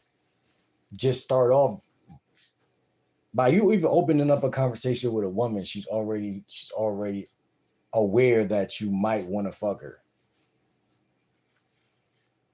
But she's also human, so she's not gonna jump to conclusions just yet because it'd be inhumane. Because there's also a lot of people she met in her life before that was just talking to her. So it's also like, okay, plausible deniability. You see a light-skinned tall guy in a black hoodie hollering at you. Either I'm trying to do something criminal to you or I'm just one of them guys that's laid back that's trying to fuck. She don't know. However, by how I talk to her from that point forward is adding definition to the it's giving context. It's like a coloring book. I'm adding color. Like, nah, you caught my eye, you look good. I just seen you from across the street, and that's what you see in these approach videos. The wordplay. Now, what I've seen in my life is better to close the deal fast and get the fuck out of there, especially on a cold approach. For the simple fact is, people don't really respect you when they got all your attention, and that's just true. That's facts. People don't respect you when you right in their face. They respect you when they can't touch you. Y'all know we grew up watching TV, right? So it's the same concept. If you seen Amanda in real life from the Amanda show, you'll geek the fuck out because you can't touch her. But if she lived across the street and she had a crush on you, you'll probably be like, man, fuck that bitch, get that bitch away. That's because scarcity, the law of abundance versus scarcity. You know what I'm saying? So you want your game to have those qualities in it. Less is very much so more. You know what I'm saying? So I'll talk to you if I see you and we walk on the same sidewalk. Let me talk to her for 5 minutes or 3 minutes and get the fuck away from her. So you just learn a little bit more skill, a little bit more tact, how to stay on your toes. You know what I'm saying? And you learn which parts of conversation. It's like a dance, right? So some things you say push her away. It's like push pull. It is like push pull because like teasing a woman it's like it pushes her away a little. It's like a jab, but it kind of also makes her.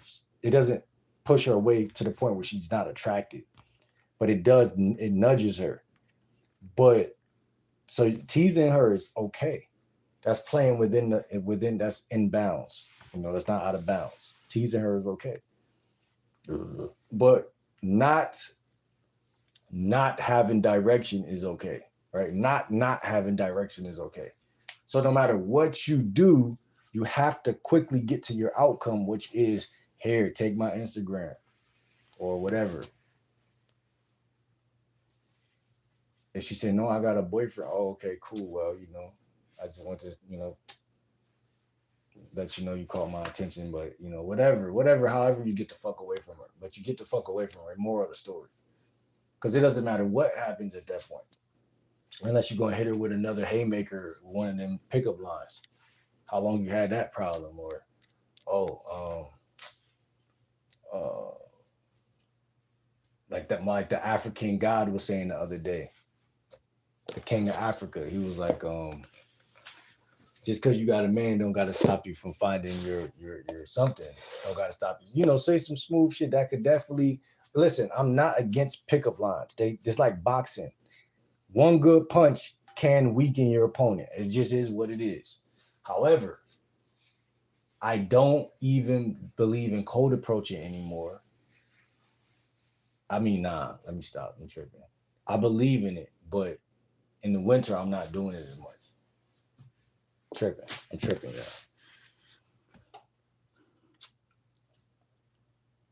Yeah, I mean, a cold approach should be at least like 15 seconds. It should be very swift. It should be so swift that it's like a waste. Feel like you're wasting your time talking to the bitch. That's how you should feel. Like, I'm wasting my time talking to this bitch. But guess what? I didn't feel like that at first because I was trying to learn, but I understand. I'm still not a dumbass, so I pick.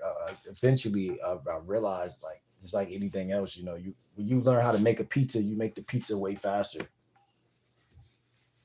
You know what you're doing, so you're just not wasting.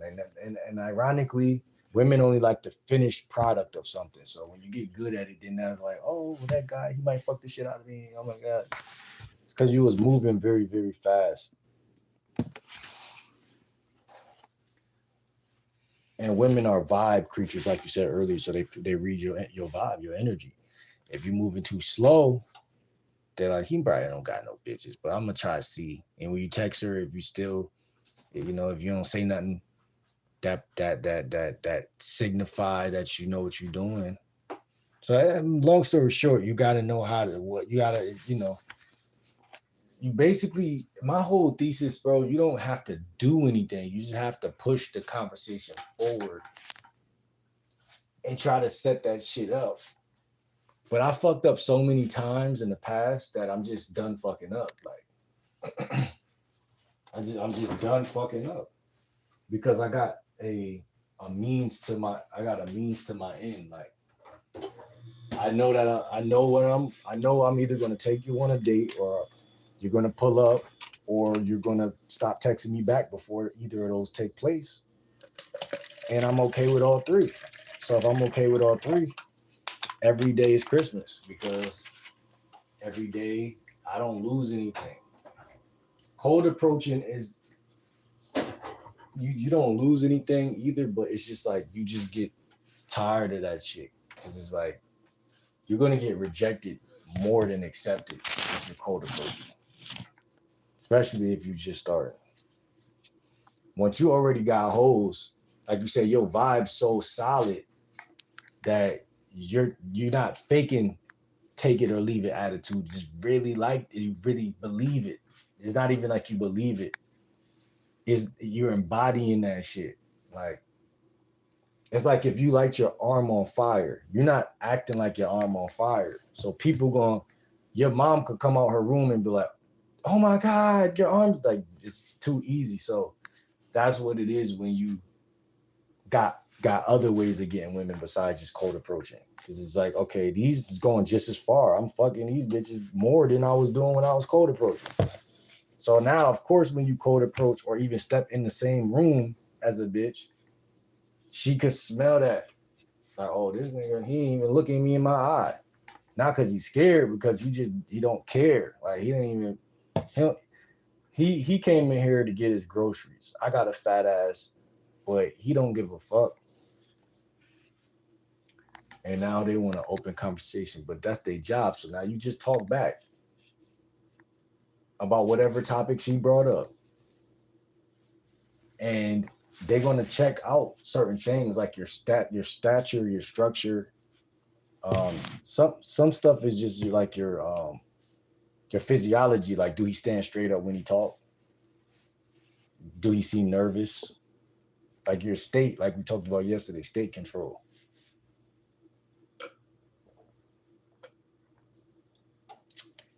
Because they want to know, do I make him nervous? That's one of the things unconsciously they're always thinking. They equate you being nervous with them being beautiful. And so you'll realize if you really, really, really put a magnifying glass on women, female behavior, they nudge and they do things, whether it's like unconscious or consciously by accident, they do things um, to get a reaction or attention without even thinking about it.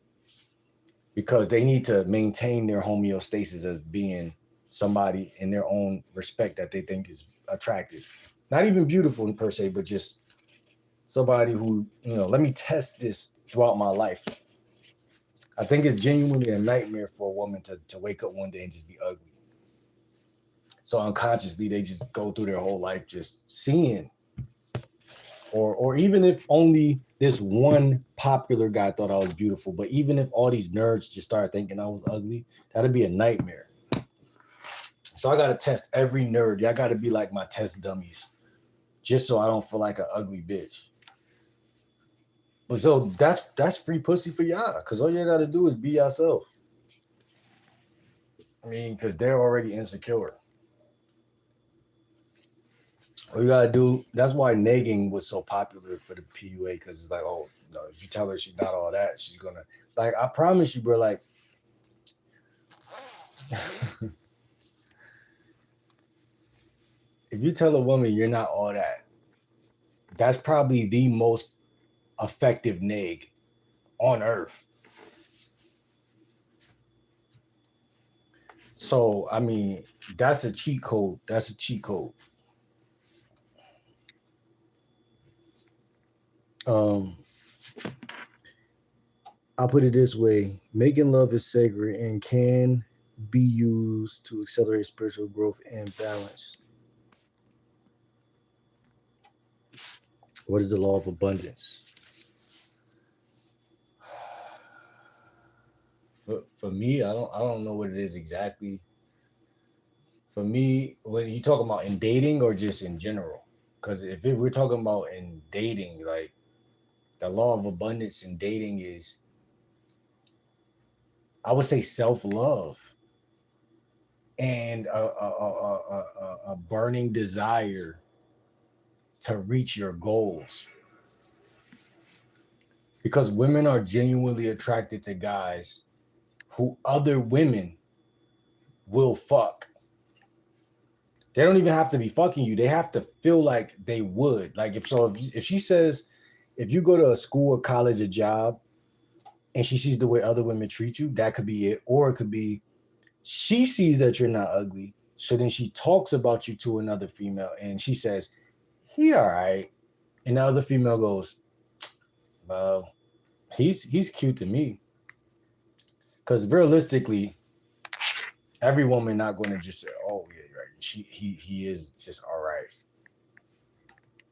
You know, if you're talking to your homies and you see a chick and you say, "Yo, she's straight," which people usually don't do, because when I was in high school, if a chick was straight, nobody wouldn't talk about, like, nobody wouldn't come to me talk about no bitch that was just straight. But if they did, because it did happen actually. They was sexy though. Like the chick would at least be sexy. So, but that's the equivalent for them to, I would fuck him. You see what I'm saying? Meaning she might not be your preferred type. Two things could be true at the same time.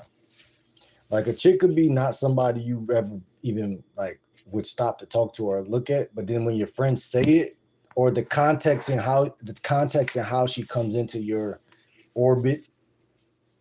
Like I had a homie, he'll be like, "Yo, this chick from this school, I heard she got a sex tape." Like that's how I was introduced to her. So that at that point, not only am I hearing spicy information, but I'm looking at her and I'm saying, she do got a face that just look like sexy enough to just like where you're just like, you know, she looked like one of them ones, sex face. She got the sex face. That's what I call it, bro, the sex face. If you know, you know. But that right there, man, that'll drive you to say, nah, she is okay. She is kind of, she can sit at that table. Because other guys see it, you see it. So then by law of averages, it becomes verifiable. And like I said, if you're not a bad looking guy, it's the same thing for you.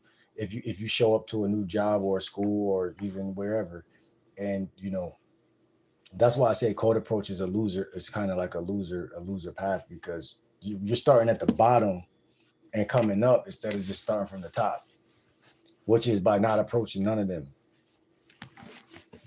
Because you don't lose no power by not approaching none of them. And if you do approach, you just got to realize that, see, social circle game is beautiful in that it shows you that everybody else has a social circle too. Something you don't think about when you're in high school that much, but it shows you everyone else has a social circle too, especially women. And so, with that being said, going direct can work, obviously, but it's more obvious that 80% of the time it might not work. But it just depends. Like again, man. And I hate backtracking on everything I say, but we spoke earlier about being fly and these details. If you are taking care of yourself, blah blah blah, it becomes more likely that those women will let you in. But I don't even like to use that term. You know what I'm saying? Like, I don't even like that term. Let me in. Knock, knock, knock. You're the shit. You know, you can't be a beggar and a chooser at the same time. I know y'all heard that before. So when you go indirect, you're not begging, you're just talking to a stranger. And then she's like, oh, I find sexiness in this guy. To me, that's powerful, but the other way around it's just not. It only helps you to be better at your verbal game. Let me see. Brain flex. Do you do more online dating or in real life? All right, you must be new. I said it multiple times since this year started. I'm gonna say it again. In the winter, I hibernate and I don't code approach unless I'm grocery shopping or at the, maybe at. I wouldn't even really code approach at the gym, but it could happen. So 2080 in the winter, in the summer, in the spring, and in the fall, um,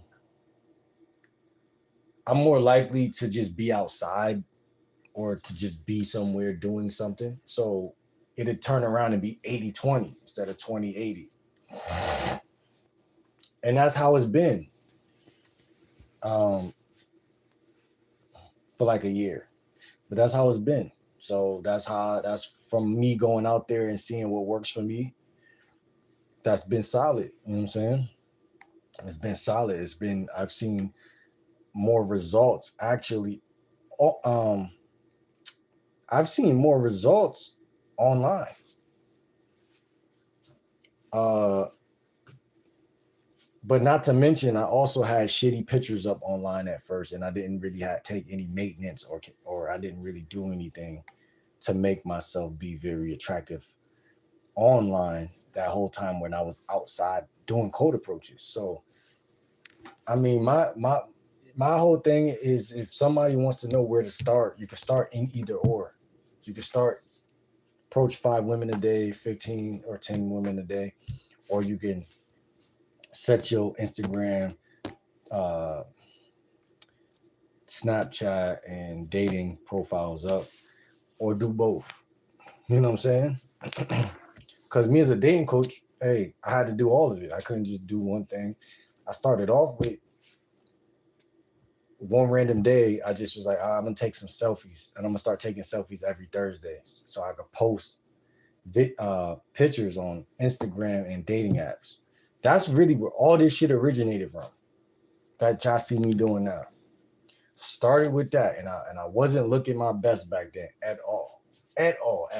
Had dreads, going through a dark time, but I still knew that structure was structure, and if I did the right things, that it'll turn into something else eventually. So I just was like, fuck it, let me go outside, get a little sunlight, and take a selfie. And I was like, every Thursday, I'm gonna take a selfie. At first, I was even on some shit like, I'm gonna tell my mom to, yo, mom, you could take this photo of me real quick. If I got on some fly shit, yo, mom, you could take this photo. And she'll tell me no at least 80% of the time. It'd be your own people. But yeah, that's what happened. And it just made me stronger because it made me learn how to take selfies. Because I ain't no selfie type of nigga. But now they come in handy because sometimes I get on my looks max and shit and I edge myself up, whatever the case may be, shave my beard, and I take a selfie. Or like we were just talking about clothes. You may get a new hoodie. You may go to the thrift store. You may get some jeans. You may, you just may get something, a hat. You take a selfie. It's very natural. You know what I'm saying? It's very natural. It is just like, I mean, you could take the photos, you could archive them, so you could really set your Instagram up easy. And then you just learn how to play with these gadgets better as time goes on. It's gonna be ugly at first though. But that's why you get a coach, you get a dating coach. So you can either have consultations with them, which I didn't do, or you can also just type in on YouTube, hey, how do I take better photos? There's a lot of YouTube channels that's all about photography, all about how to take your cell phone and take selfies and shit like that. That's what sparked me to go take a selfie that day. And so, yeah, it's going to be your profile. It's going to be the pictures, because when you give women your Instagram out in public, they're going to look at that. Or if you get a chick on a dating app, she's going to look at, she's going to see your face. So don't care how ugly you is. Just take the photo. You don't even have to post it yet. Just take the photo. You're going to feel so good. You're going to be like, man, all right, I took this selfie. I'm cool right now. You know what I'm saying? So, yeah, man, you got to just start. Because ugly niggas get laid too. So stop judging yourself. Take them selfies. And take your ass outside and go to your nearest plaza. I don't even got a car right now. If I had a car, bro, y'all would be seeing so many collabs. It wouldn't even be funny. I don't even got a car right now.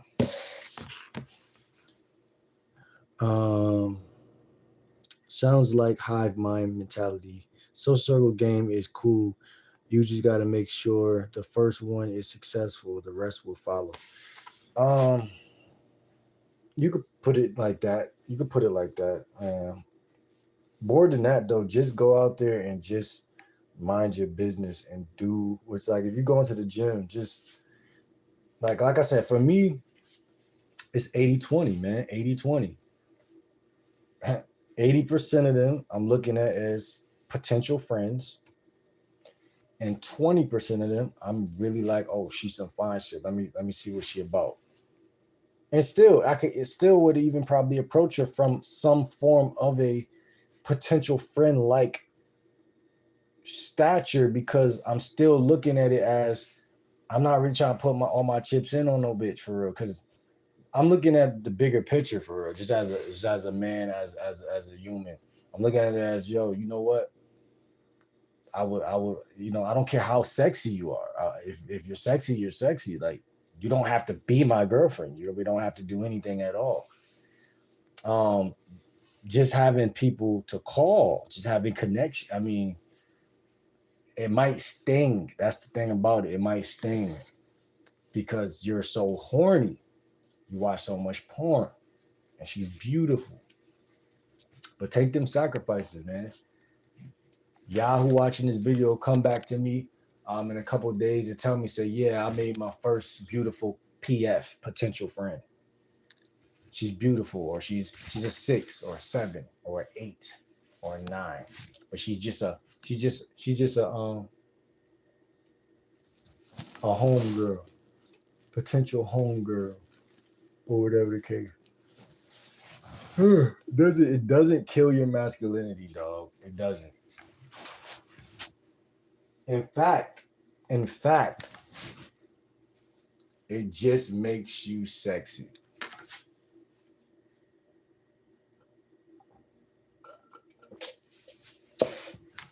Because, like, again, it goes back to, where are you? Are you in the gym? Are you at an event? Where are you? Right? You're 24 hours. Where are you? Obviously, if you're in the house, you're not really doing it. But again, you got apps. See, that's like to answer your question. That's really where the going is going to get good at mostly. Because if a chick match with you on Hinge, she's trying to get fucked, literally. And at first that wasn't so clear to me for some reason. Because like again, my photos wasn't that good. They're still not the best, but they're better now. Just as time goes on, you just learn little things that influence bigger things. I guess that's what it is, bro. Potential friend. Yeah, PF mean potential friend. Yeah, man, everybody's a PF, man. A potential friend. It's a saying that says everybody's a friend you just never met before. Um, and that's not true because they could also be an op that you've never met before. But point point that's being made is that you have to develop your mouthpiece. That's the biggest point. Because all in all, you're gonna take the selfies. You're gonna go outside. And you're still gonna have to do the heavy lifting. You're gonna have to talk to people. There was many days I would go to Chipotle and I would talk to people or Starbucks and charge my phone and you talk to certain or you figure shit out because you can't control everything, bro. Like you might approach I'm about to approach her. She said, "Oh, um,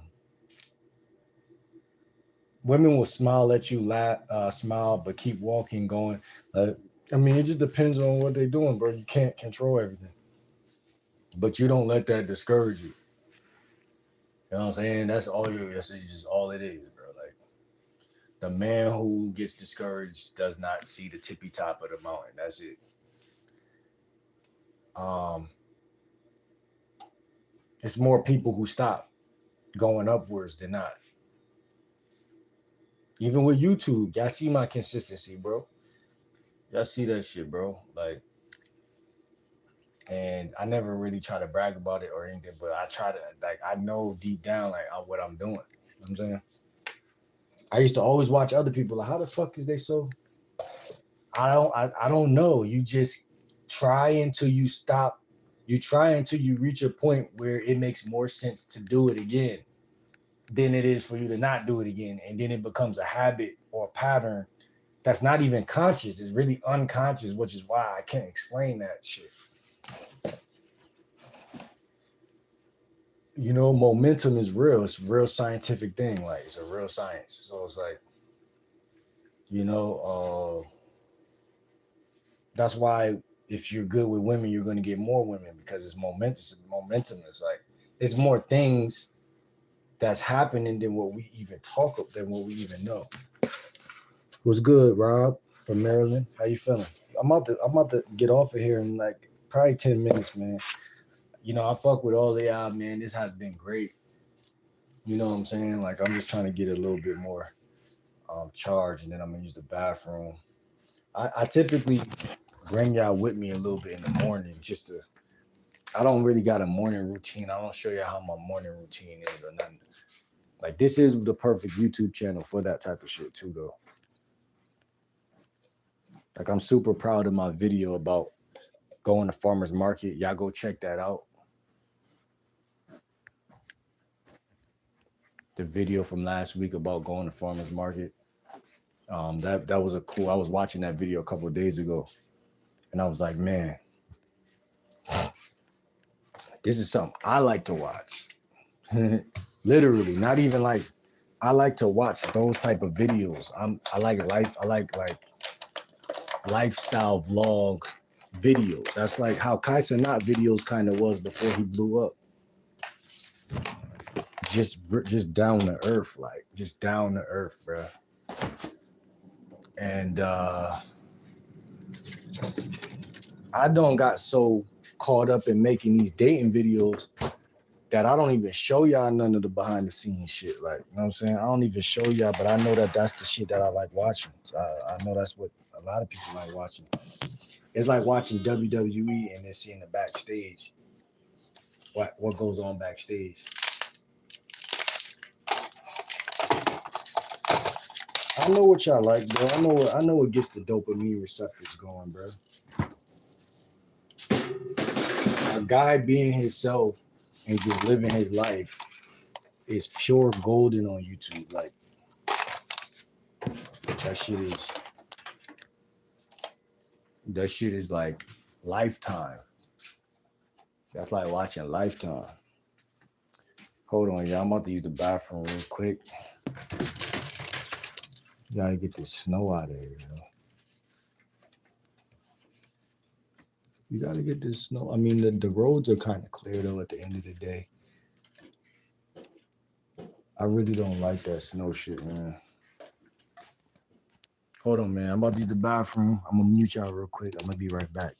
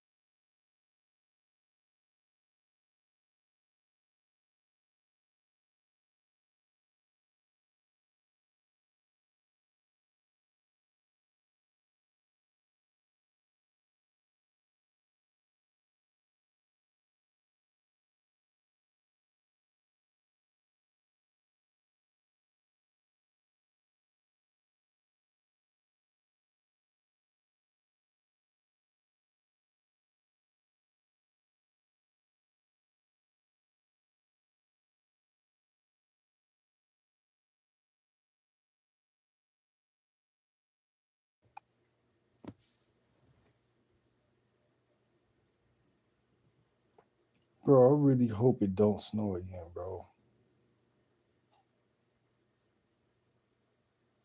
Oh yeah, you want some super respectable shit with that, bro. You know what I'm saying? Grand Rising, brother. You said you need what?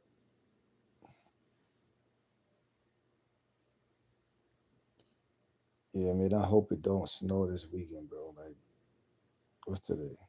Tuesday? That shit'd be so stupid, bro. Like, I mean, if I go shopping before that, though, I probably usually wouldn't give a flying fuck, but goddamn. Something about the snow that's bothering me this year. Like, it's like, I'm ready for it to go back to the sun, like summer or spring, not summer, spring. Like we got to get through this whole. What are we in January? Yeah, man, we gotta over to February, man. Fuck, on our way to March. You know what I'm saying, I'm trying to see what that be like around March, man. Cause I want that snow out the way too. Cause I'm trying to really just like travel a little bit, little something. But it's fucking brick outside. If you mix that with the fact that it's snow outside, you know what I'm saying? Like it's good to grind during this time, but it's like it's crazy, bro. Like, I know y'all probably want to see me out there doing shit as well, but it's straight ice concentrate here.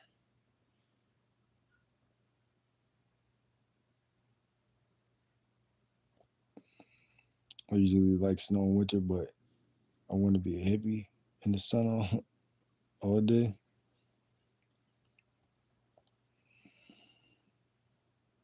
Maybe I just be bitching sometimes though, bro. Like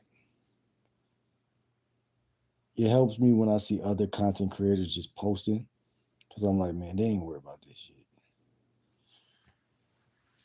You know what I'm saying?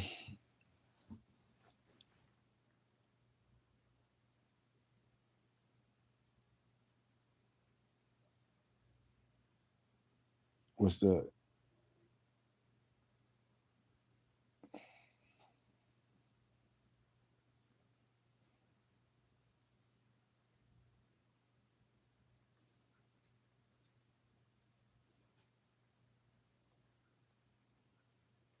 Cherokee stuff in the sunrise ritual? File your own taxes 100% free in the Credit Karma app by February 28th if you didn't file with TurboTax last year. No matter your tax situation, file your taxes free with TurboTax in the Credit Karma app now. How to start getting into more interactions when there's other people watching. You've probably been in a situation where maybe you want to go up to somebody and start a conversation, but then there's other people in the vicinity that may see you taking that initial step. And that idea is crippling. Literally, I just wrapped up I a would need a compass to even know where east is. I know I said I live in the east, but I guess that's my answer. live event. I had 4 guys out in the field with me over the last 3 to 4 days.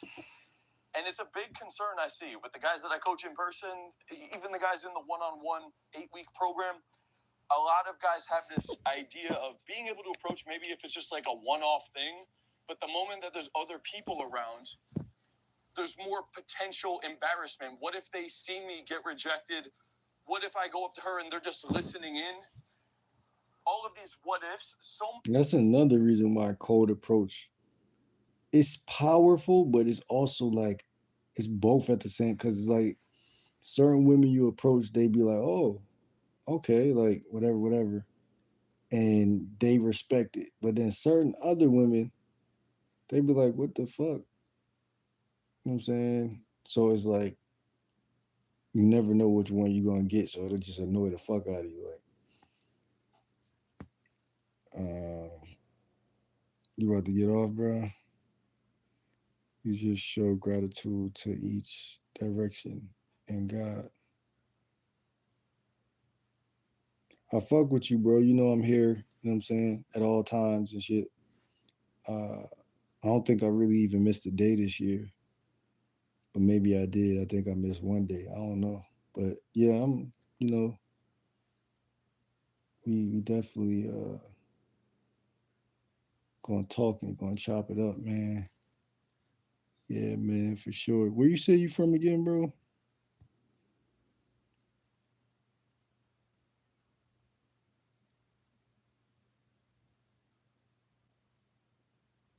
All right, my guy.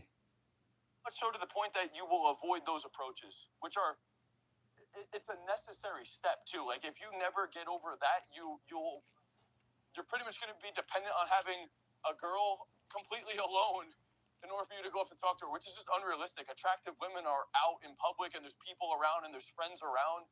And I also think one of the best ways to really display true social confidence and get the hottest women, the environment needs to confirm to them that you really are that guy. Like that's why. Nah, I know what he's saying, but he right. You know, I see what he's saying, man. That's some tribal shit at the end of the day.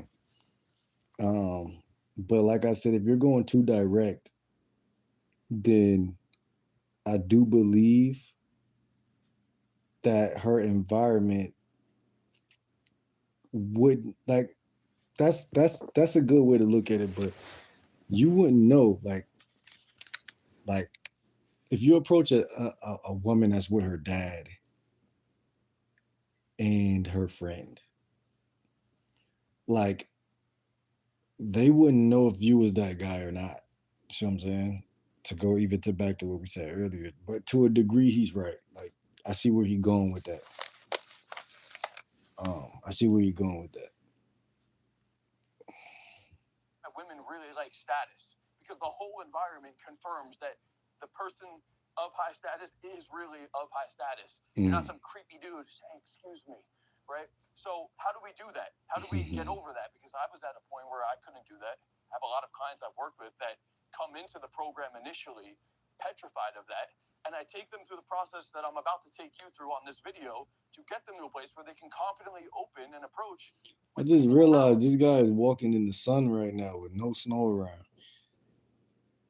And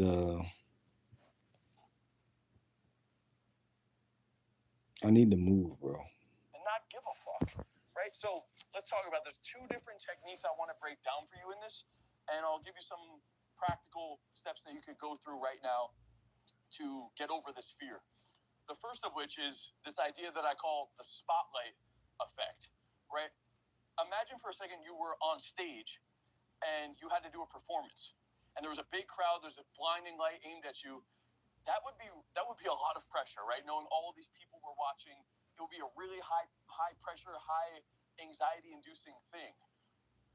Now, with that being said, just imagine for a second we then remove the entire audience and it's just you on stage and there's literally no one in the room, like zero people in the room. It's just you in there alone. And you knew for sure nobody else was there. You would suddenly be okay, right? You would be calm. You'd be able to, it might be a little bit of a new environment, but you would be able to do your performance. Now, as you got comfortable with that, if we just threw one person into the audience, it wouldn't be that big of a deal. You'd be able to do it. It might be a little bit uncomfortable, but you would actually be able to move through that step. As we kept going, we just slowly started adding people one by one by one. As you got comfortable with each step, before you know it, you would get to a place where you could now be in a room and there would be a pretty decent crowd there and you would still be confident because of the way we built it up. So if I just threw a bunch of people in a room and put you on stage, you'd be so in your head. If we started at a very low stimulus and gradually cranked up the spotlight effect, you'd be accustomed to it step by step, and that's how you could actually build confidence performing on stage. So that is the first way that you will actually get over your fear of approaching when people are watching. I don't recommend just going up and doing a direct approach right in the middle of a jam-packed crowd. That's the equivalent of me throwing you on a stage with a huge audience. What you need to first do. That's what I'm saying. Like you're gonna look out of pocket.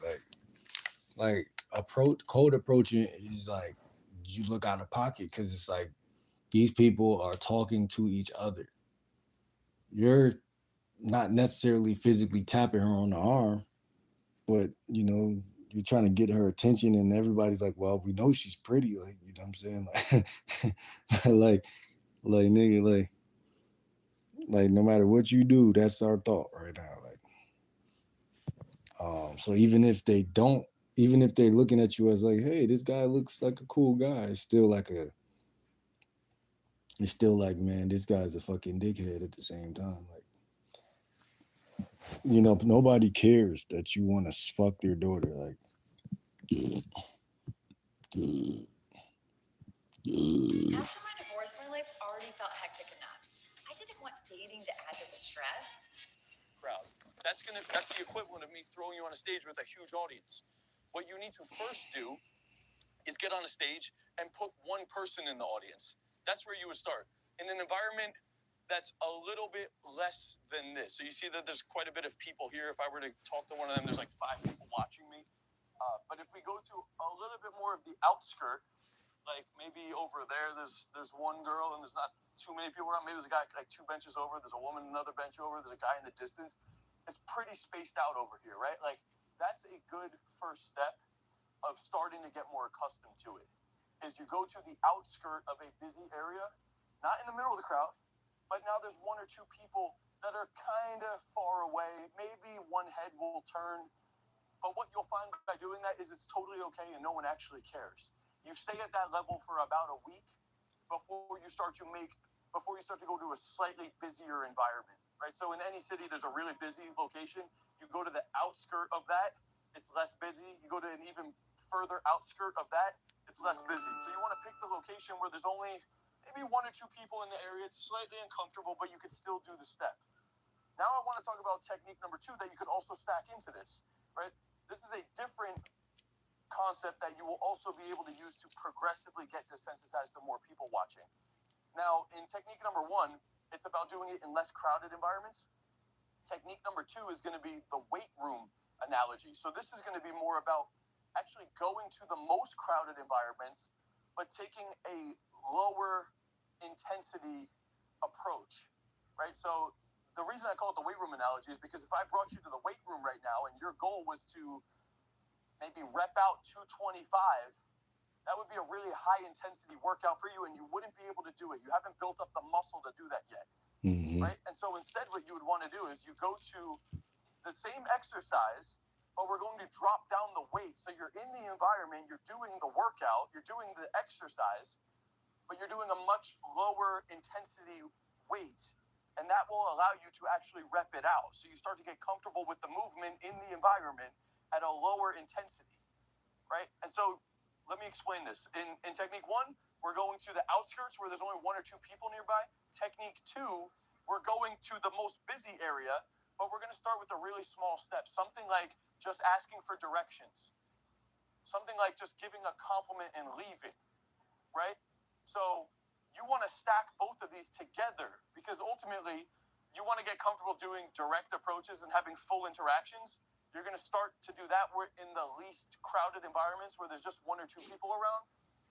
And then towards the end of your workout session, I would actually recommend going to the most busy or most intense environment, but go to a lower intensity workout. So you go to the busiest part of your city and you go up to the most crowded area there and just ask somebody for directions or just give somebody a compliment. This way you get desensitized to doing both of these, I guess you could say, techniques, right? You'll practice longer interactions and then you'll also get comfortable baby stepping your way in the most intense environments. Now, week by week, you will slowly crank up the intensity on both of these the same way you would in the gym. So if I was working out, first week, I need to hit 10 to 15 sets for my body part to rep out the exercises so I get accustomed to that intensity. The next week, I could add 2.5 pounds onto it. The week after that, I could add 2.5 pounds to that or go slightly higher rep range. And that's the same way that I want you to build this up. If you want to get desensitized and get to a point where you don't care if anybody's watching, get to a point where you're filming content, and this guy's right here, he's like, hey, be able to speak. That's hilarious. Right? You want to get to a place where you could be out in public and communicate with people, and it doesn't matter if there's other people watching. It's going to take time. It's not going to happen in days. It's going to happen in weeks. I can typically take a client in the first 4 weeks or so of my program and get them to a place where they could confidently approach women out in public, even if there's other people watching. But it's not going to happen in a couple of days. So pick a workout weight that you're comfortable with, and you start to hit that consistently for the first week. Week 2, you crank up the intensity slightly, and you rep that out for the week. Week 3, you pick a slightly more intense workout, and you build yourself up like that. Now, most guys struggle to continuously do this day by day, week by week by themselves because there's just not enough accountability. There's not enough encouragement, support, and actual coaching to point out the blind spots, right? So I encourage you guys to try to go out and do this right now. If you're somebody who's really been struggling with this, you're paralyzed by this, you're out in public, there's people watching, you start to really get in your head and you need that coaching, I would love to help you make that transformation. You can click the link down below and apply to work with me directly. That way you can have the accountability, the coaching, the structure, the support, the mindset shifts needed to consistently go out and work this thing as you progress. Yo, what's going on? What's poppin'? It's your boy, Mr. Lucario, the bad boy of the dating game. What's good? So in this video, I'm going to show you a young lady who's going to be talking about how some dude flew her out, spent a lot of money on her just so that he could smash, right? And what I want you to pay attention to is the fact that she also is in this situation spending all this time and energy, right, with the guy because he's basically tricking. But let's start this. I'm gonna start and stop it, and we're gonna go into this. Right, let's go. So, story time about how an influencer flew me out round trip first class to Miami, put me in a 4-bedroom condo, and then left me here. So this guy. So she's saying that some influencer dude flew her out to this condo, spent all this money flying her out, bringing her into the spot, and then he basically gonna hear that he smashed and then he bounced, right? See, the problem with this is that he could have smashed and bounced without actually spending all this money. But let's continue. Super popular, popped up on my FYP, and I slid into his DMs on Instagram one night, and the rest was history. We've been talking casually since November. He kept saying, I'm gonna. Okay, so basically she says she slid into his DMs. See, this is why I tell you guys about all this choosing signal shit, right? Because what happens is that sometimes women will choose you because they see that you're a sucker. You understand what I'm saying? That's the issue, right? See, I've had, younger chicks slide into my DMs like 22, 23-year-olds talk about, hey, what's up, daddy? Hey, daddy Locario, all that other stupid shit. When they realize and they check my page and they realize that I'm not a mark, then they kind of fell back and this is why certain women know better than to DM me on some bullshit. But what I'm telling you guys is don't think that just because a woman is DMing you that she's interested in who you are. She could be DMing you because she sees you as a fucking sucker. But let's continue. Fly you out, I Type shit. promise, blah, blah, blah, blah. And then a couple weeks ago, he was like, hey, you want to come see me? So I was like, yeah, absolutely, I do. And so we went over weekends that worked best. Gave me the option of seeing him in Dallas, where he lives, or in Miami, where he was visiting. And I was like, fuck no, I don't want to go to Miami with all those pretty people. Dallas is more my vibe. So he calls me last. So she's saying, well, I don't want to go to Miami. There's all those pretty people. Dallas is more the vibe. So what she's essentially saying is she doesn't want any competition in these situations where she could have the upper hand in a Dallas situation because she may be the best looking woman in those situations wherever they're going to be at, whatever they're going to do, which is going to reinforce, right, the feeling that he would have dealing with this woman because he thinks she's hot. But let's continue. This week and gets all of my details, verifies my birthday, yada yada. Sends the flight to my email, and he booked it first class. Didn't have to ask, just did it. So I'm pumped because I'm like, why the fuck would this guy book me first class? He could have just paid for an economy ticket and I would have been happy. I get my nails. So she's saying that I'm hyped because why would he do this first? He could have just paid for economy and it would have been cool, right? But she's pumped. Why? Because she's like, this guy is a super trick. He's going to spend more money on me in this situation. Let's continue. Done, I tan, you all know, I was crashing out about this. I was getting no details from this man. I was like, where are we staying? Are you picking me up? And this is when, again, we're going to Dallas. He's like, I'll pick you up from the airport. I'm actually going to get you your own hotel room that's right next door to my apartment complex because he doesn't like overnights and thought it'd be better if I had my own space. Whatever, fine. Calls me a couple of days ago and says, hey, actually, I'm still in Miami and I don't want to fly back to Dallas to have to meet you there to then come back to Miami because I got a new apartment and I'm moving into my new apartment on Wednesday. So I'm rerouting you. You're coming to Miami. I had to repack my entire wardrobe. All right, bro. Now I seen something popped up. Miami. There was also a big I'm gonna definitely snowstorm hop coming, on so I was there like, okay, after I fine, get thank off of I here, want to bro. stop this real quick to notice something, right? Think about Appreciate this you, man. I'm woman. gonna see you later, man. She's DM'd this guy for a little bit on We gonna go live later again. whatever Instagram, I TikTok. got a don't know video what about it is to right now. drop. And this influencer. But Before you isn't go, it you interesting left how already, bro? she has so much time to fly out to Dallas and fly out to come see him in Miami and all this other stuff, right? And what you gotta understand is that a lot of these women right? Who, let's say, for example, will be considered conventionally attractive, or a lot of guys will think they're attractive. What they do and what they know is that they know that there are certain guys who will do a lot for them because of their looks. They'll give them money and, make shit happen in that context. So if they have all this time, it usually means that they have, a few guys sponsoring them, giving them money, sending them stuff in order for them to have the time to fly out and do all this other extra shit. You understand what I'm saying? Because the average chick who's working a 9 to 5, she ain't got time to just be flying from here to there. Even if, let's say, for example, a chick was an entrepreneur and she's working on some things in her business, right? A lot of times, you're not going to have all of this time to fly back and forth and do all this stuff. Now, depending upon your situation, as far as if she's like been making money as an entrepreneur, then that's one thing. But in general, right, most women and most people just don't have that type of time. So the fact that she has this type of time, what it says or what it can show is that this woman is using guys for their money in these particular situations. Again, I don't know this woman. I'm just assuming based on this particular thing. I could be wrong. I'm just saying that this could be it, because the thing is, women know that guys will respond to them or react to them a certain way based on how they look, and they know that they can get a man to pay for a lot of things based on them doing it because they think they look a certain way. But let's continue. For the better. Fast forward, flight is rebooked, and the flights suck. I originally for Dallas was getting there at like 5 p.m. and I wasn't leaving until 6 p.m. on Sunday.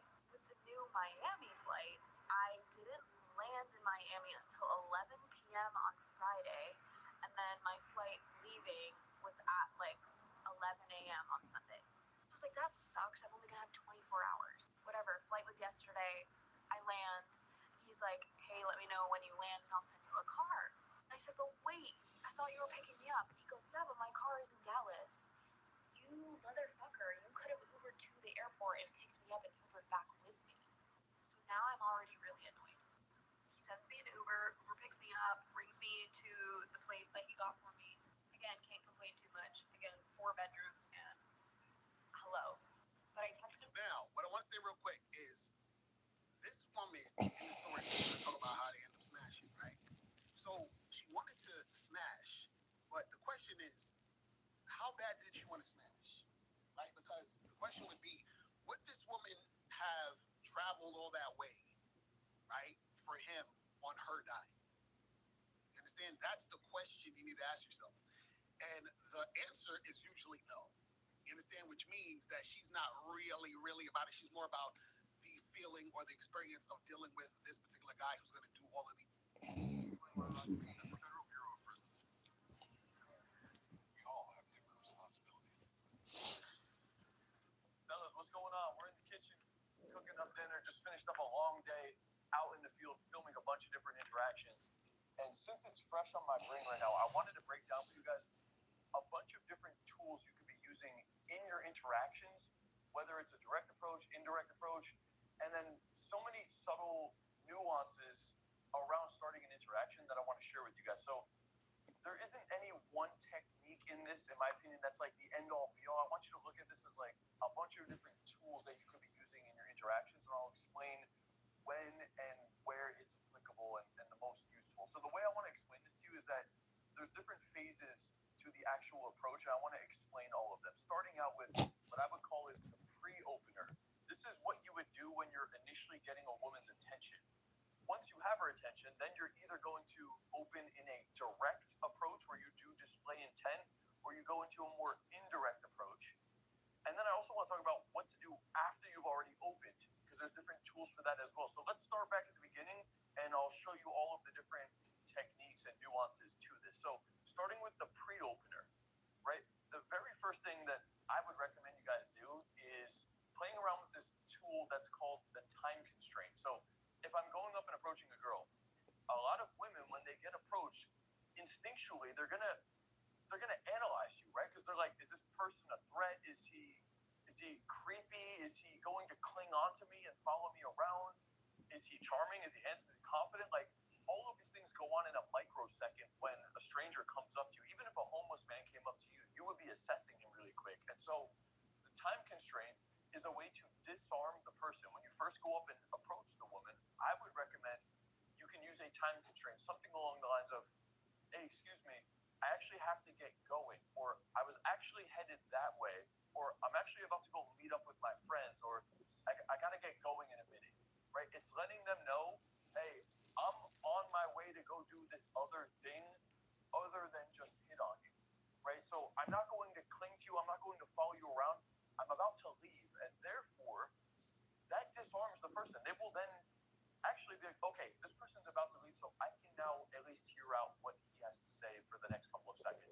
Like, even if a homeless man came up to you and he started asking you questions and following you, you'd be thinking, like, okay, like, what does he want? Like, is he just going to keep following me home? Like, this is uncomfortable. Who is this fucking guy? But if he said, hey, really quick, I got to get going, that suddenly disarms you to be like, okay, I can hear and entertain a couple of seconds because he's about to leave. And that's the beautiful thing about a time constraint. I would say, bro, time constraints are powerful, yes, but um, no, I can't really say much about that because women. I'm not a woman, so I don't really know. But uh, what was I about to say? Um,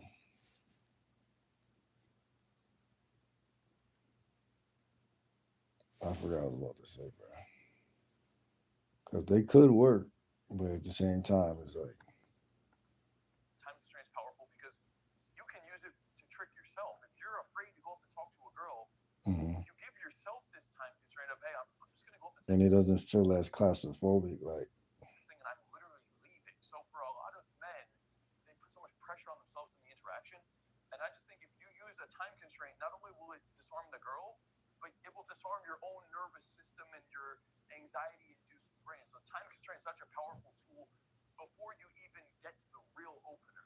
The mhm. other pre-opener you can use is, simply put, it's, hey, excuse me. Okay. A big mistake I see Mm. guys make when they're going out and approaching, especially the clients that I have in person. Like, we have a Miami live event coming up in like 2 days.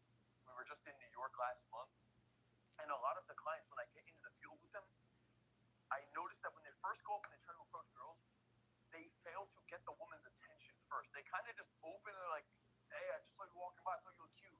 Mm. And they never even got the woman's He attention. right. I ain't gonna lie. Like, I had to learn that shit. I ain't gonna lie. Took me fucking forever, but I had to learn that shit. It's more valuable to have a woman's attention than it is to, um, like I said, to go direct. You're going a little too direct. Like, so if you use an opener, you're better than just doing your approach. Now, if, like again, if you only got 5 seconds to talk to her, you're never gonna see her again. That's different. But if she's at the store, you see her at the store. You don't have to. Well, I mean, for me, that does feel like I only got 5 seconds sometimes to talk. Like if she about to go get in her car, pump her gas. It just depends, man. Like you got to read the room and you got to actually make the right decision in the moment. The wrong decision is to not talk at all. That's where I'm at with it. Like whether I do, excuse me, whatever, close, talk to her then close it, or whether I do, we're at the gym together and like I said earlier, you might go more indirect. If I'm in the grocery store, I might go a little bit more indirect. If I'm somewhere where there's no like rush, I might go more indirect. Undivided attention. And so this is why you need a pre-opener before you just open with the intent, right? So Mm, I think, hey, excuse me, is great. Now understand that just because you say that, that might not get her full attention. You may need to be a little bit more persistent. So oftentimes you may hear me say, hey, excuse me, hi, I actually just saw you walking by. Like, all of that is still a pre-opener to get her undivided attention and get her to calm down and get her to be able to look at me and realize, okay, yeah, he stack a couple things at first. Like he stack a couple things. Hi, excuse me, excuse me. No, no. There you go. Excuse me. Hi. You know what I'm saying? But that fits his personality though. Like, but it will slow her down. You know what I'm saying? I feel like for me, I could just say, excuse me itself. It has literally stopped every woman that I've said it to, it made them really turn around and look like. So I think for me, just excuse me alone is powerful, but I see how you can stack certain, like you said, pre openers. You can stack them. You know what I'm saying? This guy's calm, he's confident, he's friendly, he's not a threat. I can relax and at least listen to him. It's important that you do those things before you just say, hey, excuse me, you look cute. The Mm-hmm. girl's like, what? And she's like walking by. So the pre-opener of, hey, excuse me, and you may need to then smile and say, hey, really quickly, time constraint, or you may need to say hi, or one other technique for the pre-opener is what's known as a statement of empathy. So if you say, hey, excuse me, some women, they look up, they might look concerned, Mm-hmm. right? They might look concerned, they might look confused. This is confused, this is concerned, or they might just, I don't know, they might think that this is really random, right? And so what you also may need to do is meet them at their level and show them you understand what they're experiencing. By you voicing to them that you understand what they're experiencing, Mm-hmm. that also disarms them. Nah, Okay, so that's probably the biggest thing that disarms their ass. I call that February method: facial acuity, emotional acuity, body language acuity. That would be you reading her body language, not even her body language. Well, kind of like you reading all three: her energy, her face. Like, oh, I didn't mean to disturb you. You look a little like you got the jitters or something. Nah, and then you switch over. Nah, you just called my attention real quick. You know, I seen you from over there, blah blah blah. And it comes across way more relatable than if you just was like, oh, you know, you're beautiful. Can I fuck you? Like, a statement of empathy is simply acknowledging what they're experiencing. It's acknowledging what's going on in this moment. So if I open a girl and she goes like this, or she gets startled, I need to acknowledge that. I can't just be like, I thought you were cute. Like mm, that's weird, right? mm-hmm, You need to disarm and you need to like de-escalate the situation so she can calm down before I even get into that next piece, mm-hmm. right? So what I would recommend, like, oftentimes what I do is if the girl jumps, like, I like playfully do it. I'm like, oh shit, I didn't mean to, something like that. Like as an instinctual reaction, if she jumps, I'm gonna go the opposite way but laugh to disarm the girl. If she looks really concerned That makes or sense. confused or this is random, I'll then laugh and say, hey, listen, I know this is a little bit random, but, and then I go into it. So that acknowledgement of what she's experiencing. He's very preventative with it. Like, this is like real social dynamics for real. Like, cause like you just gotta know how to move. Like, It disarms them a little bit. It makes them realize, okay, like this isn't some creepy guy. Oh, okay. He's normal. Oh, okay. like a person, two things could be true at once. Like, if you're a woman, you're out in public, you're pumping your gas or you're cleaning your windows of your car. Some guy walking past you. Um, he might startle you. Not like even if you say what's up to another guy, like he not ready for you. You might startle him. But once you do a lot of like he said, the de-escalating of like what he's saying, it just neutralized the target. Like, Friendly. He's confident. He didn't get weirded out. Like that's what a lot of guys will do too. They say, hey, excuse me. The girl goes like this. The guy then's like, that's even worse. Like following those her. seconds after the open and how you react displays a lot of honest signals about how you're feeling in that moment. And people pick up on that energy. So the pre-open is arguably just as important as the open, and you can utilize a statement of empathy to acknowledge how they're feeling. You can use the time constraint to disarm them, and also understand the idea of being persistent on the pre-open to get their undivided attention before just dumping a compliment. Like, excuse me, I gotta get going in a little bit. I don't mean to take up too much of your time or anything, but you know, blase, blase, blase. An intentful line on them, right? Got my shrimp and potatoes cooking up. Gotta mix this up really quick. My guy got the air fryer and shit. Let's get this air fryer going. Little potato jumped out. Was just eating a quick little potato bite. But now that we understand the pre-opener and all the different tools, let's just quickly move into the the actual opener and how to elaborate on that. And before I even get into that, guys, like if you're not even opening or approaching and you know that the content is fun and entertaining and you're learning, but your life isn't actually changing, you're not taking action, you're not building the skill set, click the link down below. Apply to work with me directly. That way I can give you the coaching, the accountability, the push needed to actually get out there and get real results. Now that we understand the pre-opener, let's talk about the actual opener. We have her undivided attention. If we needed to give a statement of empathy, we did. If we need to give a time constraint, we can. But we're in a position now where we can actually either display intent or do an indirect opener. Let's talk about the different tools we can use here.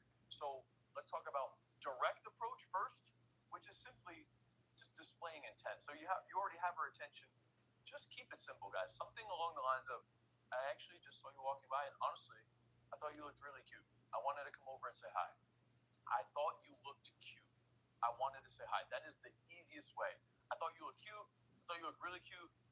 I thought you looked super cute. I think is a little much. I think you look sexy is too much. And I wanted to say hi. I wanted to meet you really quick. I wanted to see how your day's going. Right?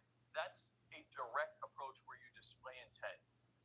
Don't overcomplicate it. Most guys study these videos so much and they cannot deliver that line slow with a smile and good eye contact, relaxed. You need to practice that. You need to practice that in the camera to see how you look on camera when you're displaying intent with a smile, with good eye contact. You need to get comfortable saying it out loud. You need to get desensitized to saying, I thought you looked cute. Most guys never say that. If you never say that, don't expect to go up to a woman first try when your heart beats pounding out of your chest and you've never even approached it. Now you're going to just miraculously deliver it in a flirty way. Like, no fucking way, bro. It is a phrase that you need to look at it almost like an actor. Like when an actor is playing a movie role, if he was trying to be charming in the movie role, he would need to have a certain delivery, a certain vibe, certain sound to his voice. Like it would sound a little flirty, a little airy, there'd be a little smile on his face. He wouldn't deliver it emotionally like he was shitting himself, like nervously, like that wouldn't be it. So you do need to practice it on camera to see how it sounds, get desensitized, saying it out loud, and then also get desensitized and get comfortable, confident, congruent, delivering it to women in the field.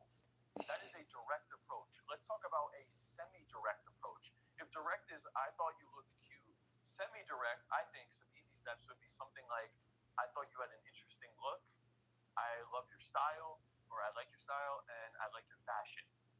Okay, those are all about the woman and her look. They're not full-blown intent, but it still is getting to the point, right? And if you deliver that with powerful nonverbals, it's like almost there. That's why it's called semi-direct, right? The guys that can't do either of those, I would recommend you start indirect. So that would be something like asking for directions. When clients come into my program, the first thing we do is we get them comfortable and confident giving out greetings and compliments in passing, right? They're not even having conversations. They're just getting out into the field, talking to people, giving out compliments. The next step that we would do is get them comfortable stopping people, asking for directions. Okay, so indirect opens are a great way to practice stopping people and realizing, hey, I can actually just stop a girl if she's walking by and ask her for directions and then give her a compliment. When you've done that enough times over and over again, you'll get more comfortable and confident within your own skin doing this. Then you can step up to a semi-direct, and then ultimately you can actually step up to a direct approach. So there's direct, semi-direct, and then indirect. The one other indirect tool I like is actually opinion openers, like asking a girl a question, asking her opinion on something. That can be great, especially in nighttime environments or in social circle settings, house party settings, professional environments. Like those are all great places to use opinion openers. Let me make sure my food's not burning. Food's burning. Yeah, I feel like for me, opinion openers could be thorough. It could be nah at the gym. They can work for like they can work, but like I would say more like gym, yoga, and like food places. Like you could ask a woman like, "What's your favorite thing on the menu here?" Like something like that. Uh, I'm saying, uh, or something like that. Um, or see, even if you're at Trader Joe's, or what's your favorite late night go to snack? I'm saying just stupid shit, like you know what I'm saying. So you could really get busy with the opener, the opinion openers. Only risk that you run is that you ask her and she answers and smiles and you don't continue the conversation, but that'll be your fault. I think most guys just struggle with closing and carrying things over.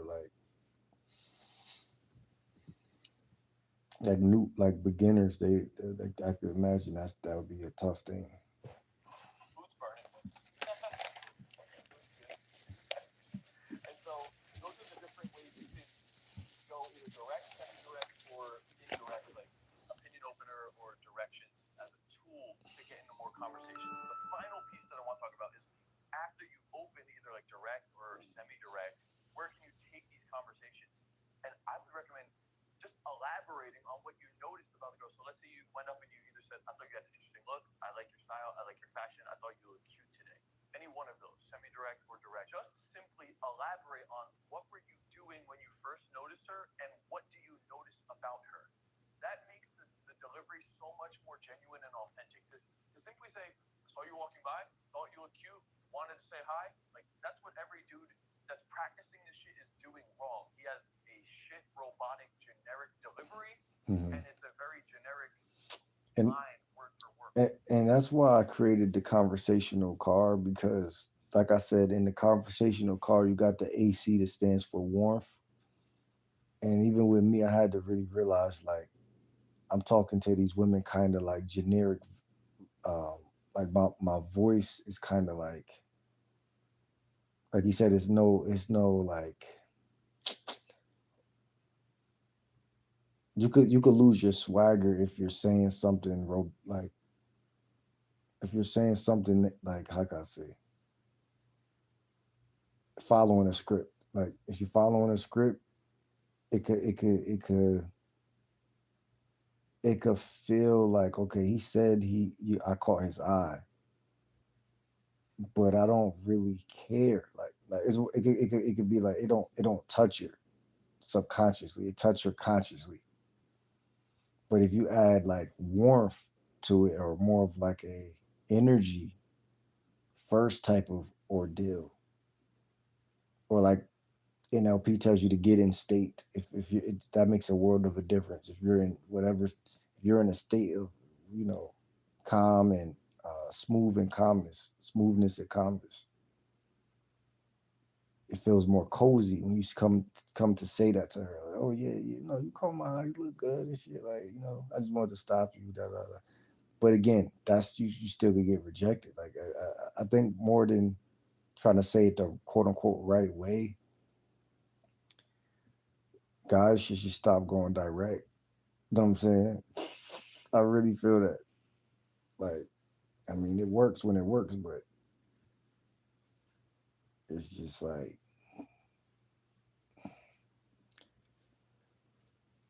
let him bring her ass to you, man. Word, right? Saw you walking by, thought you looked cute, wanted to say hi. It's like fucking pickup artist jingle, right? You need to find a way to make it a little bit more unique. So my advice is just talk about what you were doing. Like, hey, excuse me, I was actually just walking out of Whole Foods and I saw you walking by with the all black jean jacket outfit. Honestly, I thought you looked really cute. I wanted to say hi really quick, right? So that makes it so much more That's a good game right there. real and authentic, and you're not just some robot just vomiting the same phrase. And that would get tiring and repetitive too, especially if you're doing it with no result. So I would recommend elaborating on it. One other thing, final note, is that you can use that phrase at any point in the interaction, even if you opened indirect and we're 2, 3 minutes into the conversation, I'm asking how our day's going. Even if we were talking about Whole Foods and now we're 2 minutes in, she said, "Oh, my day's going good. How about you?" I said, "Honestly, everything's good. I worked out earlier. I was literally just leaving Whole Foods with my shrimp, and then I saw this cute girl with the all black jean jacket on, and I was like, man, let me at least go say hi to her." You can say that in the middle of the interaction to even transition it. So whether it's direct, semi-direct, indirect, I do think this idea of explaining the context and elaborating on what you like about the girl can be a very powerful technique. So Yeah, the thing that makes that powerful is that you're staying in the present moment.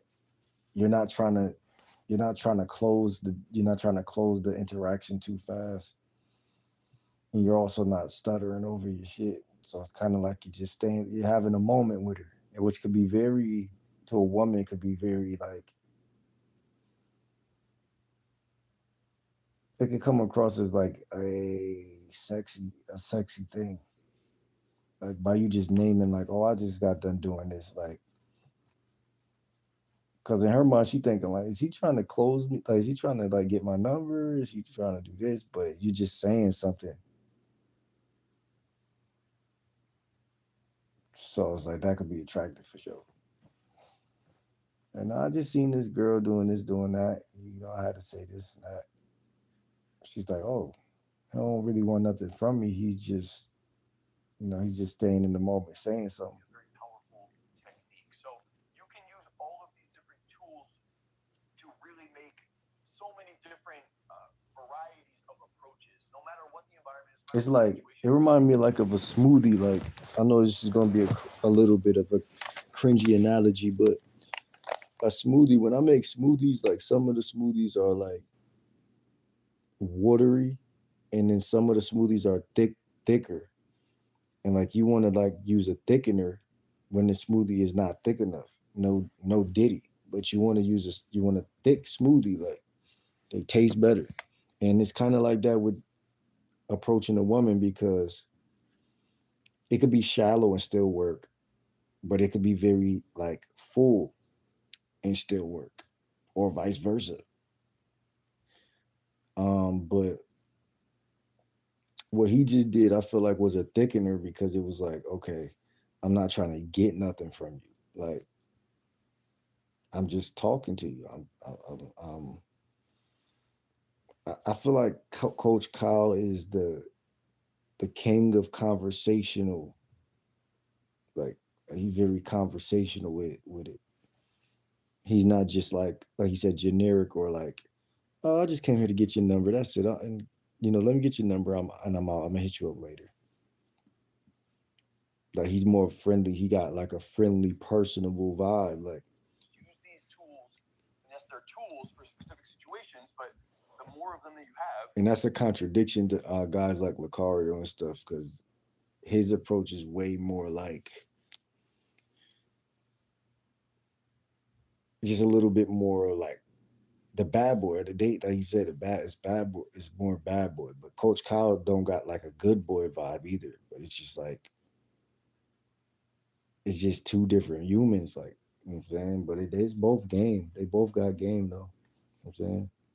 the better you're going to be, the more equipped you're going to be to approach any girl in any environment, right? Now, if you want to get to a place where you can literally approach any woman in any environment, run an amazing conversation, get a phone number that could actually lead to a date, which, by the way, this is really what we've been doing nonstop over the last couple of days. So I don't know.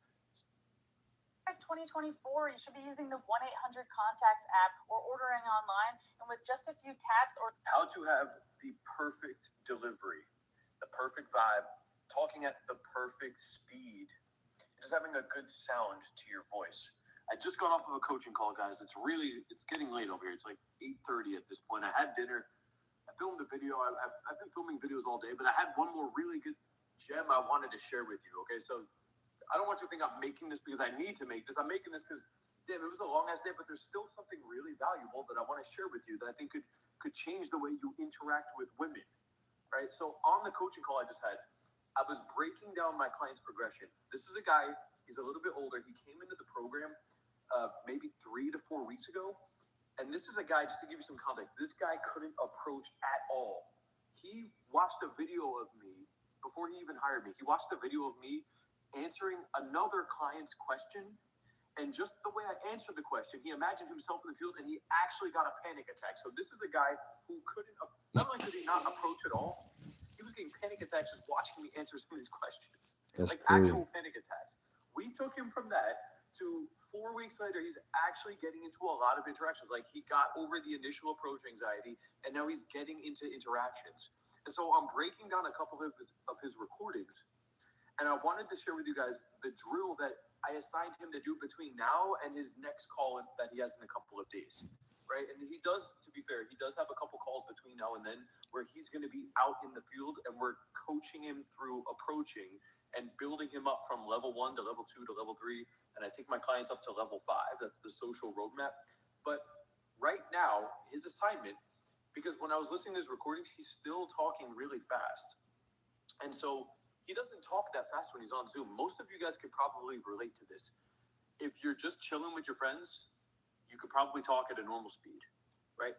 However, if you have to go up and approach a woman, you're gonna start to like shit yourself, okay? You're gonna start to talk really fast. I always tell this same story.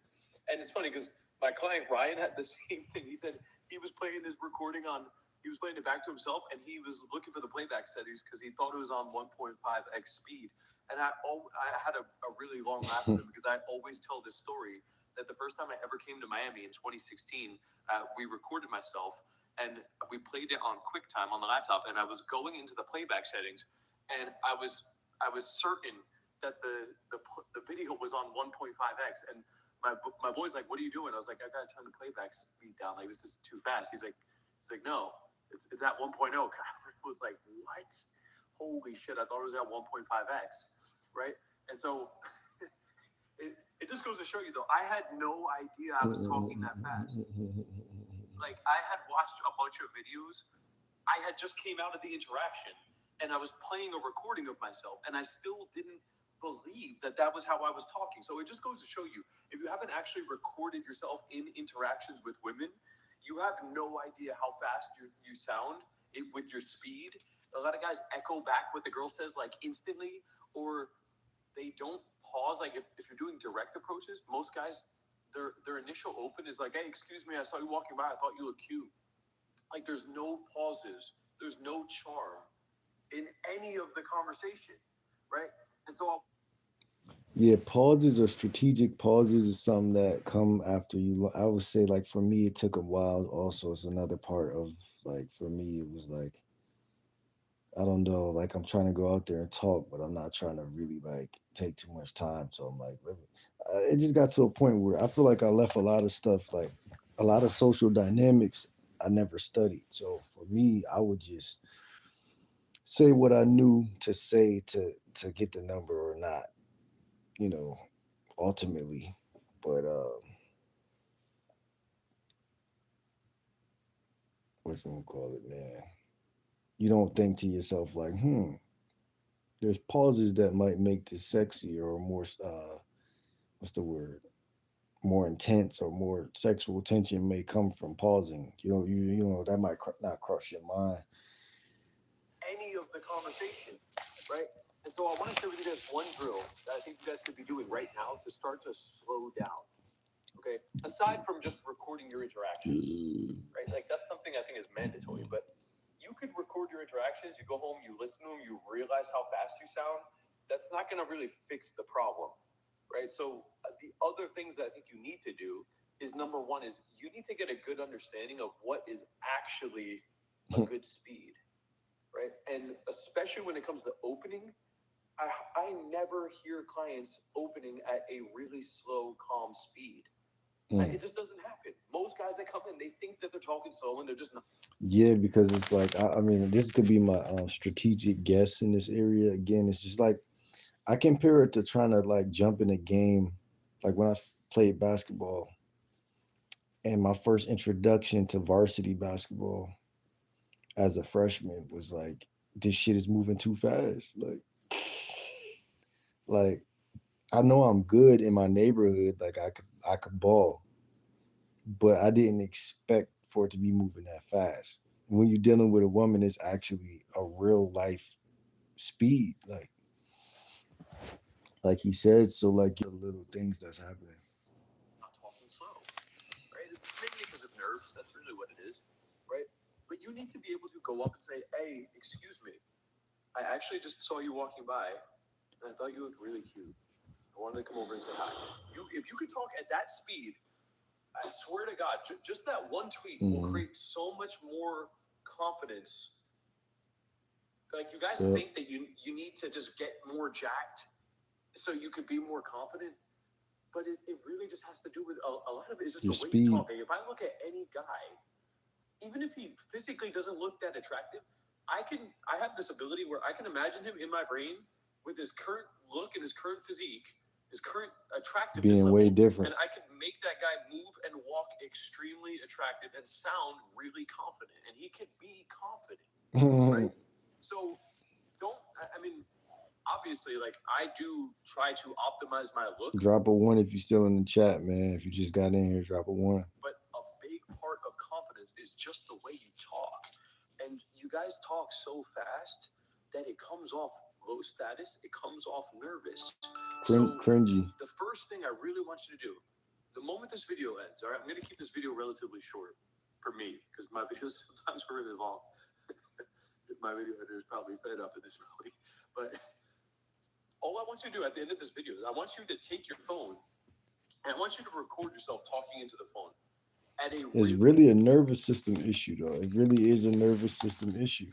It's like if you would never talk that fast in a yoga class, but you'll talk that fast in a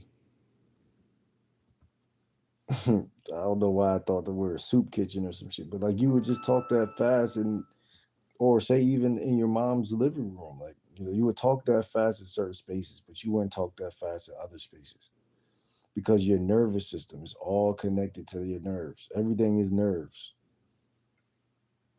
That's why when you get high or you meditate or whatever, everything is slow. And you're more grounded, which I always make sure I bring up, which is important for your conversation. You really can't speed this process up to become good with women. You got to take your time and slow down and piece by piece this shit till you get it down. You know, because he's saying stuff that I'm like, yeah, he right. I got to, next time I code approach, you know, just make sure. Because I think I've gotten way better as far as like, just naturally, just because I'm just like not where I was last year in life in general. Human beings, we give off signals like of like if we're doing better in life or not, and that does affect your speech pattern and the tempo of your speech patterns. Because if you're better than the person you're talking to, you're not going to talk like a bitch. It's just not going to happen.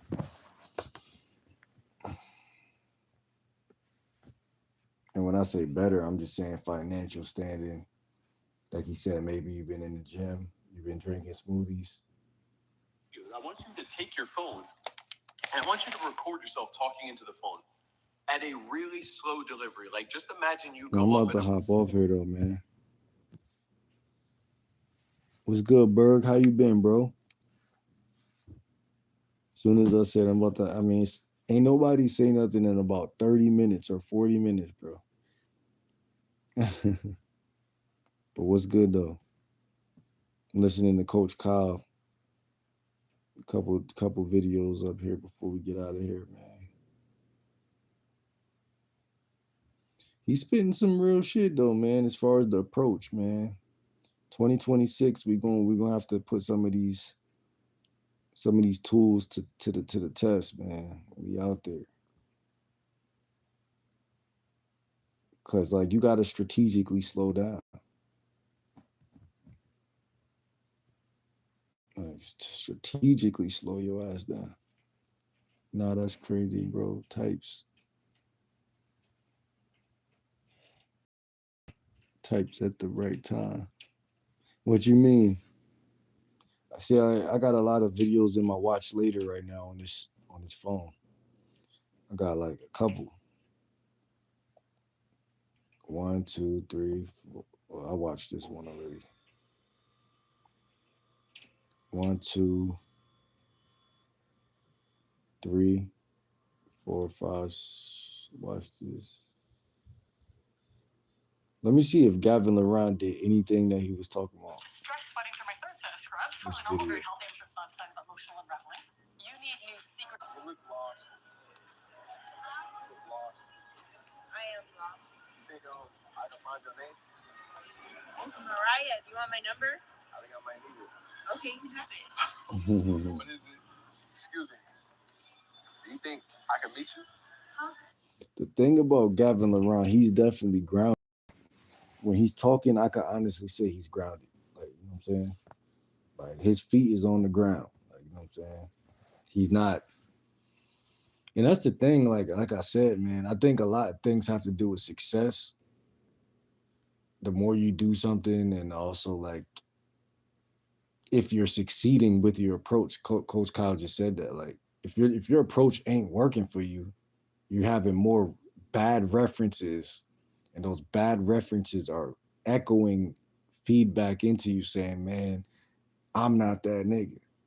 But the more you got more, and that's why I like indirect game, because the more you talk to women without rejection inside of the equation, the more game you technically have, which a lot of guys will argue that you don't got any game at all at that point. But the direct guys would say that. But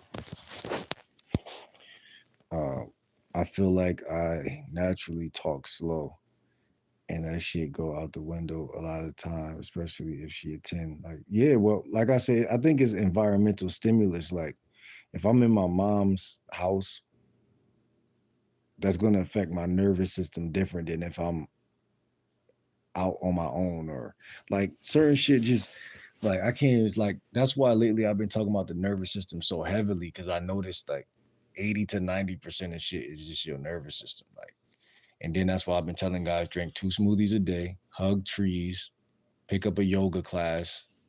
You know what I'm saying?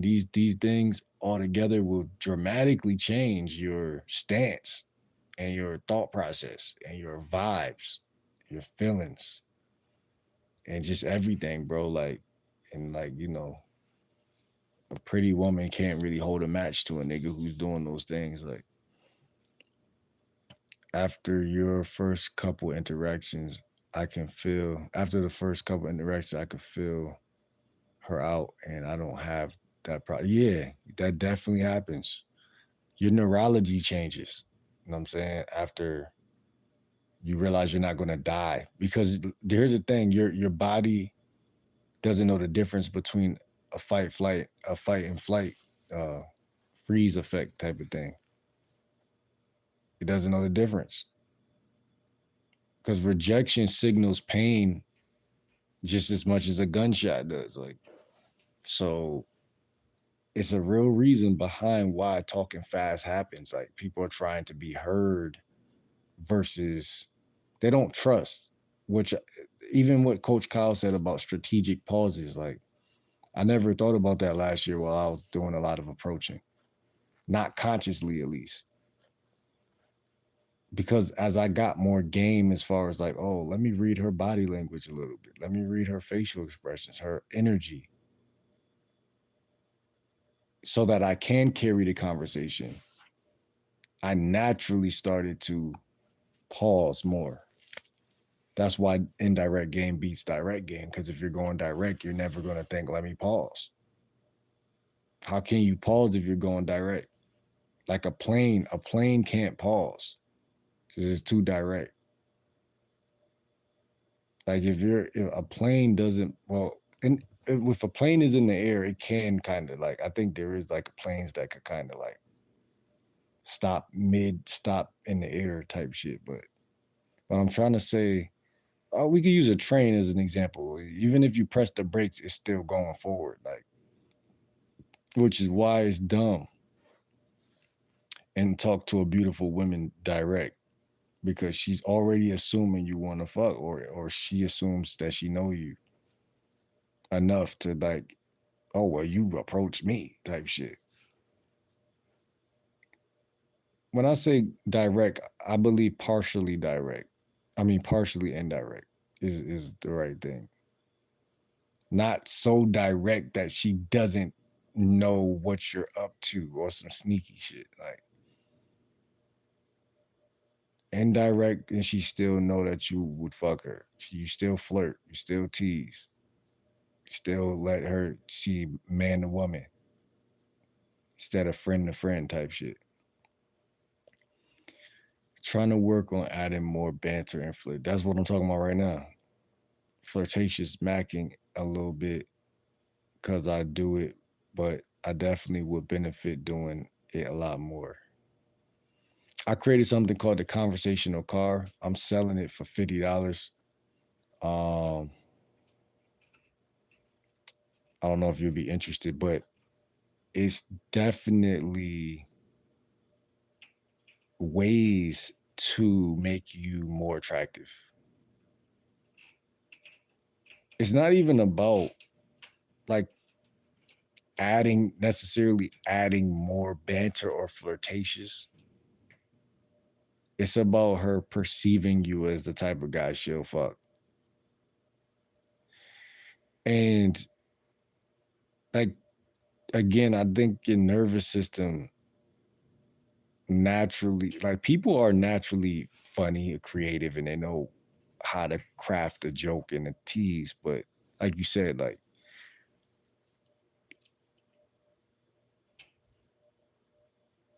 even as I listen to Coach Kyle and now I'm watching a Riz video, I just know there's levels to game. There's levels to it. Like when I first started, like, okay, I know this coach, I know that coach, I'm listening, I'm learning, I'm going out there, I'm trying, I'm approaching. Bro, it's been since I was 24, I'm 30 now. That's 6 years. And still, I gotta go and look at, like, not saying Coach Kyle is a simple coach, but he's saying basic things right now. And I'm still having to look at the basics because it's like chess, right? If you ever played chess, you could get better at chess, or at least learn how to play the game enough. But you still never are good enough to where you can't go back and look at something simple.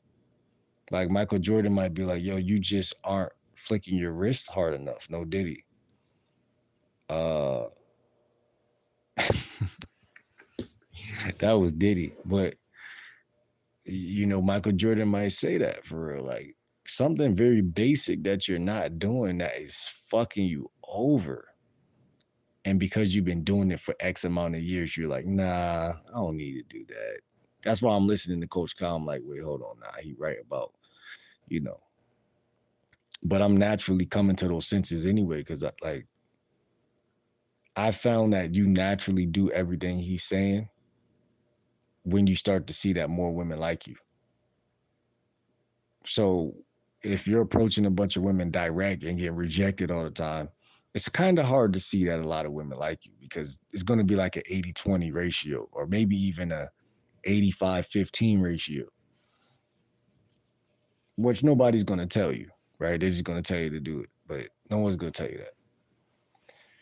Now, when you get the conversational car that I'm selling for $50, or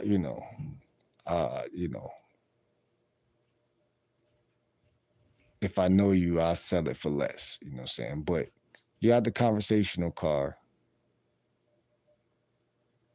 which does involve keynote escalation, which is physical touch. It involves deep talk, small talk. It involves banter, like you said. It involves integrity, which is a part of conversation. It involves so many things, bro. It's not in frame control. It involves everything, bro. That shit is packed with game. It involves small talk and NLP, like state control type shit. So got to get more indirect. Yeah, to a degree. To a degree. That's what it really is. It's not about direct or indirect. It's about your personality also. Like if you're not, like you take a guy that's not super confident or bold and tell him to go talk to a pack of fucking wolves. Like women could be wolves too. Like they not saying like that, but like, you know what I'm saying? Like not saying they're like danger, like you should be scared of their ass. But saying like they're the baddest of the baddest bitches is gonna equate to the rawest of the rawest niggas. You know what I'm saying? So if say you go to the gas station and you run into a chick that got or dealt with a pimp in her past, she might not be on that no more, but she been around niggas with that game is so fucking crazy that she like, yo, this guy is like a kid to me. Like you come up to her talking,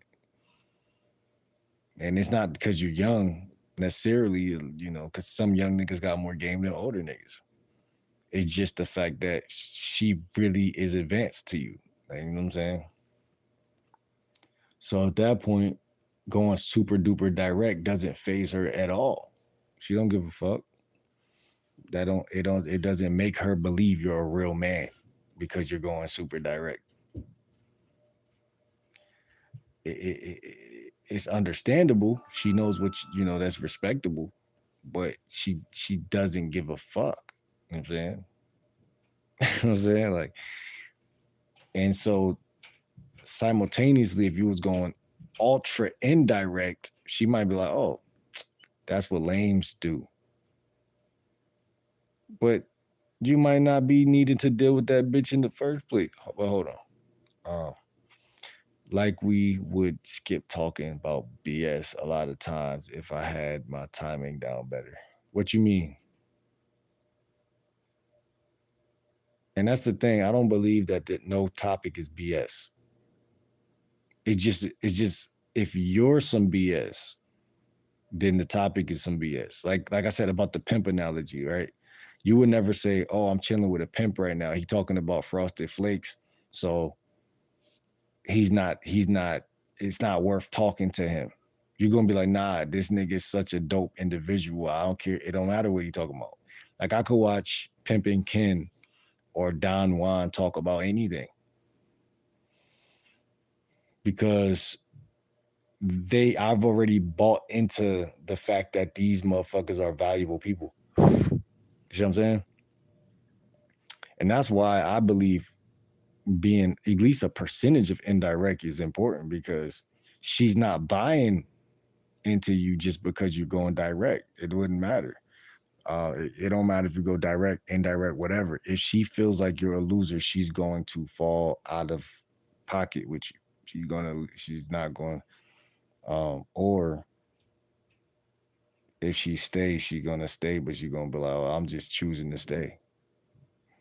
But you don't want a woman to choose to stay. You want her to have to stay. Not because you're forcing her, but because your game is too tough. That's my opinion.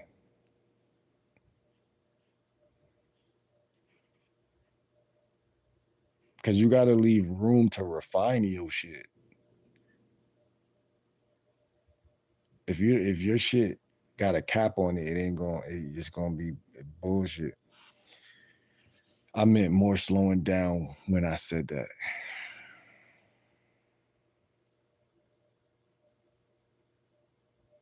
Like, say the whole. I don't know what you're saying. Like, the whole sentence? What you trying to say? Are you saying if you slow down more, you're gonna skip out on bullshit? I don't understand the sentence. The question. What is it? Excuse me. It ain't about because let me ask you. I'm gonna show you Gavin Laurent right now, and I want you to tell me: do you feel like he's going direct or indirect? Do you think I can meet you? Huh? Can I meet you? Are you gonna hurt my feelings? You gonna hurt me? Nigga, your name probably start with A.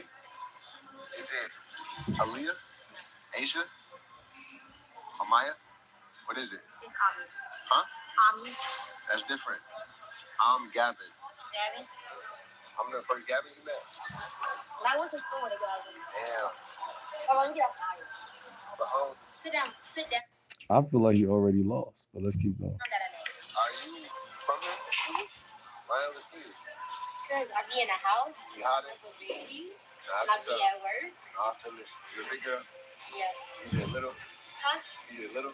Yeah. Oh, I get it. Nah, you just tricky. I just wanted to say hi to you think I can leave with your number? Your resume is getting you rejected. Here's why. So, Hiring software like applicant tracking systems scans resumes first. If the what you format- think about that, bro? Excuse me. No, I just wanted to talk to you. Sorry. You mind if I meet you? What? Meet you. Me? I just wanted to know you. You look interesting. I look interesting? I don't know what that means. You just got a little glow up at you. I don't know what it is yet though. How old are you? I'm finna be 25. Okay. That's not nice. I'm 35. Like blind. I'm not even got like 4 children by me. Yeah. That's beautiful. Are you Is rocking it? well? I'm very young. Just a little bit. What's your name then? My t-shirt? Why I know that? Huh? Why I know that? You didn't. See, like I feel like that's indirect. Cause he's saying a lot of like, and in respect to him, I fuck with his game a little bit, but it's just like I had to realize that that's not really game. So it wasn't terrible. I just feel like he was explaining himself. That's what I'm saying. Like,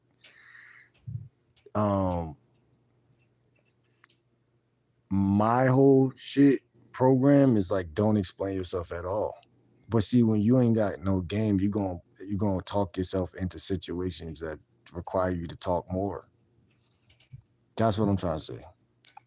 So I think that's what you was just trying to say. It was indirect. Yeah, it was indirect. It was just slow pace. It was like at some point you gotta take the red pill and you gotta talk faster. Like you got, because she's a like I said, I gave the example of the pimp and the woman that dealt probably got fucked by multiple guys, street guys, pimps, whatever.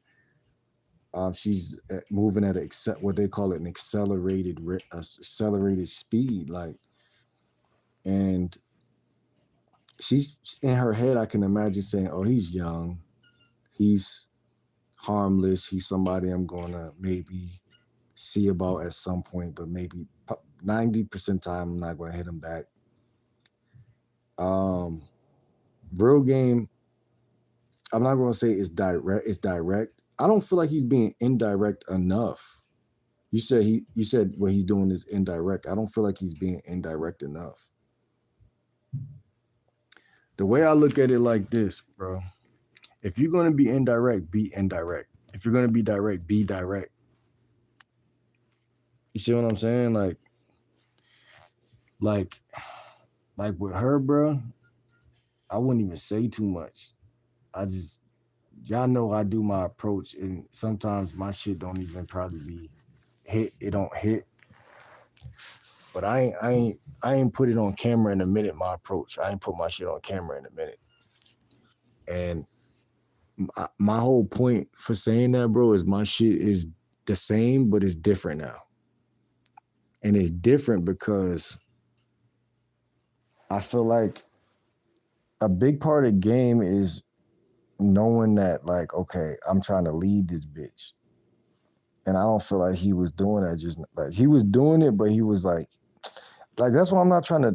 I don't like talking about his shit, because his shit is like, it's like good content, but it's like if you try to do it, you're not gonna get no pussy. Like, you know what I'm saying? Like, so it's like good content, but bad to me. It's bad game, because it's not even bad game. It's just not something that I feel like somebody should copy and try to really like build their journey off of, if that makes sense. Like, it's not bad. It'll get you out the house. But once you're out the house, you're still gonna have to take the red pill or the blue pill. Like, because if you just do that, you're gonna waste a lot of time. Because a lot of women are not gonna fuck with you, which is okay. You know what I'm saying? But the shit I'm pushing now, the shit that I got right now, Cause like Mr. Lucario, he say he don't even call bitches after he approached them, give them his number, they text him, he set up a date. That's his game. So imagine that. Who has more game, Lucario or this guy, or these guys that's doing these rich videos? That's my point. Fuck all that vague middle space shit.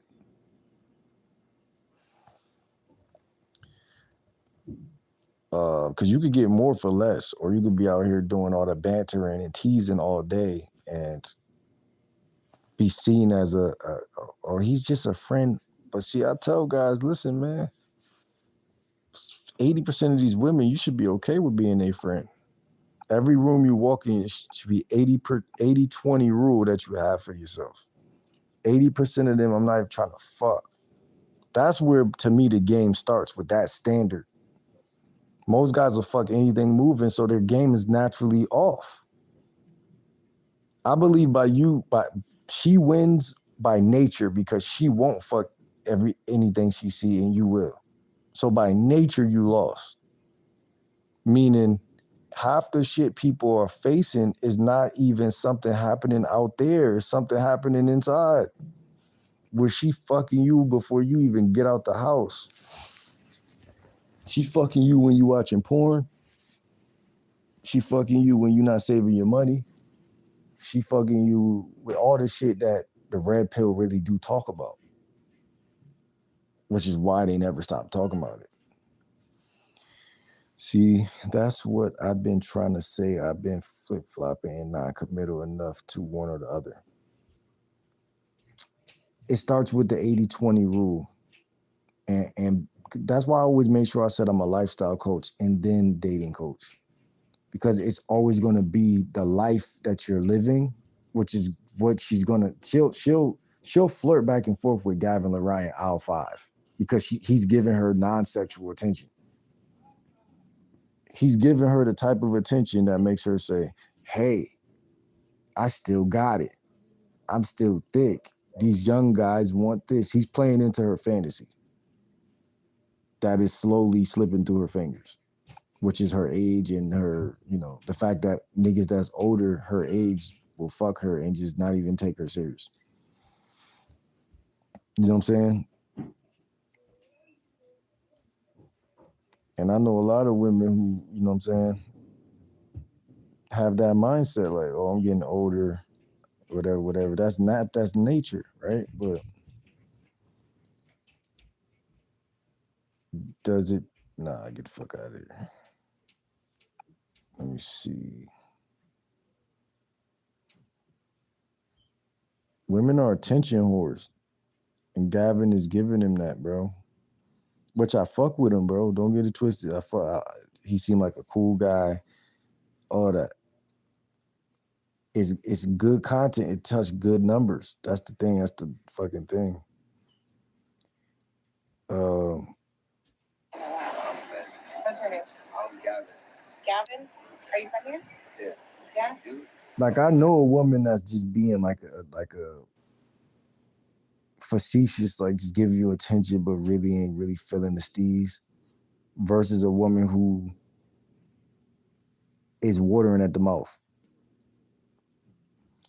That's what I meant. Sometimes when I lose momentum, I either speed up, slow down, and jump from topic to topic too quickly. You got to get the conversational card, bro. I'm selling it, bro.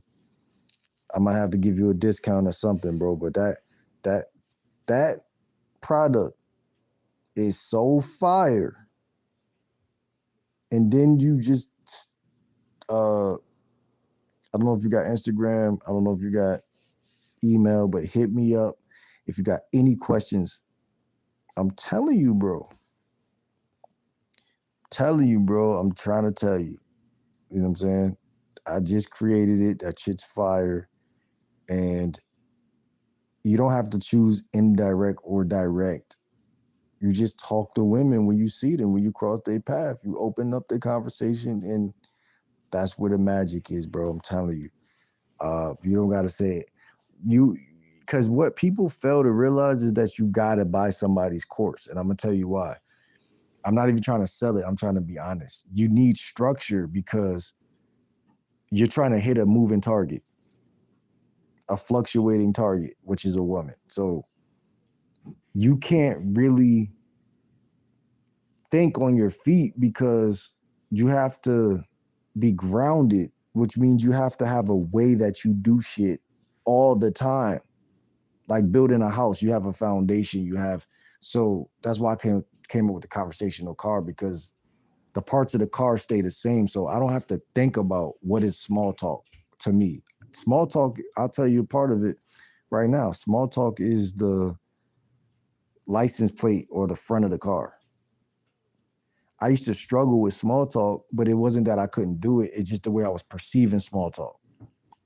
Now, when I talk to women, I lead with small talk. I start the small talk. I started off. I'm confident about it because I'm not scared. I don't believe I'm gonna get stuck there because the rest, there's other analogies with this course that I'm selling that has deep talk, small talk, deep talk, or I call it, going into the woods with the bitch, driving past the woods. You start talking about like deeper shit. Guys just don't got they don't got framework. That's what they missing. If you got more framework, then your conversations will turn out way differently. And a woman won't rape you for your attention. I know that's a bad word. She won't molest your attention. She won't molest. Like a lot of guys are scared, she's gonna get me for my time. She's gonna get me for my pockets. Like she's not gonna do none of that if you got conversational structure. She's gonna be caught up in the conversational car. It also has a GPS. The GPS is about your standards as a man, your boundaries, all of those things. The GPS is, I got multiple visual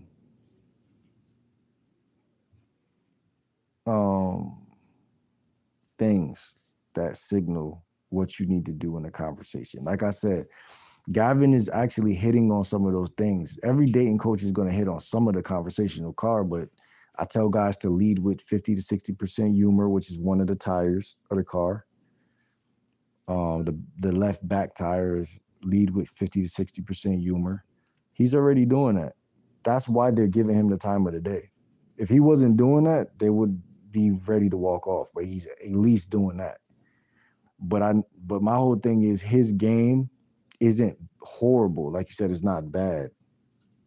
So it isn't terrible. But we don't want our game to be isn't terrible. We want our game to be stern. You want your shit to be every time you talk to a bitch, she like, oh, this motherfucker right here trying to fuck the shit out of me. So yeah, man, I'm gonna put that offer on the table.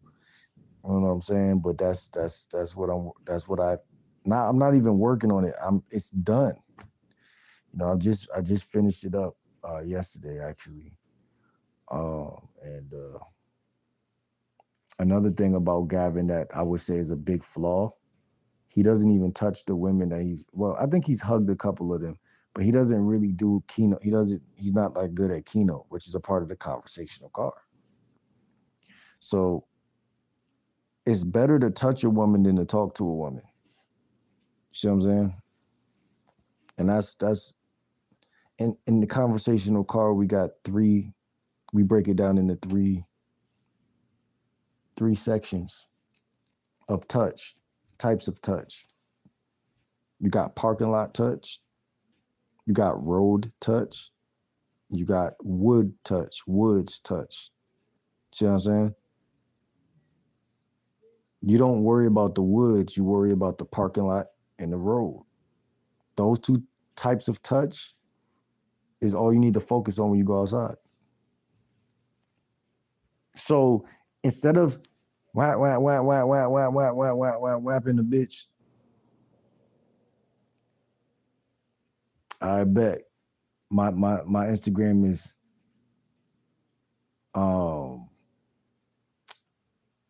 Will the GLW. But instead of whapping the bitch ear off, you do some parking lot touch before you drive off the parking lot. You're supposed to start off talking and touching and talking and touching. But the average guy ain't gonna tell you that. The YouTube Riz community ain't gonna tell you that. Only one person or a couple people. And one person is the guy Diego, that white light-skinned guy from the UK, Diego Day. They call him the Riz guy. He touches women. I've seen him do it. He walks up, he opens them, he touches within a matter of seconds. So I respect his shit. But if you only are trying to Riz and keep some distance in between the two of you, that's how I know you're a fraud. That's the fastest way to know. Because I was doing that, and I wasn't a fraud per se, but I'm saying using that as a, as an analogy to say, like, you're not really at that point. Because if you scared to touch them now, you're not really fucking all of them. I'm telling you. Now, the thing I would do last year, y'all would see me do a lot, was the handshake. Excuse me, how you doing? I would shake the hand. But that's the fucking bare minimum. But like, don't get it twisted. You don't gotta touch them to fuck them. That's true. You don't have to. But you're gonna get cut. You're gonna fuck more bitches if you do touch them. Without a shadow of a doubt.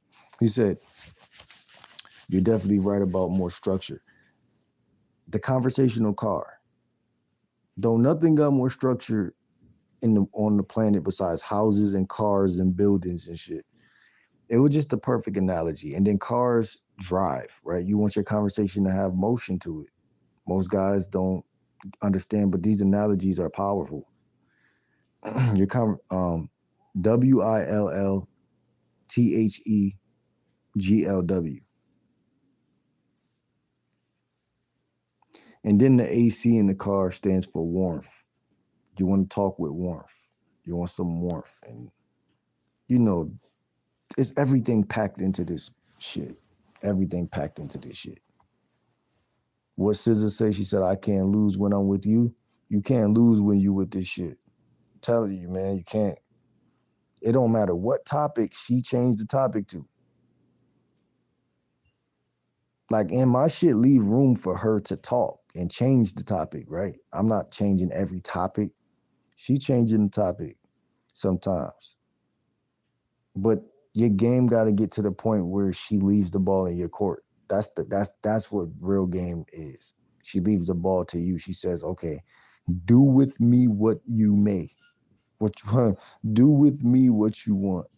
She starts to be more quiet. But she's still right here. She wants to come over. She's not sitting there questioning you, vetting you, and doing all that fake ass shit. And you wouldn't even care if she did, because you got enough conversation to actually talk at that point.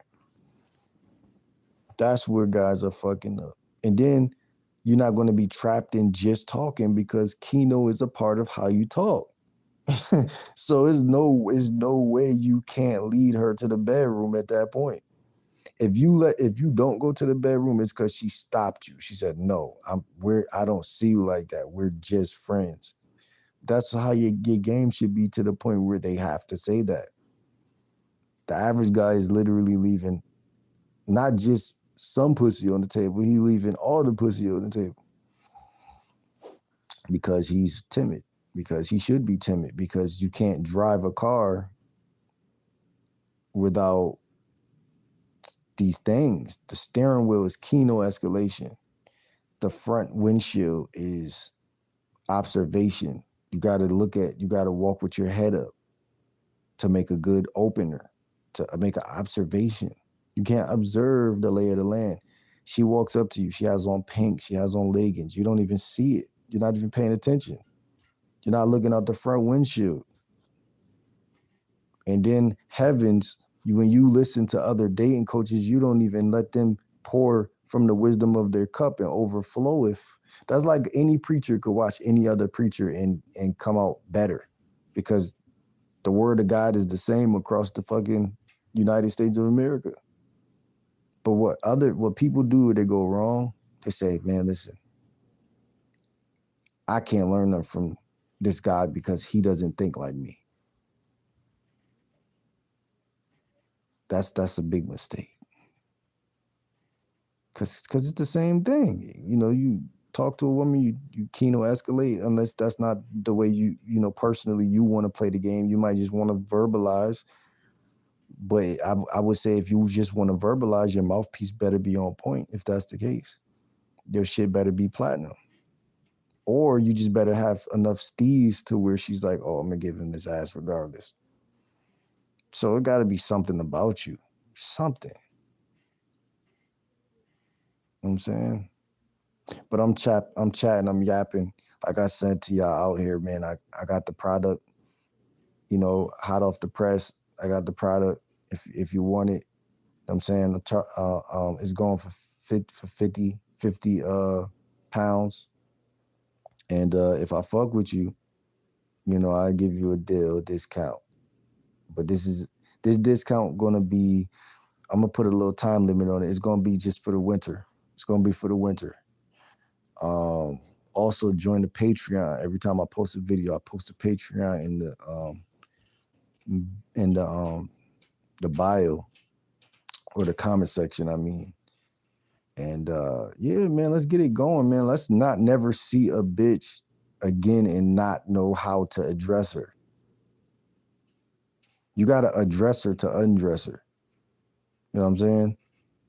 You literally have to address her to undress her. There's no in between. Because even if they choose you and say you're in the gym, minding your business, they walk up to you. You gotta still talk. Like you gotta still, and you gotta be able to hook onto whatever she say and go.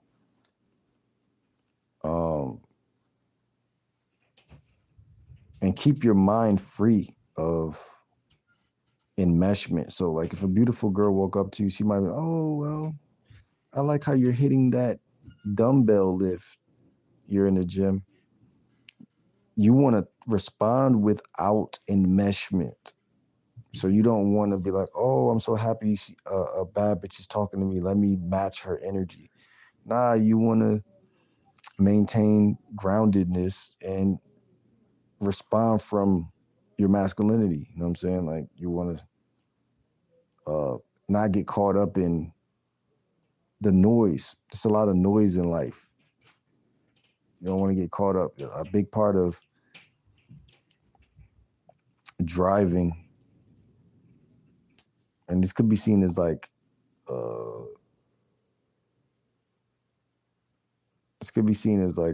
frame control. It was also part of the conversational car. You know, you just want to maintain your groundedness, bro. Like, no matter how bad a bitch is, like, because your conversation and your creativity is one. So, like, once you say, "Oh, damn, she's bad as fuck," that doesn't have to stump you, but it usually does. And that's why the conversational car helps too, because I typically lead with 50 to 60% humor. So I start with the left back tire. So what I know coming into any given conversation, my goal is to be a dipshit to a degree.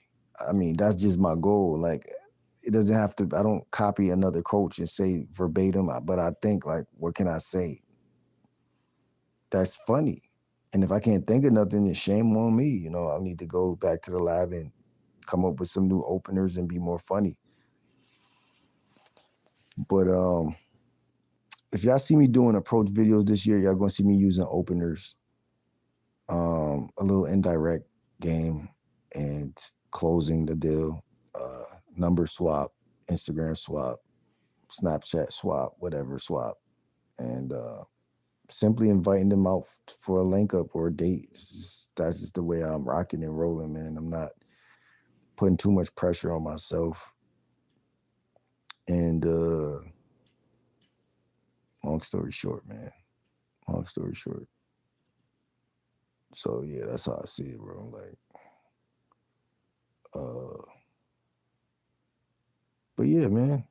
I don't know if y'all got anything else y'all want to say. But the conversational card, that shit is like black magic. That shit is like unbelievable. I'm astounded of myself. And also structure like that, it stops you from being like soft. Like you need structure because it's like you'll get wrapped up in emotions if you don't know what you're doing. Kansas. Like women can't follow a guy that feel like a woman. You got to actually be leading. That's why the car analogy is the perfect analogy. Like a car is a straight up tool to get you from A to B. If in an analogy, you're in the driver's seat, she's in the passenger. That's frame control. And in pickup art, there's something called a hook point. And what hook point stands for in the conversational car is something specific. So y'all don't want to miss this. So hook point in pickup art is, you talk to a woman, you open a conversation, you talk a little bit to find her hook point. Say she loves journaling. That's her hook point. Say she loves reading books. That's her hook point. Whatever you see that she stops and starts to talk about is her hook point. And the hook point is basically it's the analogy of her staying in the car, wanting to stay in the car with you versus her wanting to jump out the car with you.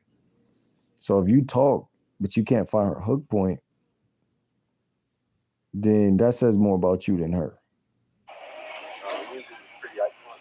So right now he could be trying to find her hook point, and he could fuck her now if he was to find her hook point, or later that day. But instead he'll rather leave it for the video and say, it was nice to meet you, da da da da da da da da da. Now that sounds good on wax, but it doesn't get you any pussy. That's what I tell you. I'm glad I met you. You too, Gavin. I hope you have a great day. This the last time I'm gonna see you. Look, this is the last time I'm gonna see you. Mm-hmm. Life can be hectic, but I don't want my dating life to be like that. I wanted something that was more intentional. Now you're very young. And we're gonna have to work through it. What do you do for fun? I like the gym. I like Now she questioning this nigga. What do you do for fun? You're very young. What do you do for fun? to go out into nature when it's not absolutely freezing. And I'm a mean bowler too. You're a bowler? Yeah. That's cool. I'm a mean bowler. Giving her some information. That's not bad. But let's see. Spiritual, religious. Are you spiritual, religious? She's vetting this nigga in real time right now. That's what I'm trying to tell you. Well, more spiritual than religious. And y'all, and the average thought process would be, yo, at least she's giving him some of her attention. And that is true, actually, in terms of, the conversational car and small talk. And you do want to grab her attention. One thing about him, his banter skills is not poor. They're not poor. They're not rich, but they're not poor. That's his, in my opinion, yeah. The first thing he said. What you mean? I feel like his banter skills is his superpower. Okay. Can you take your number? Oh my god, I'm gonna take your number, or that means she's not in.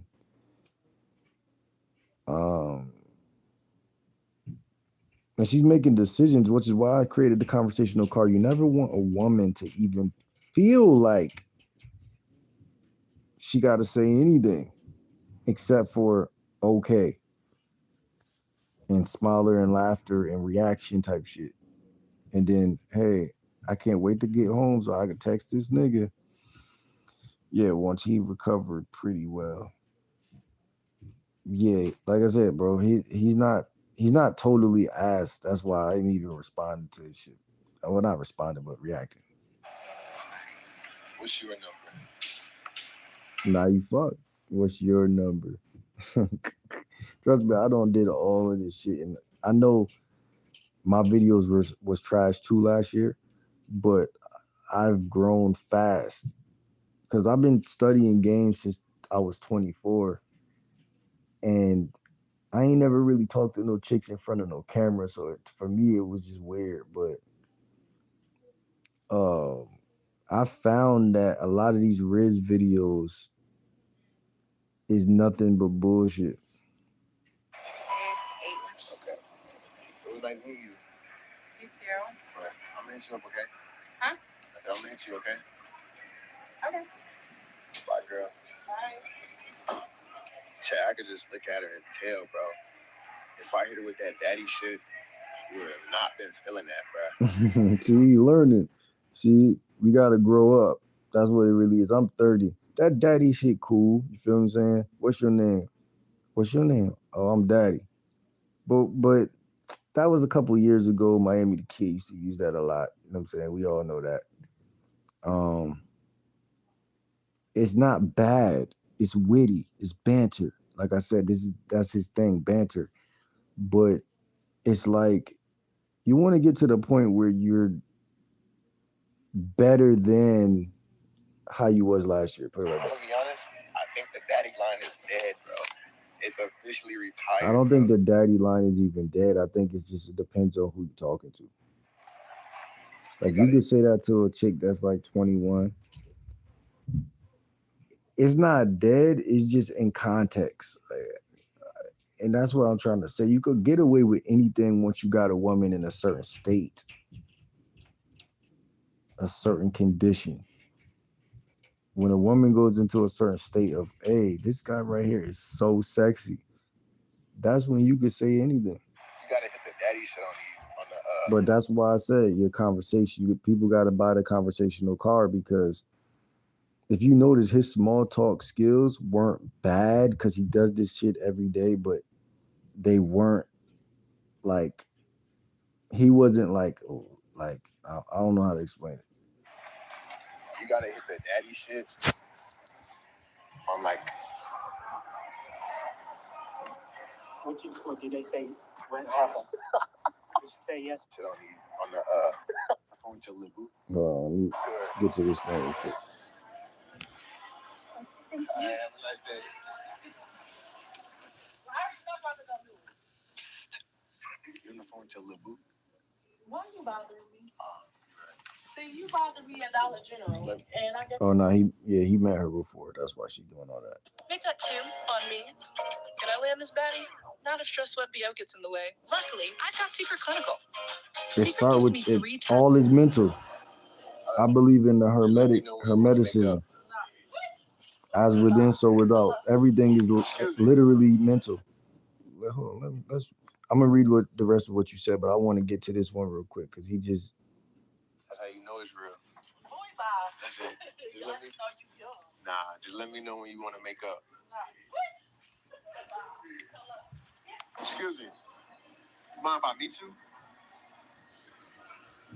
I always thought that opener was the most ridiculous thing. Excuse me. She already got her to turn her head. You mind if I meet you? That's kind of like how I was coming with the, I don't mean to be rude. You know what I'm saying? It comes across a little timid, but I'd rather say that. But I know like this sounds more like trendy because it's like, it sounds trendy, but it's both of those things are the things I'm not using this year. Not even going to hold you. Hold on. Because as your game develops, you just stop. You do away with certain shit. Or are you gonna hurt my feelings? I want to know you. Yeah, let me guess. Your name probably start with A. Okay. Again, he does the same things. He follows the same patterns with his language patterns, his talking speeches. And asking a woman, your name start with an A? It start with a K? It start with an L? To a grown woman too, though. Like, to me, it's just bad game. A lot of what you've been noticing starts with the mind set. I noticed. Once you start thinking about it the wrong way, in a sense, you're setting up for failure. Bro, that could have been the realest shit you ever said, or that, you know, to go along with what I was really, the way I set my game up, it is from a very, very morphic space. Like, it's all brain work, like straight brain power. And the reason for that is that 90% of stuff women do before they beat you before you leave the house. Like, they put on their makeup, they thought, oh, I'm about to wear these yoga pants, I'm about to whatever it is, and then they just go and show up, and you know, you fail unwaveringly. And I mean, it's the same with guys who get pussy. They come from a certain family, they come from a certain place where they couldn't lose because their dad taught them the game, or somebody punched them in the chest for doing something stupid. You have to be, before you even talk to them, unwilling to lose. Like, you know what I'm saying, like, people who win in life, like, they're unwilling to lose. I feel like, because other than that, it's just like you're just like talking to her for nothing, like, because they're gonna shoot you down. That's one thing about women I've learned. And I even, like, I got nieces, it's like I know females thinking patterns. Like, I was raised by my mom and my sister. Like, they are the type of creatures where they like, and then we could be playing tic-tac-toe or Uno. Like, they want to win, bro. And I'm not saying like it has to be a complex of like us versus them, but I'm just saying, like, if you don't have game, they see you as a op. So it's basically life and death. He said, I really don't do too many questions to be. I mean, again, it's so funny with the conversational car. I ask more questions, but I ask them in ways where it doesn't feel like they're very light. They're very fresh. They're very easy. Do you like to travel? Are you the traveling type? Like, if I meet a chick that's from the tri-state area, oh, I'm gonna be going out there, and I'll tell her, hey, I'm gonna be going out there in like 2 months before March. She says she's from blank area. She say Arkansas. Oh, how is it out there? You know what I'm saying? I've never been out there. That's already a question right there. See what I'm saying? Like, conversation shouldn't be a thought. It should be like the waves of an ocean. It just goes in a direction. Like, you don't think of it, you just feel for it. You just like, it's a feeling, it's a bodily thing for me. As soon as you try to logic it, it kind of like breaks the curse of like it being a genuine thing. Like, it's not really real. Like Coach Kyle said earlier, you could talk to your friends and have a nice deep voice. You know what I'm saying? But when you talk to a woman, you're not grounded, because like, I think also the excessive amount of journaling that I've done over the past couple months have really gave me a lot of self-plausible deniability, like that you're gonna be okay. You know what I'm saying? Like, you got yourself. You know, I'm very secure in my analogies. Like, if that makes sense. Like, I trust myself. Like, if I know my values, I value nature. I value eating healthy. I value 2 smoothies a day. I value safety. You know what I'm saying? Just certain basic core values. Those are all very good questions to ask a woman off the rip. Do you like to travel? I like to travel. Every woman I meet is not going to be right in my direct town. So it's an easy question. And not only that, I'm scaving off a couple things. No disrespect to Gavin, but where Gavin is just basically just throwing a pebble at some shit. A fruity pebble at a fucking door. I get further with women that I come in swinging a bat with barbed wire on it. You see what I'm saying? Just, they could feel that you don't give a fuck when you're asking them these type of questions. Like, oh, like, you know what I'm saying? Like, I'm a guy that's about nature. This is one of my famous questions. I'm a guy that's about nature, and from the looks of it, you seem like a woman that is into nature as well. On a scale through 1 to 10, how much do you love nature? that shit is Mozart. You know what I'm saying? That's Mozart. So I'm telling you, man, that shit is not what you say or what the conversation is on. It's how you. It's not your relationship with her. It's your relationship with the game. Can't front. Like that's a basic. What in pickup art they call that a qualifier question. It's a qualifier. Are you even qualified to be talking to GameLike Will, the GL Dub? Are you even qualified to be talking to the GL Dub? I know you got a fat ass, but are you qualified? You know what I'm saying? So that question is sweet heat, man. I'm telling you. But I love that so much because when I think about nature, I think of it as some abstract feminine thing that a lot of guys don't even try to like be a part of too much. So that is fire to me that I could take that and gift wrap it in the game and deliver it to a bad bitch and force her to see the world through my perspective, which is technically frame control. You see what I'm saying? It's technically frame control. Like a guy with game is always seen as sexy because he doesn't lose power. So without me trying to control the frame, I'm naturally in control. Just off the questions I'm asking. And also, your small talk has a lot to do with state control. So you want your nervous system to be under wraps. You want to be breathing correctly, your breathing patterns. You know what I'm saying? I think how Gavin just approached this woman, his energy was a little off. Okay. Let's start with. Is it younger? Okay, let me cook. It's different. It's a boy and girl name. What is it? What is it? Why was I say that? Gavin. He said, "Well, I was finna say that." So now he's telling a straight up lie, but it's still funny. Like, but it's just like banter is his thing. That's his thing.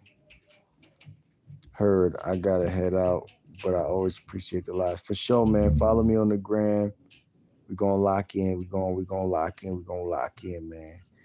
What's good? What's your name? Maya and I? Is that your name? Maya and I podcast? Is that you and your girlfriend's podcast or something? We talking about dating, man. Dating, how to talk to women, how to have good conversation skills. And I'm reacting to somebody named Gavin Laron's video.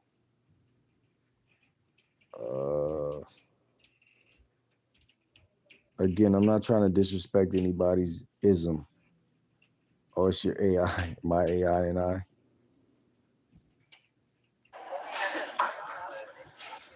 Gavin. You know a couple Gavins?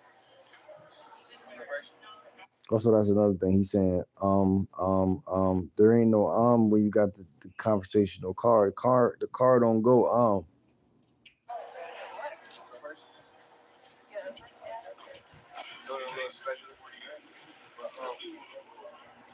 I just forgot to say hi to him, but it was nice talking to you. But before I go, you think I can put your number in my phone? Excuse me. Do you think I can meet you? I want to know you. Are you gonna hurt my feelings? Can you even see me right now? I don't think it's your screen. my It's your channel, vision. man. I'm You a ran out of lifestyle and contacts dating again, coach. didn't you? I know you. Are you gonna hurt my feelings? I'm a big boy. How old are you? I'm a big boy. No, you not. Yes, I am. What if that not scare me? You gonna run away? Okay. What's up, guys? You're wondering where the Discord went. It is down. It felt like a lot to manage. I'm gonna put that energy into other stuff. Excuse me. Mind if I meet you? Huh? Can I meet you? Meet me? I'm married. Well, you tell them they lucky. Huh? Said tell them they lucky. I'll tell them. All right. Excuse me. Excuse me. Hey, ma'am. You mind if I meet you? Can I meet you? I'm not single. Well, you tell them I said they lucky, okay? Okay. All right. I thought I seen you somewhere. Nah, we went to school together. I'm 96% sure. Great. Yeah. See, look at you. Look at you. Excuse me. You mind if I meet you? Oh, sure. What's your name? Maria. You from here, Maria? Yeah. Like, I don't think it's cool to talk to women with 0% intentions on touching them. Like, I'm never doing that again. I'm just gonna sit here and talk to you and keep this distance in between me and you. Oh, I get that here. You got it. I get it. And the reason I say that is because they can feel it. They can feel if you're the type of guy that would touch them or is actually don't have no intentions on doing that. And in my theory about that is that she's not gonna think you're sexy if you're not the type of guy to touch her, because she's like, real men are not scared of those type of things. Gavin. Yeah, you was just pretty. I just wanted to say hi. Thank you. But this the last time I'm gonna see you. And again, if y'all don't get used to touching women, it's gonna always be something that is gonna be like,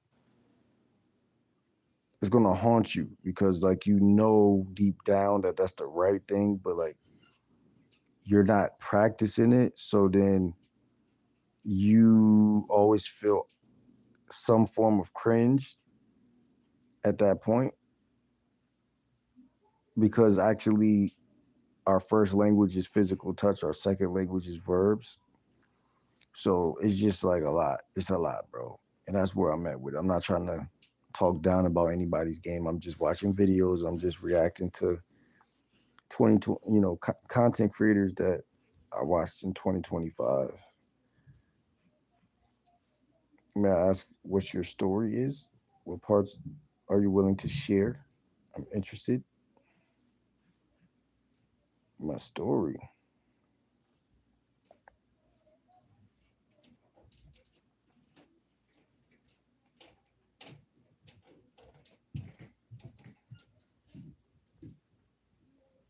Did you lose a lot of money sports betting on DraftKings or FanDuel? My husband and I had a plan.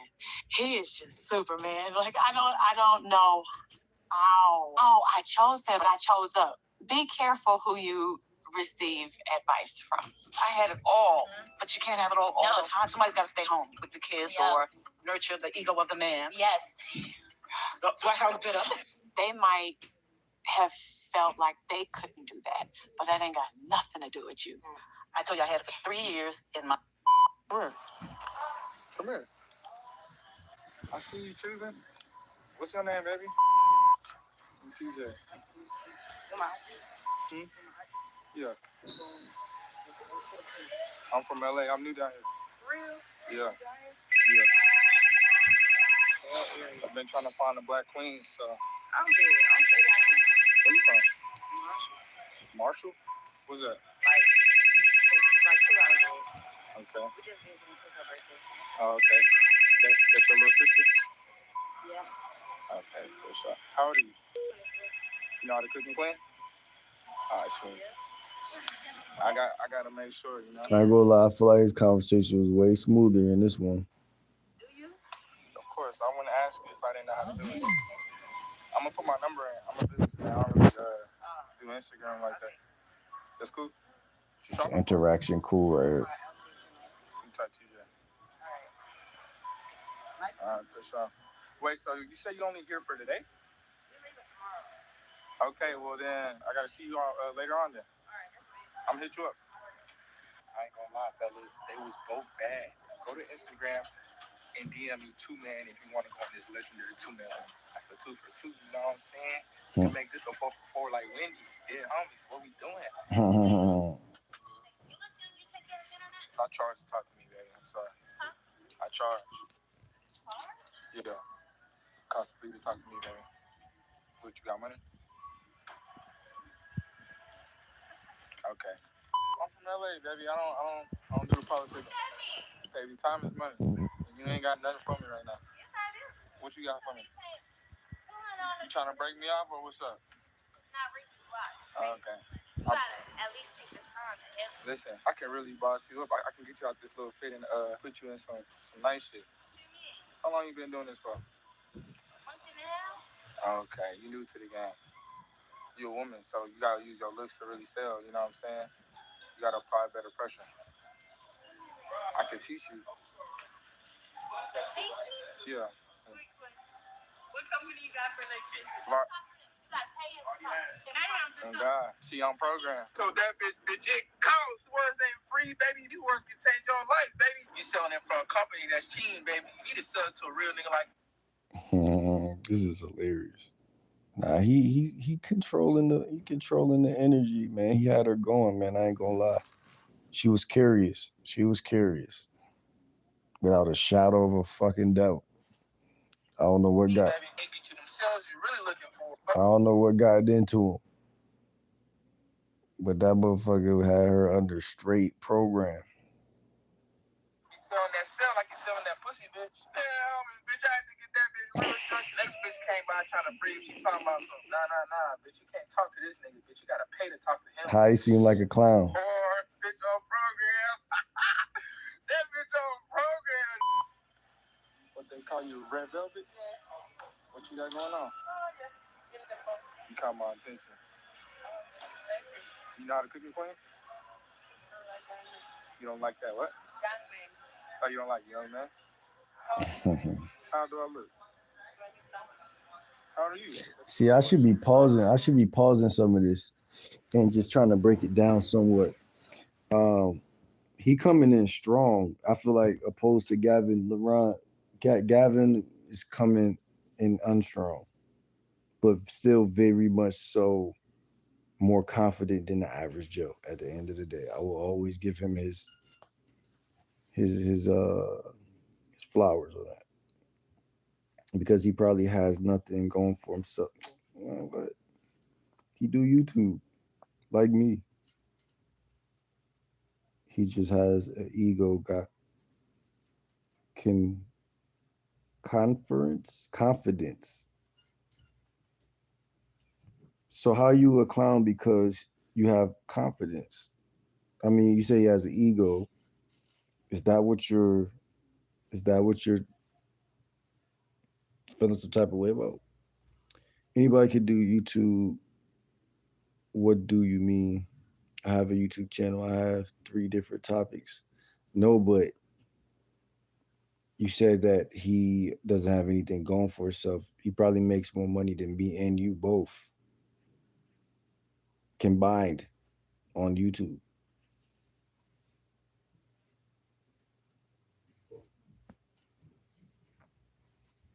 Anybody could start a channel, but not everybody can do YouTube.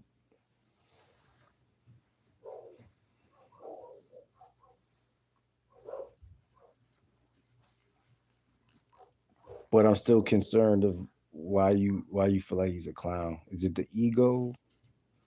Okay, well, first of all, you said probably. No, I mean, look at his views, bro. Like, I'm not saying probably so you can give me a rebuttal. I'm saying probably so we could keep the conversation realistic without having to make it a debate. I'm not gonna defend him. Oh, nah, he has more views than both of us, bro. You know what I'm saying? So you don't know. I do know. I'm a YouTube active watcher. I've been watching YouTube since I was like 21. So I know what a channel looks like when it has motion. and it's irrelevant if he has some money or not. So again, is it just his ego that is offending you? Is his ego, or like, because it don't sound like you know exactly.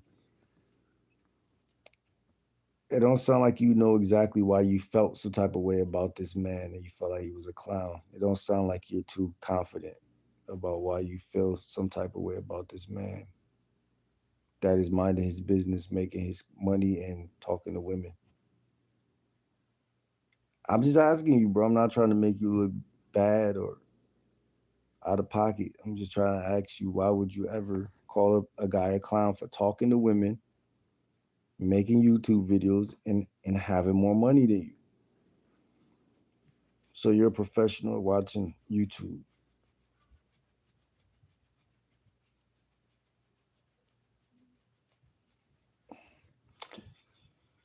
He's talking to random women and secretly recording it. Okay, that I can understand that. You should have said that in the first place. And he failed in most of his attempts. No, he didn't. Yeah, you must have not been watching. He didn't even fail. I don't think once. When did he fail? When did he fail? I didn't see him fail. How do you know he has more money than me? What a very strange thing to say. Well, I don't think somebody would. Well, if I had more money than him, I don't think I would be really like in here concerned about him. Or say I did say something like, man, he seems like a clown. I would be able to explain it without 21 new messages to, like, I would have been able to explain it. But say, for instance, you did have more money than him. That don't mean you get more pussy than him. So just because he got rejected one time makes you better than him? So you do got more money.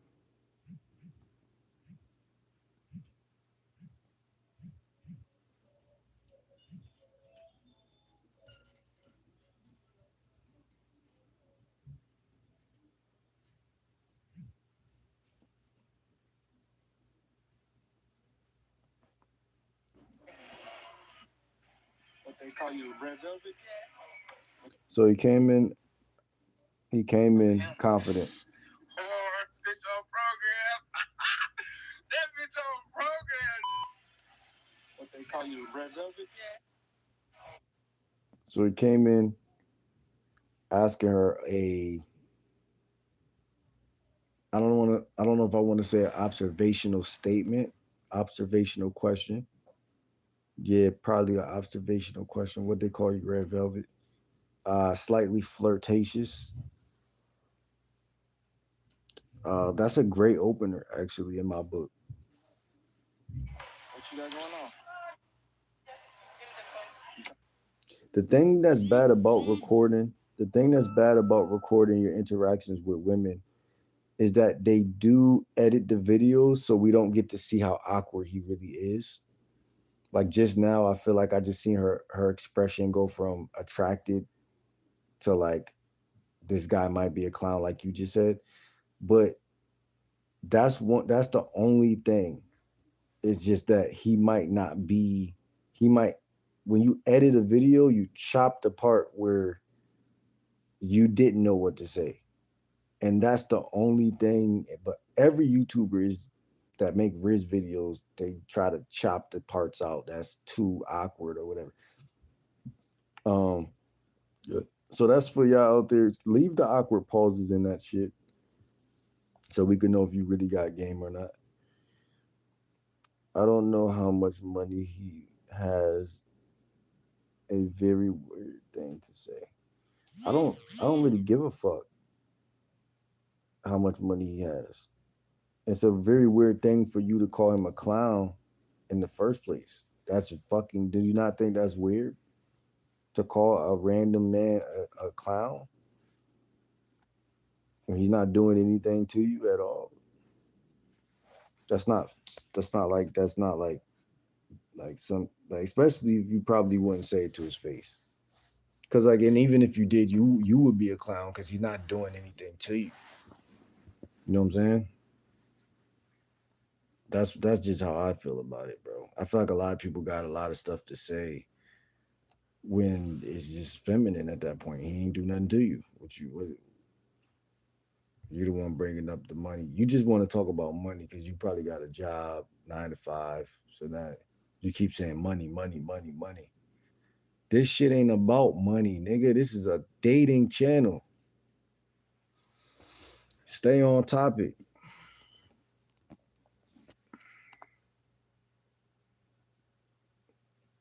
You don't want to talk about women because you ain't probably got no bitch. You ain't got no game. Someone acting like a clown, not that weird to call them. He's literally trying to tell women how to present her lips.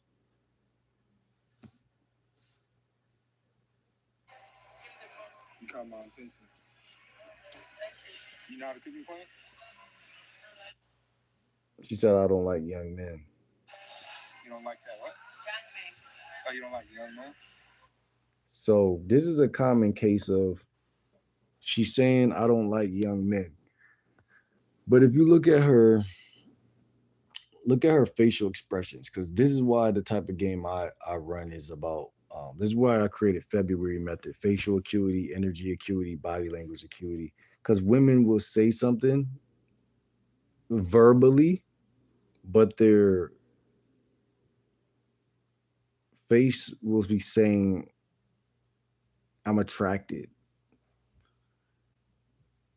So I won't say it to his face, but I did. But if I did, it would be stupid. Which one is it? Both. You won't say it. And if you did, you would be softer than if you didn't say it because you don't got no right to tell him he a clown for talking to women. And then if you do it, it's like, why you want his nuts? Live and let live. Live and let live, bro.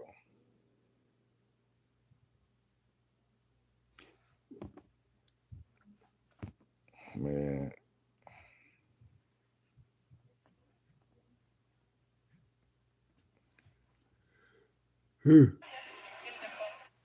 She said she getting the phone. He told her she caught his attention. She said, oh, thank you. He said, you know how to cook and clean. She said, I don't like young men. You don't like that what? But if you look at her facial acuity, she look a little attracted. Now, some women naturally take on this type of energy. It's almost Jezebelian at that point. And how are you such an expert at reading body language? Exactly. I never said I was an expert. Oh, you don't like young? Look, you mean to tell me you can't read her facial acuity? I could read her facial acuity so much that I could tell that this is actually, in my book, it's called fake. Oh, this is like borderline. It could be two different things. It could be I'm kind of attracted, but it could also be I'm older than you. I'm just entertaining you, and I don't really want you. So two things could be true at once. It could be all of that. She could be experiencing both of those things at once. I'm not an expert. I'm just not stupid. How do I look? And now she's asking him, how old is he? But these are things that happen when you don't got no game. I'm not saying he doesn't have any game, but in this scenario, she's older than him. She's probably seen a lot. And I mean, sometimes guys got to realize too, like, Walmart and Target is not the best places to pick up women at whatso fucking ever. How old are you? That's a real question. Too much? What is that? Oh, I've been there, done that. The oldest I dated was 50. I did. Yeah, I date older women. Where you from? Oh yeah. Los Angeles. Yeah. Yeah. Oh yeah. I work out. Yeah, I look like him. Did you know you can work full time while I protecting can't your figure her out. SSDI I'm not gonna benefits? hold you. It's true. Contact And see, that's the thing about me. I'm gonna be honest, bro. I don't give a fuck if, cause like she's older and she got that energy. Like I said, it's damn near. Like I feel like she's looking at him in a way where it's like, all right, I'm studying you. She looked like she got some game. You cannot read people the way you do describing. No, you cannot, especially you.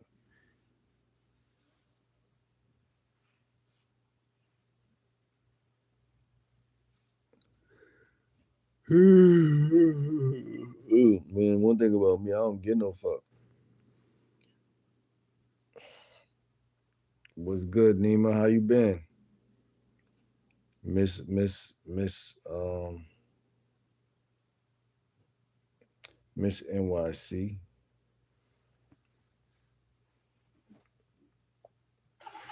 Let me I'm grab the doing great. information just in case if I need some company. Yeah. You don't got any time for that. We gonna look at your schedule and see if you got some time. Like a couple months ago. With family? Nah, by myself. Oh, yourself? Yeah. Have you ever been to California? Yeah, San Francisco. Oh, the Bay Area? Did you like it? It's beautiful. Yeah. You know, the lights is expensive, but it's beautiful. It is. December I go in for Christmas time. I like it. The Golden Beach and everything. Okay. Did you enjoy the food and everything? I like it. Yeah, it's better than here. Yes, the food is really good over there. Spanish food here is terrible. Tex-Mex, nah. Every time when I go over there, I got it 20 pounds. Oh, yeah. I eat too much. Do you live in? Oh, okay. I'm like downtown Dallas area. Yeah, I was just stopping by. Okay. Yeah. Confident young man right here. Hey, I mean, I see good talent. You know what I'm saying? I got a good eye for talent. You know what I'm saying? So I know good talent when I see it. You feel me? Talk to me, brother.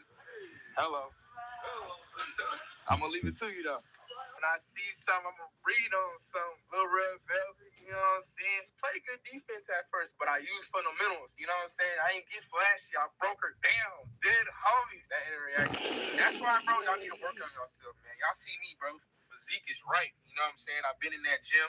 Look at my shoulders, man. Shoulders popping, biceps popping, chest popping. That bitch can't turn that down. Did y'all see how she was looking at me, bro? She looking like she wanted to take a little bite. You know what I'm saying? She was looking at my meat and everything. You know, I wear the gray sweats. You know, hey, you gotta go try hard out here sometimes. Hell yeah, nigga. She see me in the fit, bro. She like, God damn, I just want him to smash these cheeks. So she put the number in and shit. But that was a very good session. You know what I'm saying? But on to the next. I've been getting money. I ain't been getting no sleep. Nah, I ain't gonna lie. I ain't gonna say it's some clown shit.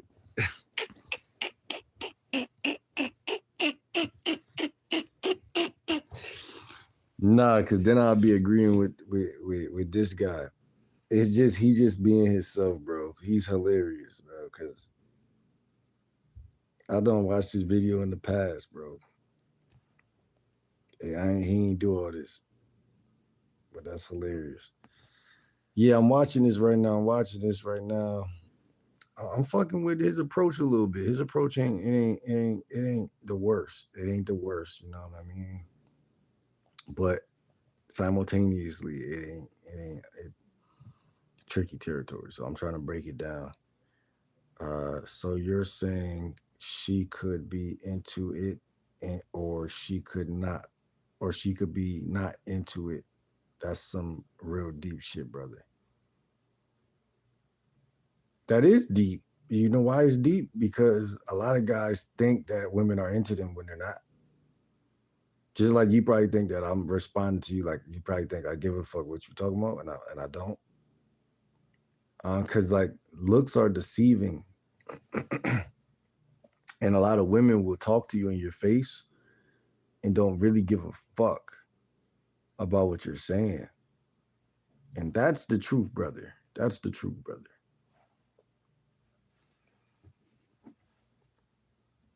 So I'm not trying to be deep. I'm just trying to be accurate, man. And the more accurate, the more pussy you get. It's not my fault.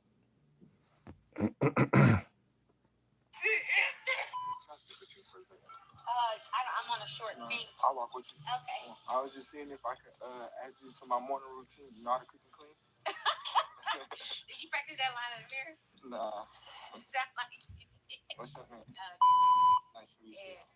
Yes, but I don't know what is going on with us right now, but I am. You in a heated situation? Sort of, kind of. I don't know how it's going right now, but do you have Instagram? I don't use social media like that. I just work and stuff. But what about TikTok? You don't be on nothing? I'm an in real life type of person. Right. The only one I be on really just to look at stuff is TikTok. That's it. But I don't be on it actually. Yeah, I'm like old school. I'm from LA. I'm not even from down here. You're not from down here? Yeah, I'm from LA. Oh, wow. What are you doing out here?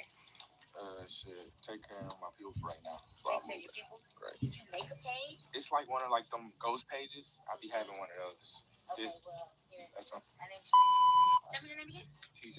TJ, nice to meet you. So listen, before you run out, when should I reach out? Should I wait a couple months and see if you're all right, or should I reach out kind of soon? Let me know. You can reach out. Oh yeah. Yeah. All right, that's good. I'm okay with that. Yeah, I'm serious. You want to keep me on the sideline, and then if he fouls out, you sub me in the game? No, is that what we're doing? Not it. Sounds like it. No, absolutely not. Hey, how old are you? I'm sure I'm older than you. Oh yeah. How old are you? Mid-20s. How mid-20s? 25. Okay, I'm way older than you. I date older. 32. I've been there, done that. Really? Yeah. That way you talk to older women? I like mature. I don't like games. Oh, okay then. Talk to me. I'll see you later. All right. I don't know how. Hey, fellas, that interreaction right there is a great example of why you want to keep your woman on her toes 24/7, bro. When you get too comfortable and then y'all get in a little situation like that to where y'all in an argument and shit, she go out, she might run into a nigga like I think he's just young, bro. That's all. If I'm being honest, I don't think he's I don't know. He might be like 20 or some shit.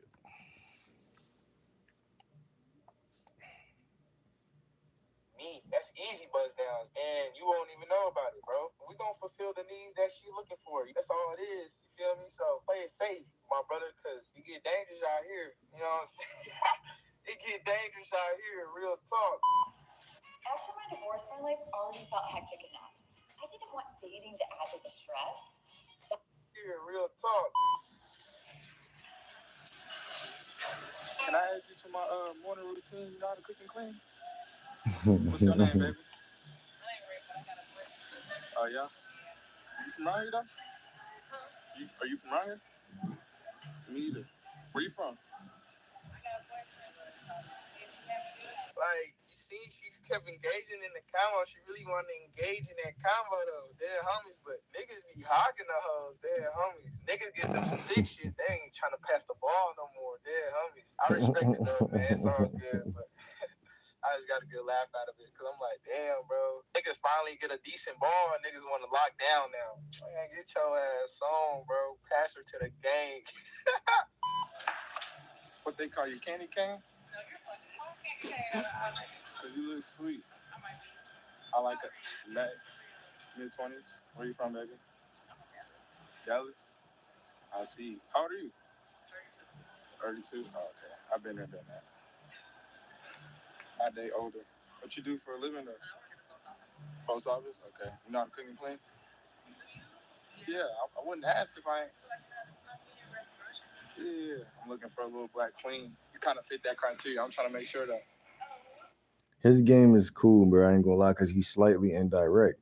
That's what I'm saying. So he asking questions mid conversation instead of just he's getting the number while still. My bad, yeah. I ain't go to sleep, but long story short, it's conversational. It's conversational enough, and there's, I would say on a scale from 1 through 10 of tension, there's about 3. It's like a 3 or 4 of it. So he got some little bit of tension in there. You know what I'm saying? It's not dead.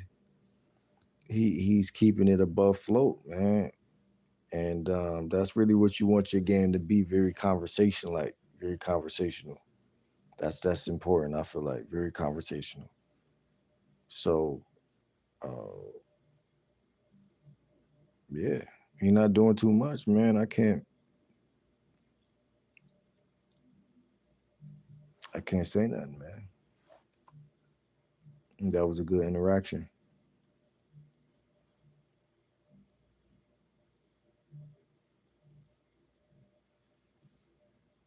That criteria. I'm trying to make sure that we'll see.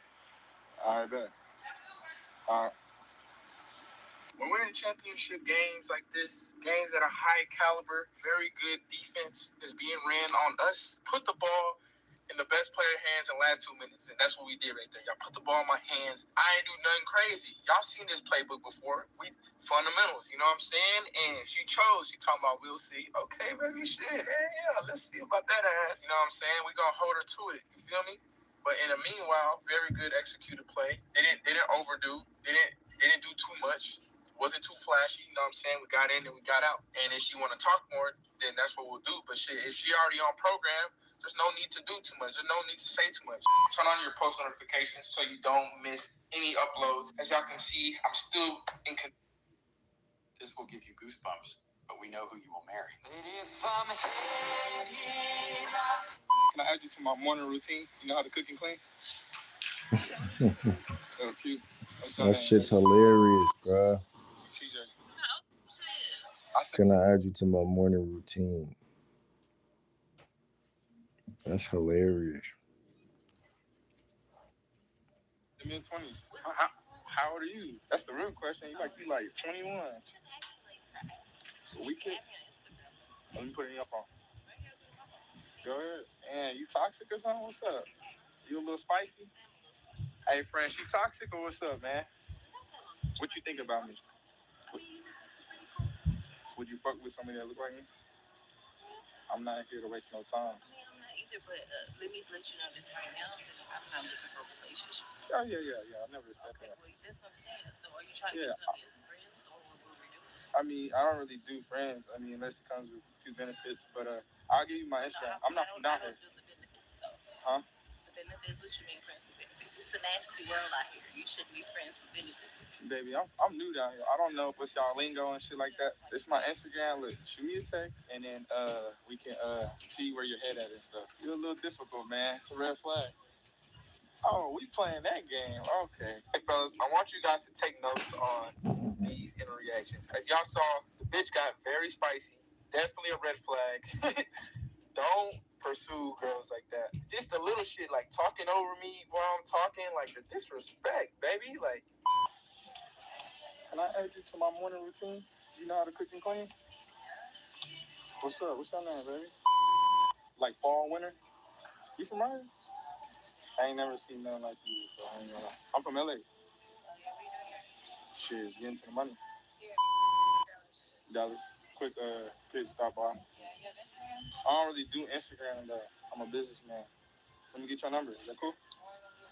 I'm not too big on social media like that. Why you want to do Instagram? You want me to be your fan or something? Let me put it in my notes. I'm gonna download it back and I'll follow you and shit. Shit, that's what I'm looking to see. Probably some burgers or something slight. TJ.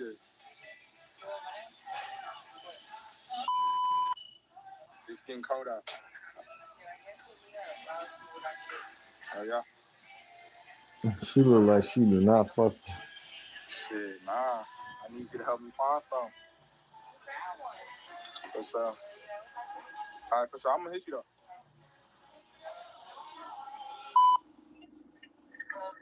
Hello, it's TJ. What's up? I was just checking on you. Just letting you know this my shit. Alright. But hey, what you got going on tomorrow though? Go to church and then I don't know after that. Okay, cool. But on something cute. Probably finna grab some food. Chop it up for a little bit. Alright, I'll text you. Alright, for sure. Like this video if y'all want me to follow up with her. Get this video to 500 likes, and I'll reach out to her and see what's up. What's up? Let me speak with you. I said, let me speak with you real quick. Oh, okay. What's up? What you shopping from? Work? You just came from work? Yeah, we gotta bring cookies on Monday. I'm about to go into work in a little bit. Where you work? I do sales. What you do? I work at Parkland. Parkland? Like what exactly? Nursery. Okay. How long you been doing that? Like 3 years. Okay. Hello. Talk to me. What's your name? Here, I'm gonna walk with you. Come on. What's yours? Tay. Okay. Yeah, I go by TJ. Your name Tay or you just go by Tay? No, my name's Tay. I go by TJ. Unless you got a nickname for me. Okay. T? Okay, for sure. That's cute. I'm gonna have to give you some, So what? like a little nickname. What you thought I was talking about? I don't know. I got waves though. You gonna be able to brush my waves? Then, I'm just letting it be known because that's what y'all Texas girls like. I'm from LA. Where you from? Oh, okay. I know. It's nothing but dreadheads out there. Dreadheads and waves. For sure. I'm gonna get up out your hair though. You on Instagram? Oh, you want? Yeah, you gotta do Instagram first. Oh, and you got No. two phones. It's red flag. I'm a businessman. Oh, I you told gonna say because of the business, right? you. Yeah. Whatever. Here, put this in, and then No. I'm gonna put my. Instagram. No, it's a mutual interaction. I'm gonna get both. Okay. Where's his name? 254. So on your phone. Okay. I'm gonna teach you how to do a real A real good. interaction with somebody. Call it. What you got going on tomorrow? Maybe we could Work. I work 12 hours. same low key. What's the off days looking like? My next off day is not till Christmas. So I don't got time to see you. You should switch to 1-800 Contacts because It's super easy, so cheap. I save shipping costs. I save doctor office visit fees. It was cheaper on 1-800 Contacts than actually going to the eye doctor. 1-800 Contacts always has my exact same. My next off day is not till Christmas. So I don't got time to see you. Just a little bit. Is that what I think it is? Double C's on the earrings? Whatever, Oh my gosh, she's stunning on the nigga. Come on. You're so pretty. Thank I'm you. telling you. Hey, I got a good eye for talent rate. Whatever. Talk to me. We gonna see what's up, okay? For sure. Hey, shout out to the Asian shorty.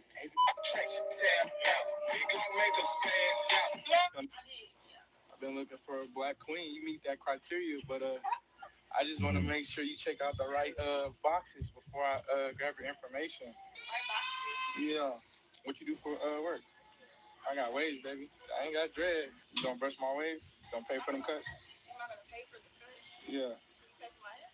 Money good, baby. Why is it so funny? Is this the prank? That's just my personality. You ain't never took care of a man before? I mean, I take care of me. Like, that's, you know, Where you say you was from again? I did it.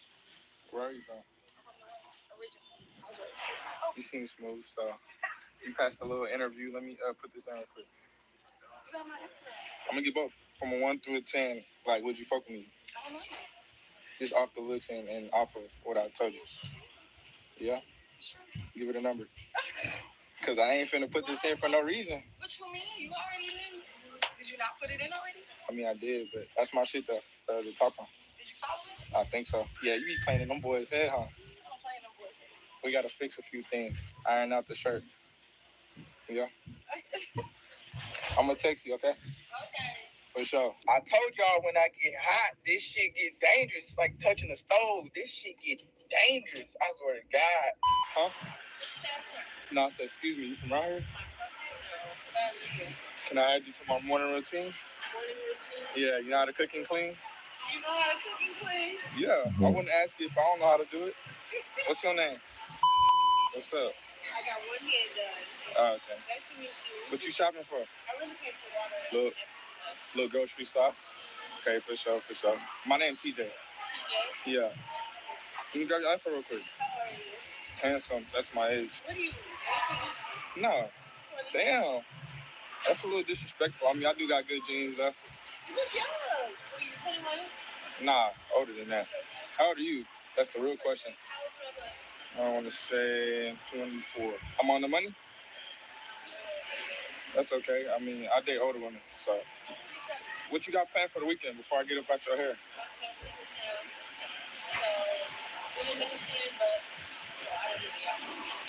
Maybe we can do something for the holidays, though. I'm gonna catch up with you, all right? You asking me, like, why I can't cook for her? Yeah, I can cook, but nigga, that's your job. Nigga, you the bitch. You know what I'm saying? Like, yeah, homie. That's why I do these videos, bro, is to really have you guys see the game, slow down, and analyze. So when you're in the field or when you're dealing with women, you know exactly how to go about it because you watch these videos and shit like that. So this is for educational purposes only. That's all, man. I can speak with you real quick. Can I add you to my morning routine? You know how to cook and clean? Depends what you're looking for. I mean, yeah, in the future when the time comes, but I gotta see what you're working with. What's your name, baby? Oh, that's crazy. My name's Tate. I go by TJ though. Tay what? Tay actress. No, that's your last name, like your whole name. Oh, no, we gotta save that for the date. Wait, hold on. Are you from around here? Like originally? Yeah. What brings you down here? Just a little bit. You are really content. I'm a salesman. I mean, why are you interested in buying? That's good. You don't need to. Let me put your info on real quick. Man, you playing, bro. No, because I don't want to be on nobody's camera. You on Walmart camera. That's who camera you on. Yeah, and I'm not sitting. So you just wanted the attention. No, you talk to me. I talk to you. You talk to me. Baby, this real life. What you talking about? You are the person with the gun. The person who would do anything to protect the ones you love. But did you know that you could go to jail? Hey, what you talking about? A few moments later. You being difficult, man. Fellas, girls like her get pumped and dumped. No man wants to deal with that type of attitude, with that type of rudeness and combativeness. Men already have to work as hard as it is. The most a man wants is to come home and be the peace. He don't want to come home and it's chaos. And then if y'all peep, she got to asking me like, hella shit. Do I live by myself? Do I got my own crib? Do I got, bitch, what you got? You know what I'm saying? Like, can I cook and clean? Like, bitch, can you cook and clean? Like, she talking about I'm the one that wanted her. Nigga, I had a normal conversation with you. I never said I wanted you. I'm having a normal conversation. And that's that ego shit I be talking about. They automatically assume just because you know what I'm saying, stop them in their tracks and said a slick line or two, you ought to some want them. You know what I'm saying? Like, Too that's young, crazy. bro. You know what I'm saying? But to each of his own. Yo, can I add you to my morning routine? You know how to cook and clean? Oh, you don't know how to cook? Maybe I can teach you. What's your name, though? The next fact caught my attention just a little bit. My name's TJ. You fuck with it? So why you still here then? Oh, yeah? Nah, these would be crazy though, for real. Like, but just because I see the ignorance inside of him, doesn't mean I think women are like better than him. They're just gonna play you if they got the upper hand. It's just the way they are. And like I told people, code approaching is not dead, but you just they gotta like, how can I explain it? Like, he's not doing anything wrong besides sitting inside of the conversation too long after he realized that either he don't got it or got it. You know what I'm saying? Like, that's me. Like, I approach, if I got it, I got it. If I realize that she saying anything out of pocket, like how this bitch right here saying, oh, I'll give me your Instagram and I'll see if whatever. I would have gave her my shit. But the moral of the story is, this is why I say 80-20, bro.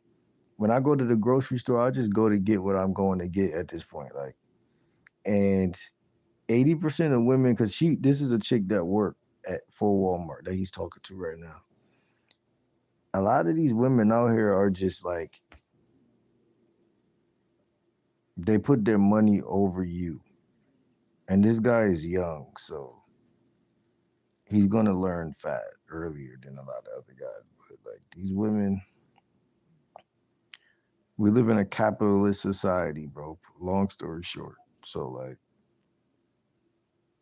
he got a little bit of game, but it's not enough.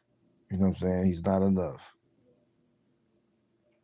It's enough to crack some buns, but it's not he's not Super Saiyan. What's good, Maddie? How you doing? Where you from? Yeah, his game not Super Saiyan right now. You know what I'm saying? Yeah, what time is it? I'm tripping. Sometimes this happens, bro. You just don't go to sleep because you be on like a pattern, a backwards ass pattern for X amount of time. And then one day you just overstay until like you hit like 12 p.m. I mean 12, yeah, like 12 I think it's PM, right? AM, not AM, PM. But nah, man, we reacted to this guy, man, the same guy. I think you left during Gavin, but we reacted to this other guy.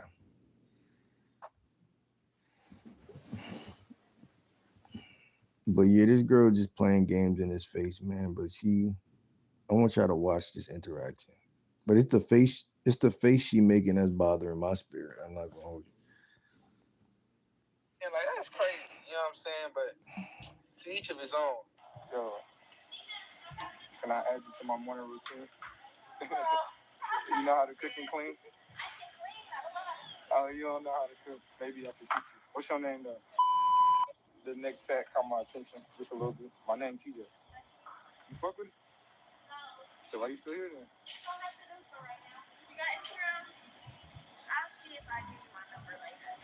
Oh yeah. How you making that face? Like she's the prototype of the type of woman that I actually hate. Like, hold on. Like, if you see a chick looking at you like this, hold on. Oh, you don't know how to cook? Maybe I can teach you. What's your name though? The next fact caught my attention just a little bit. My name TJ. You fuck with it? So why you still here then? Man, she don't Oh, yeah. ever Why you making that face? deal with this shit. Wait, hold on. Let me ask you this though. Am I somebody you would fuck with? Rate it from a 1 through a 10. Okay. I feel about the same. Let me put it in your phone.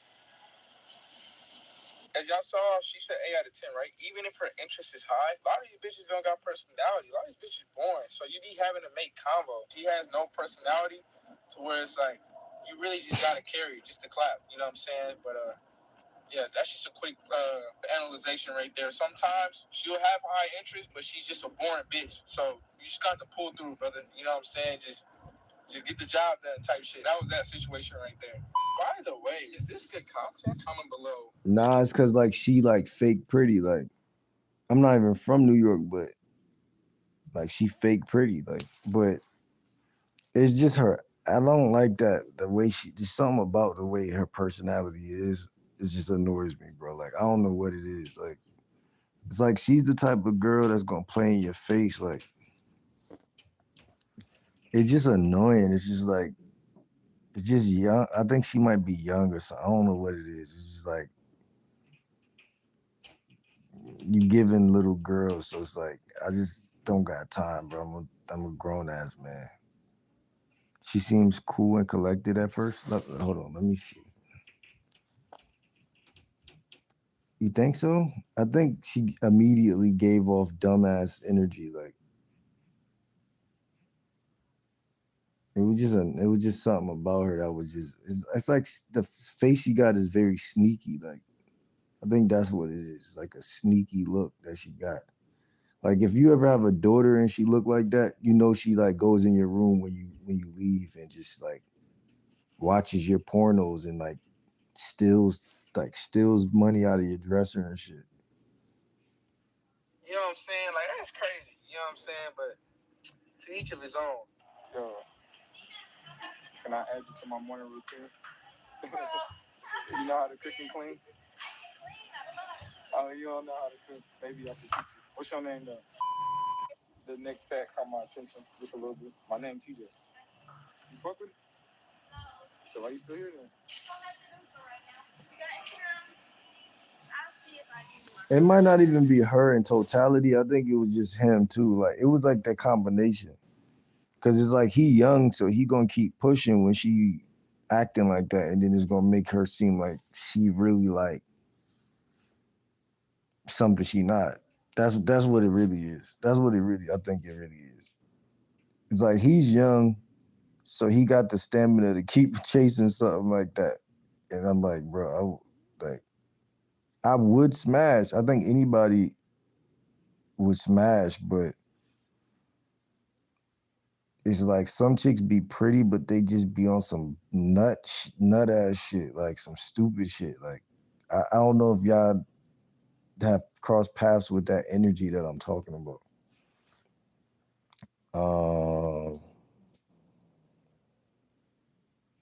Walmart got cool people. Where they at? And by women you hate, do you mean women that are annoying by guys that walk up to them randomly while they're working? Nah, because you could have walked up to her in the gas station, she still would have been a dumb bitch. So I don't think that's exactly. I think you're slightly to the left, off to the left. It doesn't matter where you meet somebody who's an asshole. It doesn't matter. They're an asshole. A bitch that's gonna waste your time while she's at work is really stupid to me, because it's like, why don't you just give them your number and then get them out your face fast? You know why? Because she's the type of chick to waste your time. That's just, it has nothing to do with the job. So stop using money people as an excuse to be a total bitch. It has nothing to do with that. I don't approach women at their job and they acted very one way, and then I've approached other women at their job that acted a whole nother way. You know what I'm saying? And I respect it. Like, again, I respect it. I don't give a fuck. But it's just like her energy to me was just like something I don't tolerate. I ain't gonna hold you. And because of that, she's one of the, okay, say like take her, let's use her as a prototype. Cold approaching somebody like that feels like self-harm or self-disrespect, like, because like I said, like she think like, oh well, I forgot, she said some stupid shit to him. I forgot what she said. And I don't give a fuck if she working. I don't give a fuck if she on the moon. I don't give a fuck if she drowned in. I don't give a fuck what she doing. If she act like she just stupid, like I don't. It doesn't matter what she's doing. And she's literally working. I'm working right now too. You know what I'm saying? Nobody give a fuck about your bitch ass 9-to-5 job. You know what I'm saying? I bet you if she approach a guy while he's working, she's gonna get his number.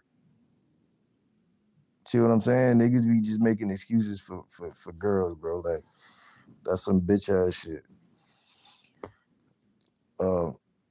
And to add insult to injury, 90% of the time, the guy not gonna be nowhere near an asshole. That's what I'm telling you. Like, I'm not a woman basher, but something about her face just pissed me off. And it's something about Walmart that pisses me off as well. Like, I told y'all that before, though. Walmart and Target piss me off. Like, some Walmarts are better than others, though. You gotta go to a Walmart where it's white people. Or, I think she was Spanish. But yeah, a place that might have more Spanish.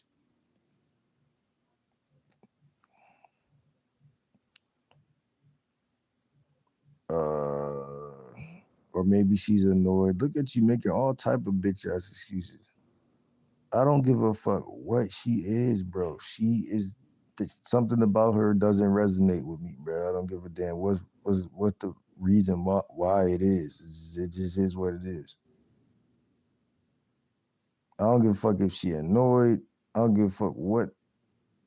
I don't give a fuck if he's a random dude. I don't give a fuck if she feels like he's bothering her. I don't give a fuck if she's literally putting shit on the shelf. You said a whole bunch of jack shit, Jack. So the shit doesn't mean anything. You think if I'm at work and putting shit on the shelf and a bitch walk up to me and want my number, you think I'm going to be any type of way? No. Cause I'm not a dickhead, bro. Period. There ain't no excuses for that shit, man. You making a bunch of excuses. Period. I'm not even saying she had to give him the number. I'm saying she could have just not gave him the number. She gave him some shit, and I know she not even gonna hit him up. I know she not gonna respond. Hold on. Maybe so. And like he said, she might have been in his eyes high interest. Cause he's young, so he's like, yeah, she's high interest. And then he said his reason for not fucking with her was she doesn't have any personality. And the truth is, he's right. Not only is he right, but he's wrong because she might have a little bit of it if you get to know her. But based on the way she was acting, a nigga wouldn't even want to get to know her. Like, it wasn't like it wasn't an attitude. I didn't get really attitude from her. I got cocky I got overconfident cocky. Not even confident, because I don't hate confidence, but like I got like a sense of like, I think I'm this, but in reality, that's why I said she might be young, because like a lot of young people do that shit. Just like they head be way too big. You don't be realistic, bro. It'd be like, you just wasted my time. Like, and then you like, someone will be like, you walked up to them though. Like, no, duh. You gotta, if you throw your fishing rod in the fucking ocean, you don't know what fish you gonna catch. But she happened to be somebody who would have annoyed me. Maybe so, but who really knows? Yes, yeah. Was something about her, almost like she was working and annoyed that someone was bothering her at work. Bro, this nigga. Bro. Even if, yeah, say that is the case. Like, who gives a fuck? Like, and my whole thing is, if you're annoyed, tell that nigga like, oh, I'm good. Watch out, I'm good. I don't want your number. It was just something about her was just like bad for business. And then it's like, she might have been cool, she might have been cool, but here's the thing, right? I think it was him that was just young and just about to, I feel like he was chasing a little bit, bothered my soul. I think that's what it really was, bro.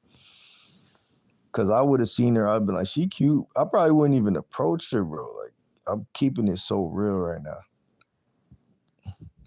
Like, chicks that look like her, I'll just be like, oh, I see her. You know, if we happen to cross paths, maybe. But she had to. You're right.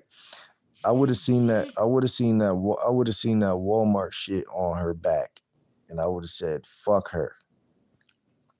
She belongs to not only the streets, she belongs to the fucking agency of Walmart. Like, I wish her the best in her endeavors. No, I'm just talking shit. Yeah, that's what it really is. Or she's at work like the other dude, the same. Yeah, she's definitely pretty, and yeah, she's cute. She's cute. Uh, she's also working. I don't understand where you're not seeing this. I thought you were good at reading people. I mean, listen, I'm good. Like I told you, I couldn't even read that other old bitch. Like I can't. I'm not fucking Nostradamus. I just know that when people are wasting my time, and you've been doing it since you got in here, and I know that young chick would have been somebody that I probably listen. If the conversation was smooth, it would have been smooth. But if it's not, it's not, bro. Like, but as far as her, I don't give a fuck if you're working or not, because I don't approach women that's working. So you still didn't you still didn't school me, because I don't approach women that's at work. So you ain't saying shit. Podcast. I don't approach women that's working, because I already know if you approach a chick that's working, you getting turned down 80 to 90% of the time. I already know.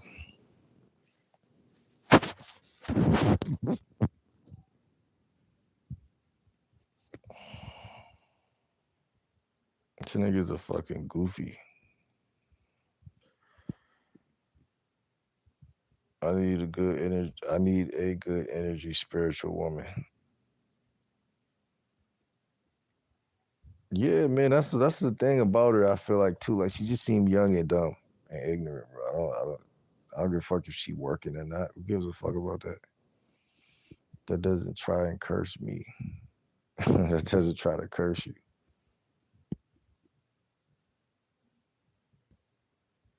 Her aura is red. You seen it? You seen her aura?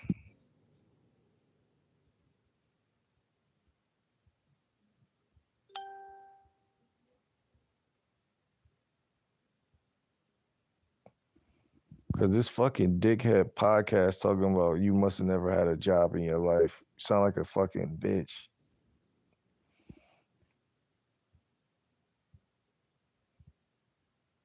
He said, yeah, you don't tolerate women who actually voice their opinion. Appointment? What the fuck are you talking about?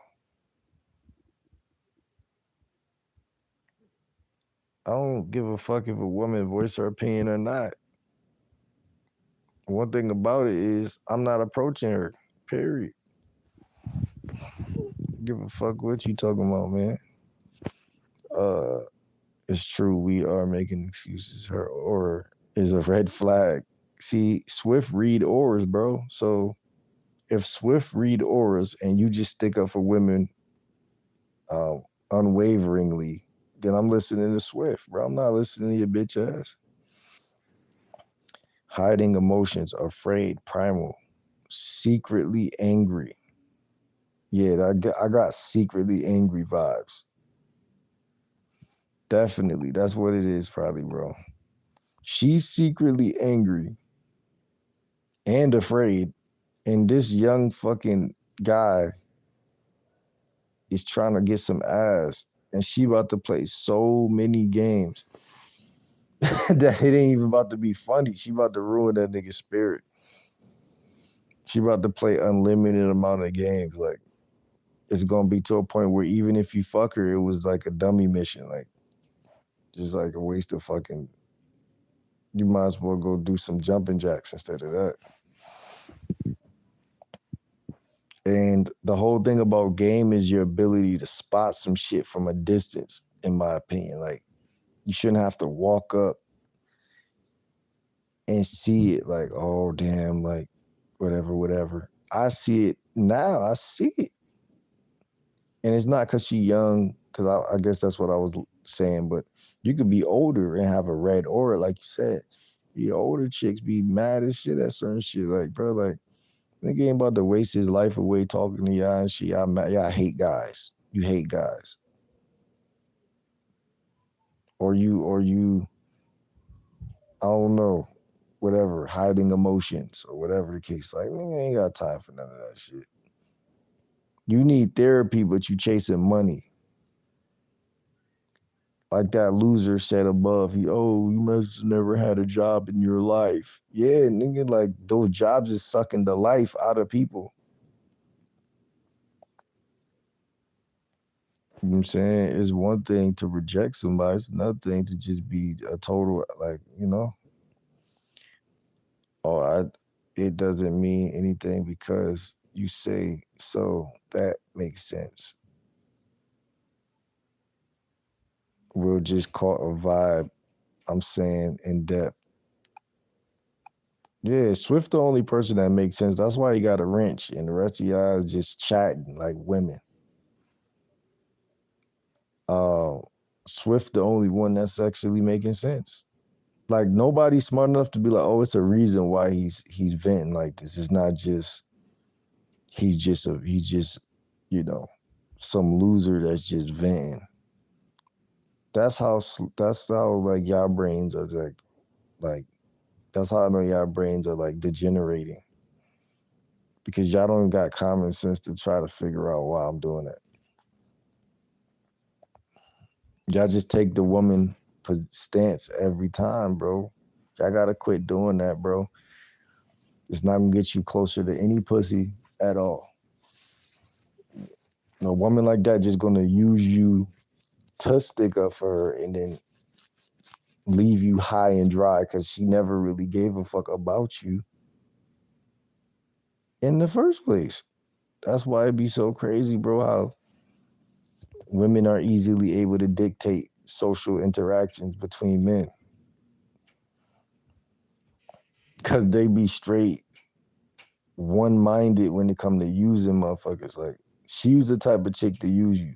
I promise you. Oh, can you purchase me a vape? Can you buy me a vape from the gas station? Straight dickhead, like. You know what I'm saying? There are excuses when people are bothering you at work. See, they keep framing it as bothering. They keep framing it that way because you're pussy. Stop framing it that way. While you're trying to work and they're not interested in them. Well, I will say she was not interested. I will say that.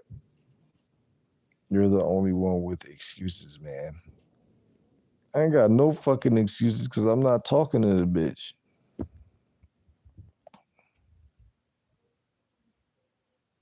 Will reads people's aura. He don't know it yet.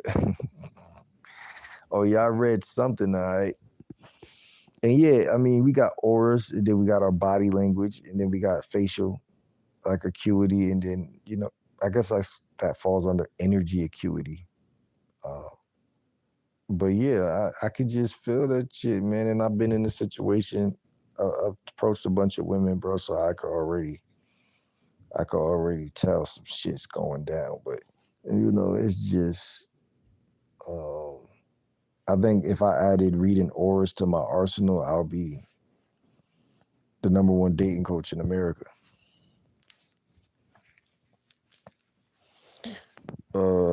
He doesn't know anything about the woman. He just met her. He just met, and neither do you.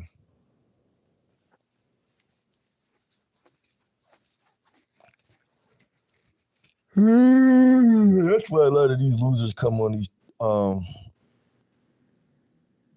behind these like names with no profile picture because you can't read their aura, so they could get away with like they could slip under the radar. If you come up to me, I'm gonna bust a move. Hilarious. That's probably the energy she was putting off because she don't want to get to know them either. No, it's not. Dumbass. It's the energy she is underneath a certain. When you sign up for a 9-to-5 job, you become a demon. I'm convinced. Bro.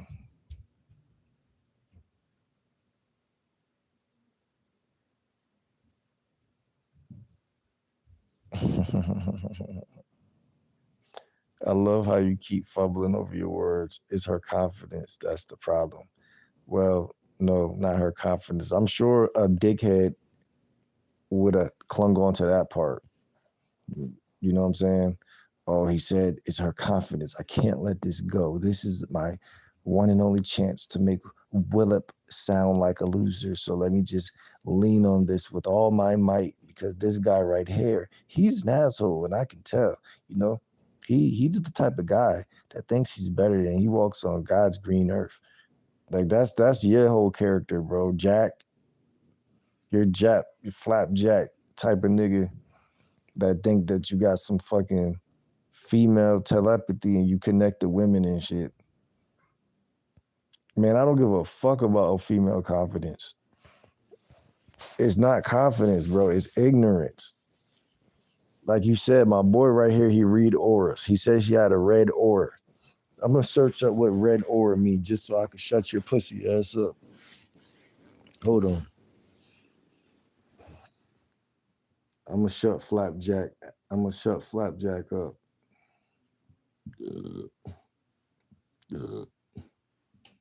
In context of game, what does it mean if I run into a woman with a red aura?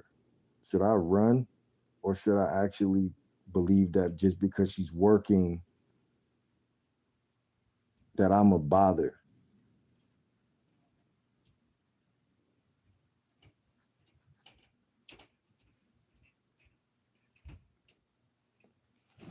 Let's get to the bottom of this shit. Good question. And I want to be very precise and grounded here because the way this is framed can quietly mess with your perception if we don't clean it up. It's just because I'm talking this shit, bro. That's all. I'm saying it in a way that's aggressive, bro. That shit is annoying. When you say red aura, quote unquote, in game context, you're not talking about literal energy fields. You're describing a behavioral plus situational signal, usually a mix of stress, task focus, time pressure, guarded body language, low receptivity in that moment. That's not mysticism. That's context plus nervous system state. Number one, does a red aura mean you should run? No, but it does mean slow down and read context. You're not your imagination. Science framing. People under cognitive load, working, rushing, problem solving.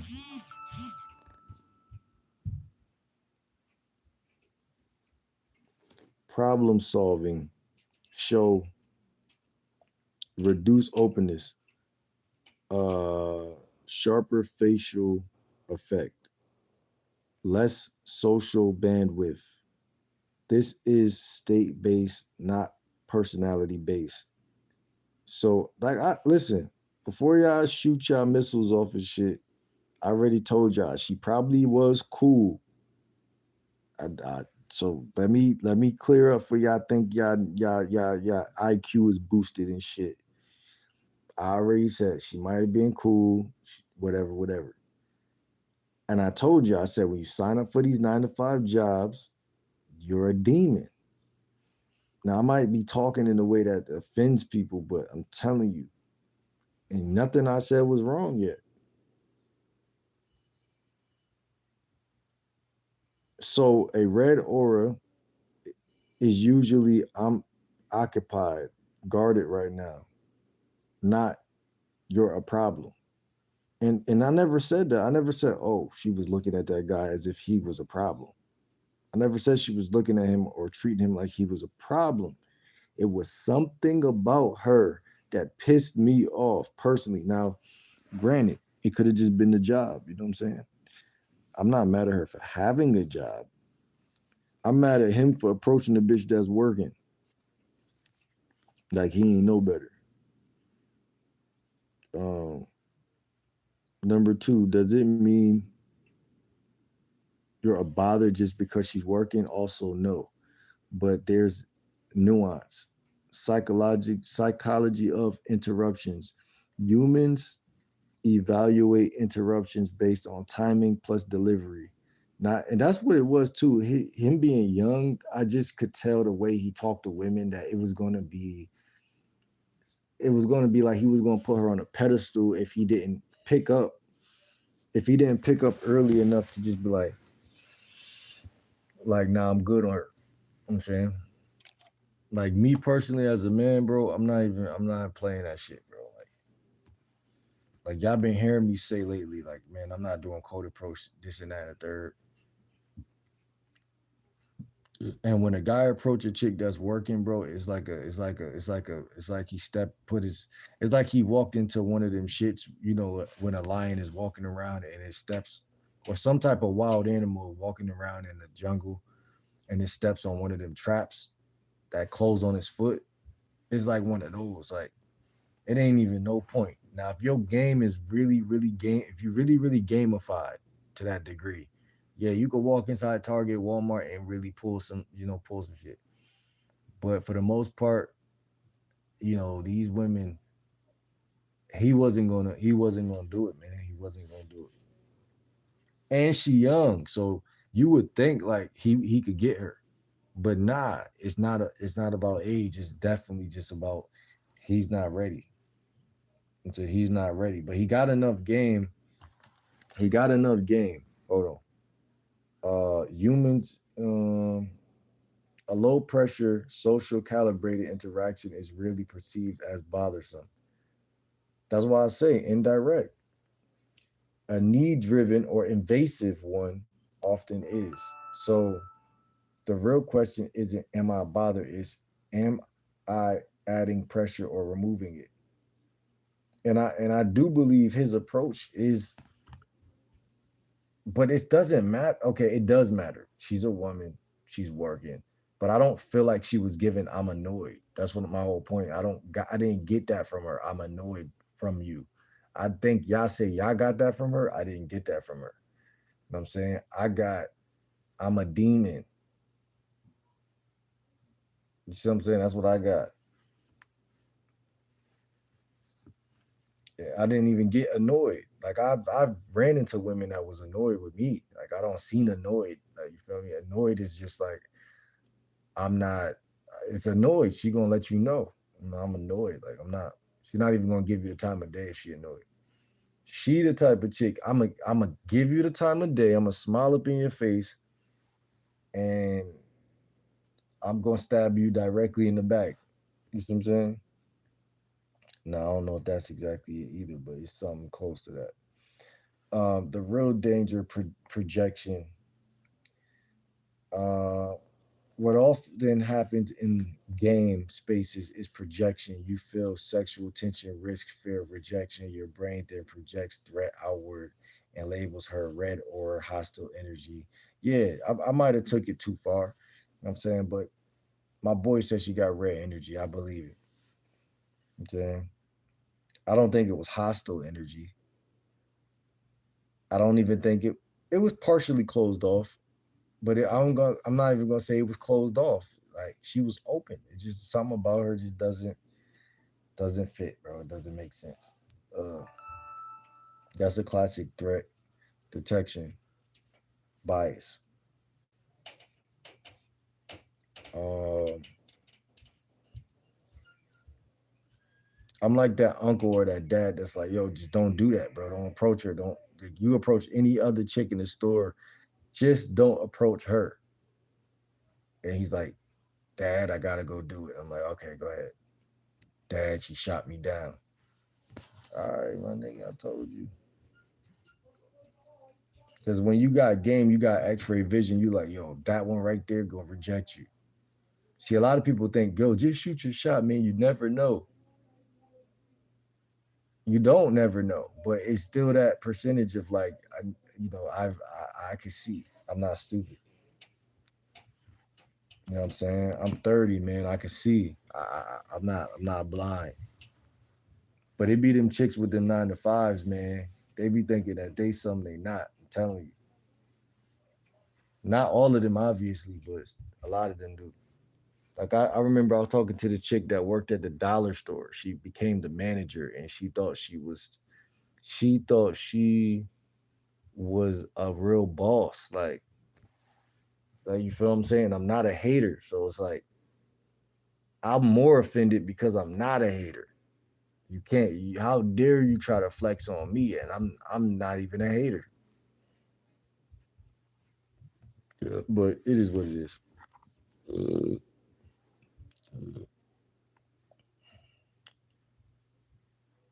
Um,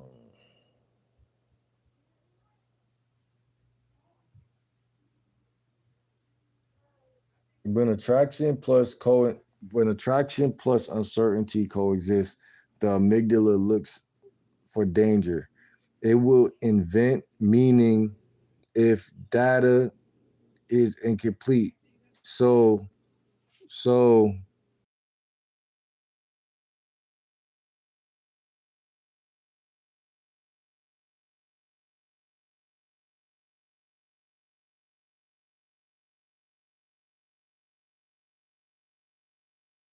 my bad, y'all. Video over, man. Can y'all hear this white noise right here?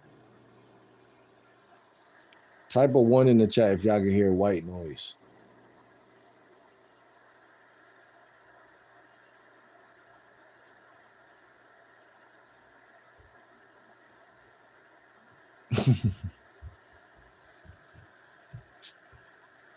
Wasting your time. What you talking about? You doing nothing sitting on the couch. The fuck is wrong with you? Man, I'm blocking your punani having ass, man. Have a good day, bitch. Give a fuck about you, man. Fucking lost your fucking strudel. You lost your strudel. I never gave a fuck about you. Fuck wrong with him. Motherfucker, I was letting you talk the whole time. You wasn't really talking, nigga. Podcast, I feel you. His perspective is pussy. I don't know what you talking about, Swift.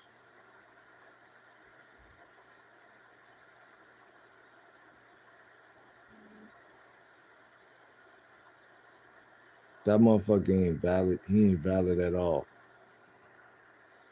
And I'm minding my business, bro. Listen, man, I could give a fuck if anybody ever get any pussy again, man. I'm just reacting to his content, man. And he approached a chick that I just feel like is full of shit.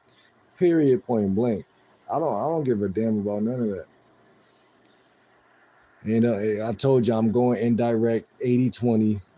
And I said what I said, man. I said what I said. If somebody else is doing 100, a cold approach, that's on them.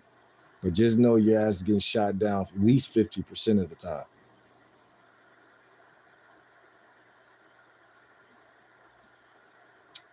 Yes, man. She wasn't open, man. She was open, but she was full of shit. So it was like she wasn't open.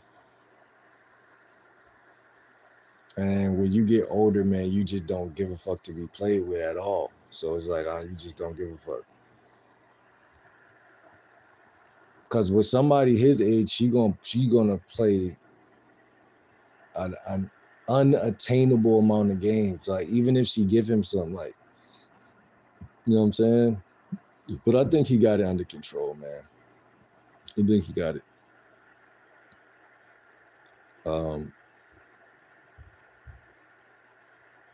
Nah, I haven't been doing this 6 years every day, almost. I haven't. I learned how, when I got back from Job Corps, I learned how to approach. And I haven't been doing this every day at all. You know what I'm saying? And to go with what that loser was saying earlier, I had multiple jobs within that 6-year span. Once I really got serious about YouTube, I stopped trying to apply myself in the job force because, you know, oil and water don't mix. So you can't serve two gods. So I took my talents and my time to become a YouTuber, and that's what I'm doing. And sometimes, one loser could spoil a lot of things. That's why I had to get that bitch boy out. That's the moral of my story, man.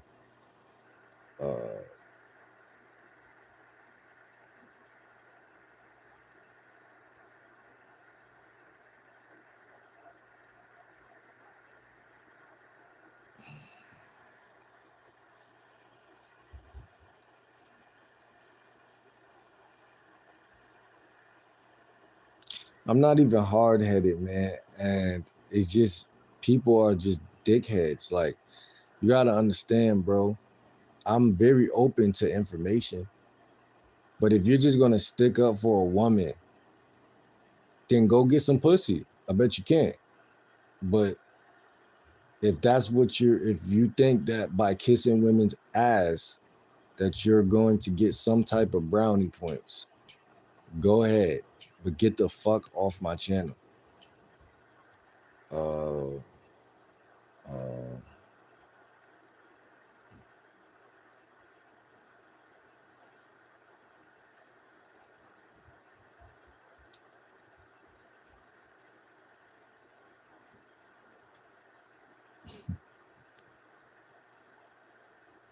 she's been hurt.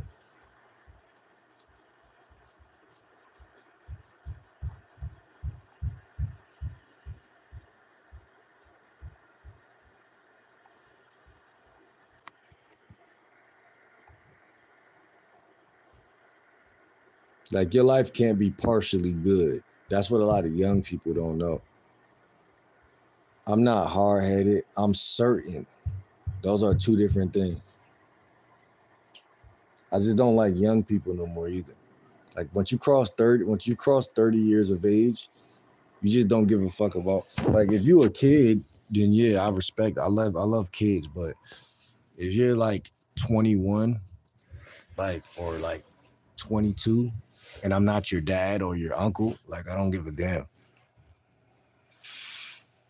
So like I said, like, she's like old enough for where someone might approach her, but then you quickly realize like she's just on some fuck shit. So you just, you separate yourself from people like that. Ain't no hard feelings. I wouldn't say aggressive. I would say just very stupid and misogynistic. You're the next bitch and the last to get blocked. But I'm just gonna read your other stuff. Are you guys literally talking about auras?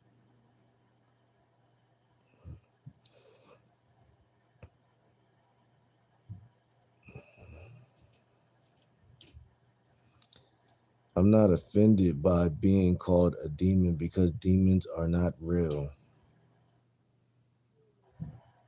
Your perspective is valid. Once again, you actually did say that there's no big issue talking to someone while they're working. So you did say there was an issue with the way she was acting.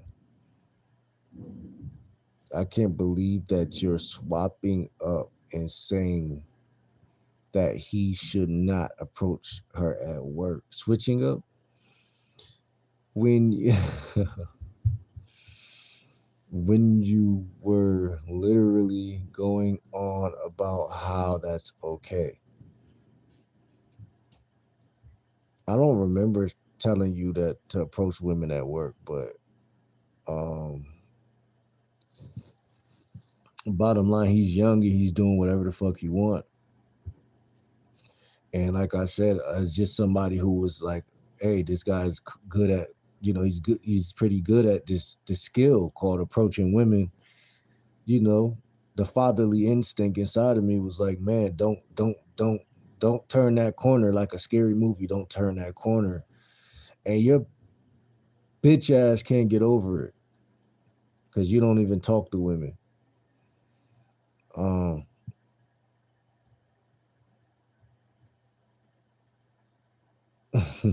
Nah, she was young. That's why that was my whole point. And it ain't about not showing it, because I give a fuck about what a woman do at all. But I know the women that I talk to ain't gonna be acting and doing no stupid shit like that. They might, but not to me. Not to me.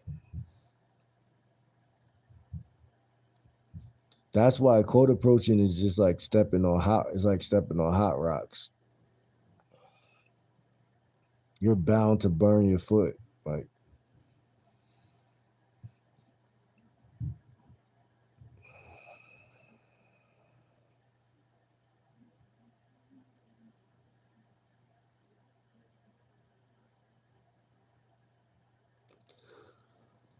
Mm.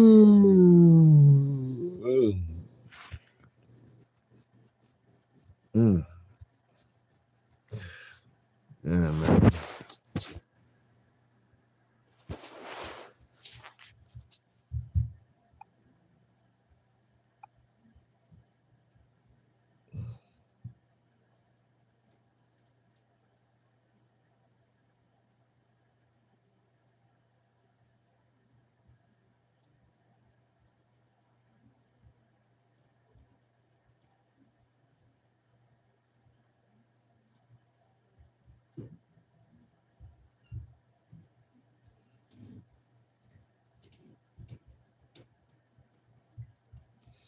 Ain't nothing like a bunch of grown men argue back and forth about game they have and women's behaviors. Was I arguing? Maybe I was. Maybe I've indulged. There's nothing wrong with a little indulgement. Sometimes you indulge with, you know, the marshmallow cookies that's in aisle 6 at ShopRite, even though you know you're a vegetarian.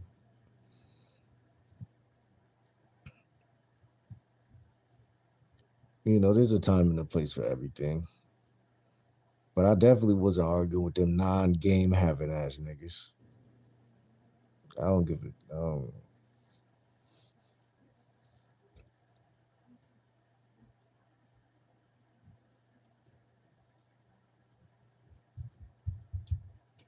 This is like a middle school topic. Here come this guy trying to act like he better than everybody.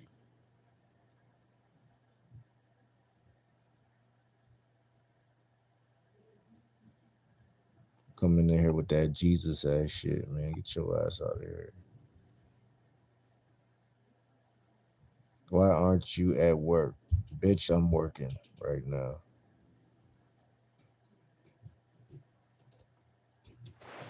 Man, you know, kids say the darndest things. And, you know, part of the game is to just ignore certain things. Like, I think that's one of the most, like I was talking to my guy earlier, my guy Mike earlier, or Berg, my boy Berg. My boy Berg, right? My boy Berg, we was talking about my game, the conversational car, which is something I created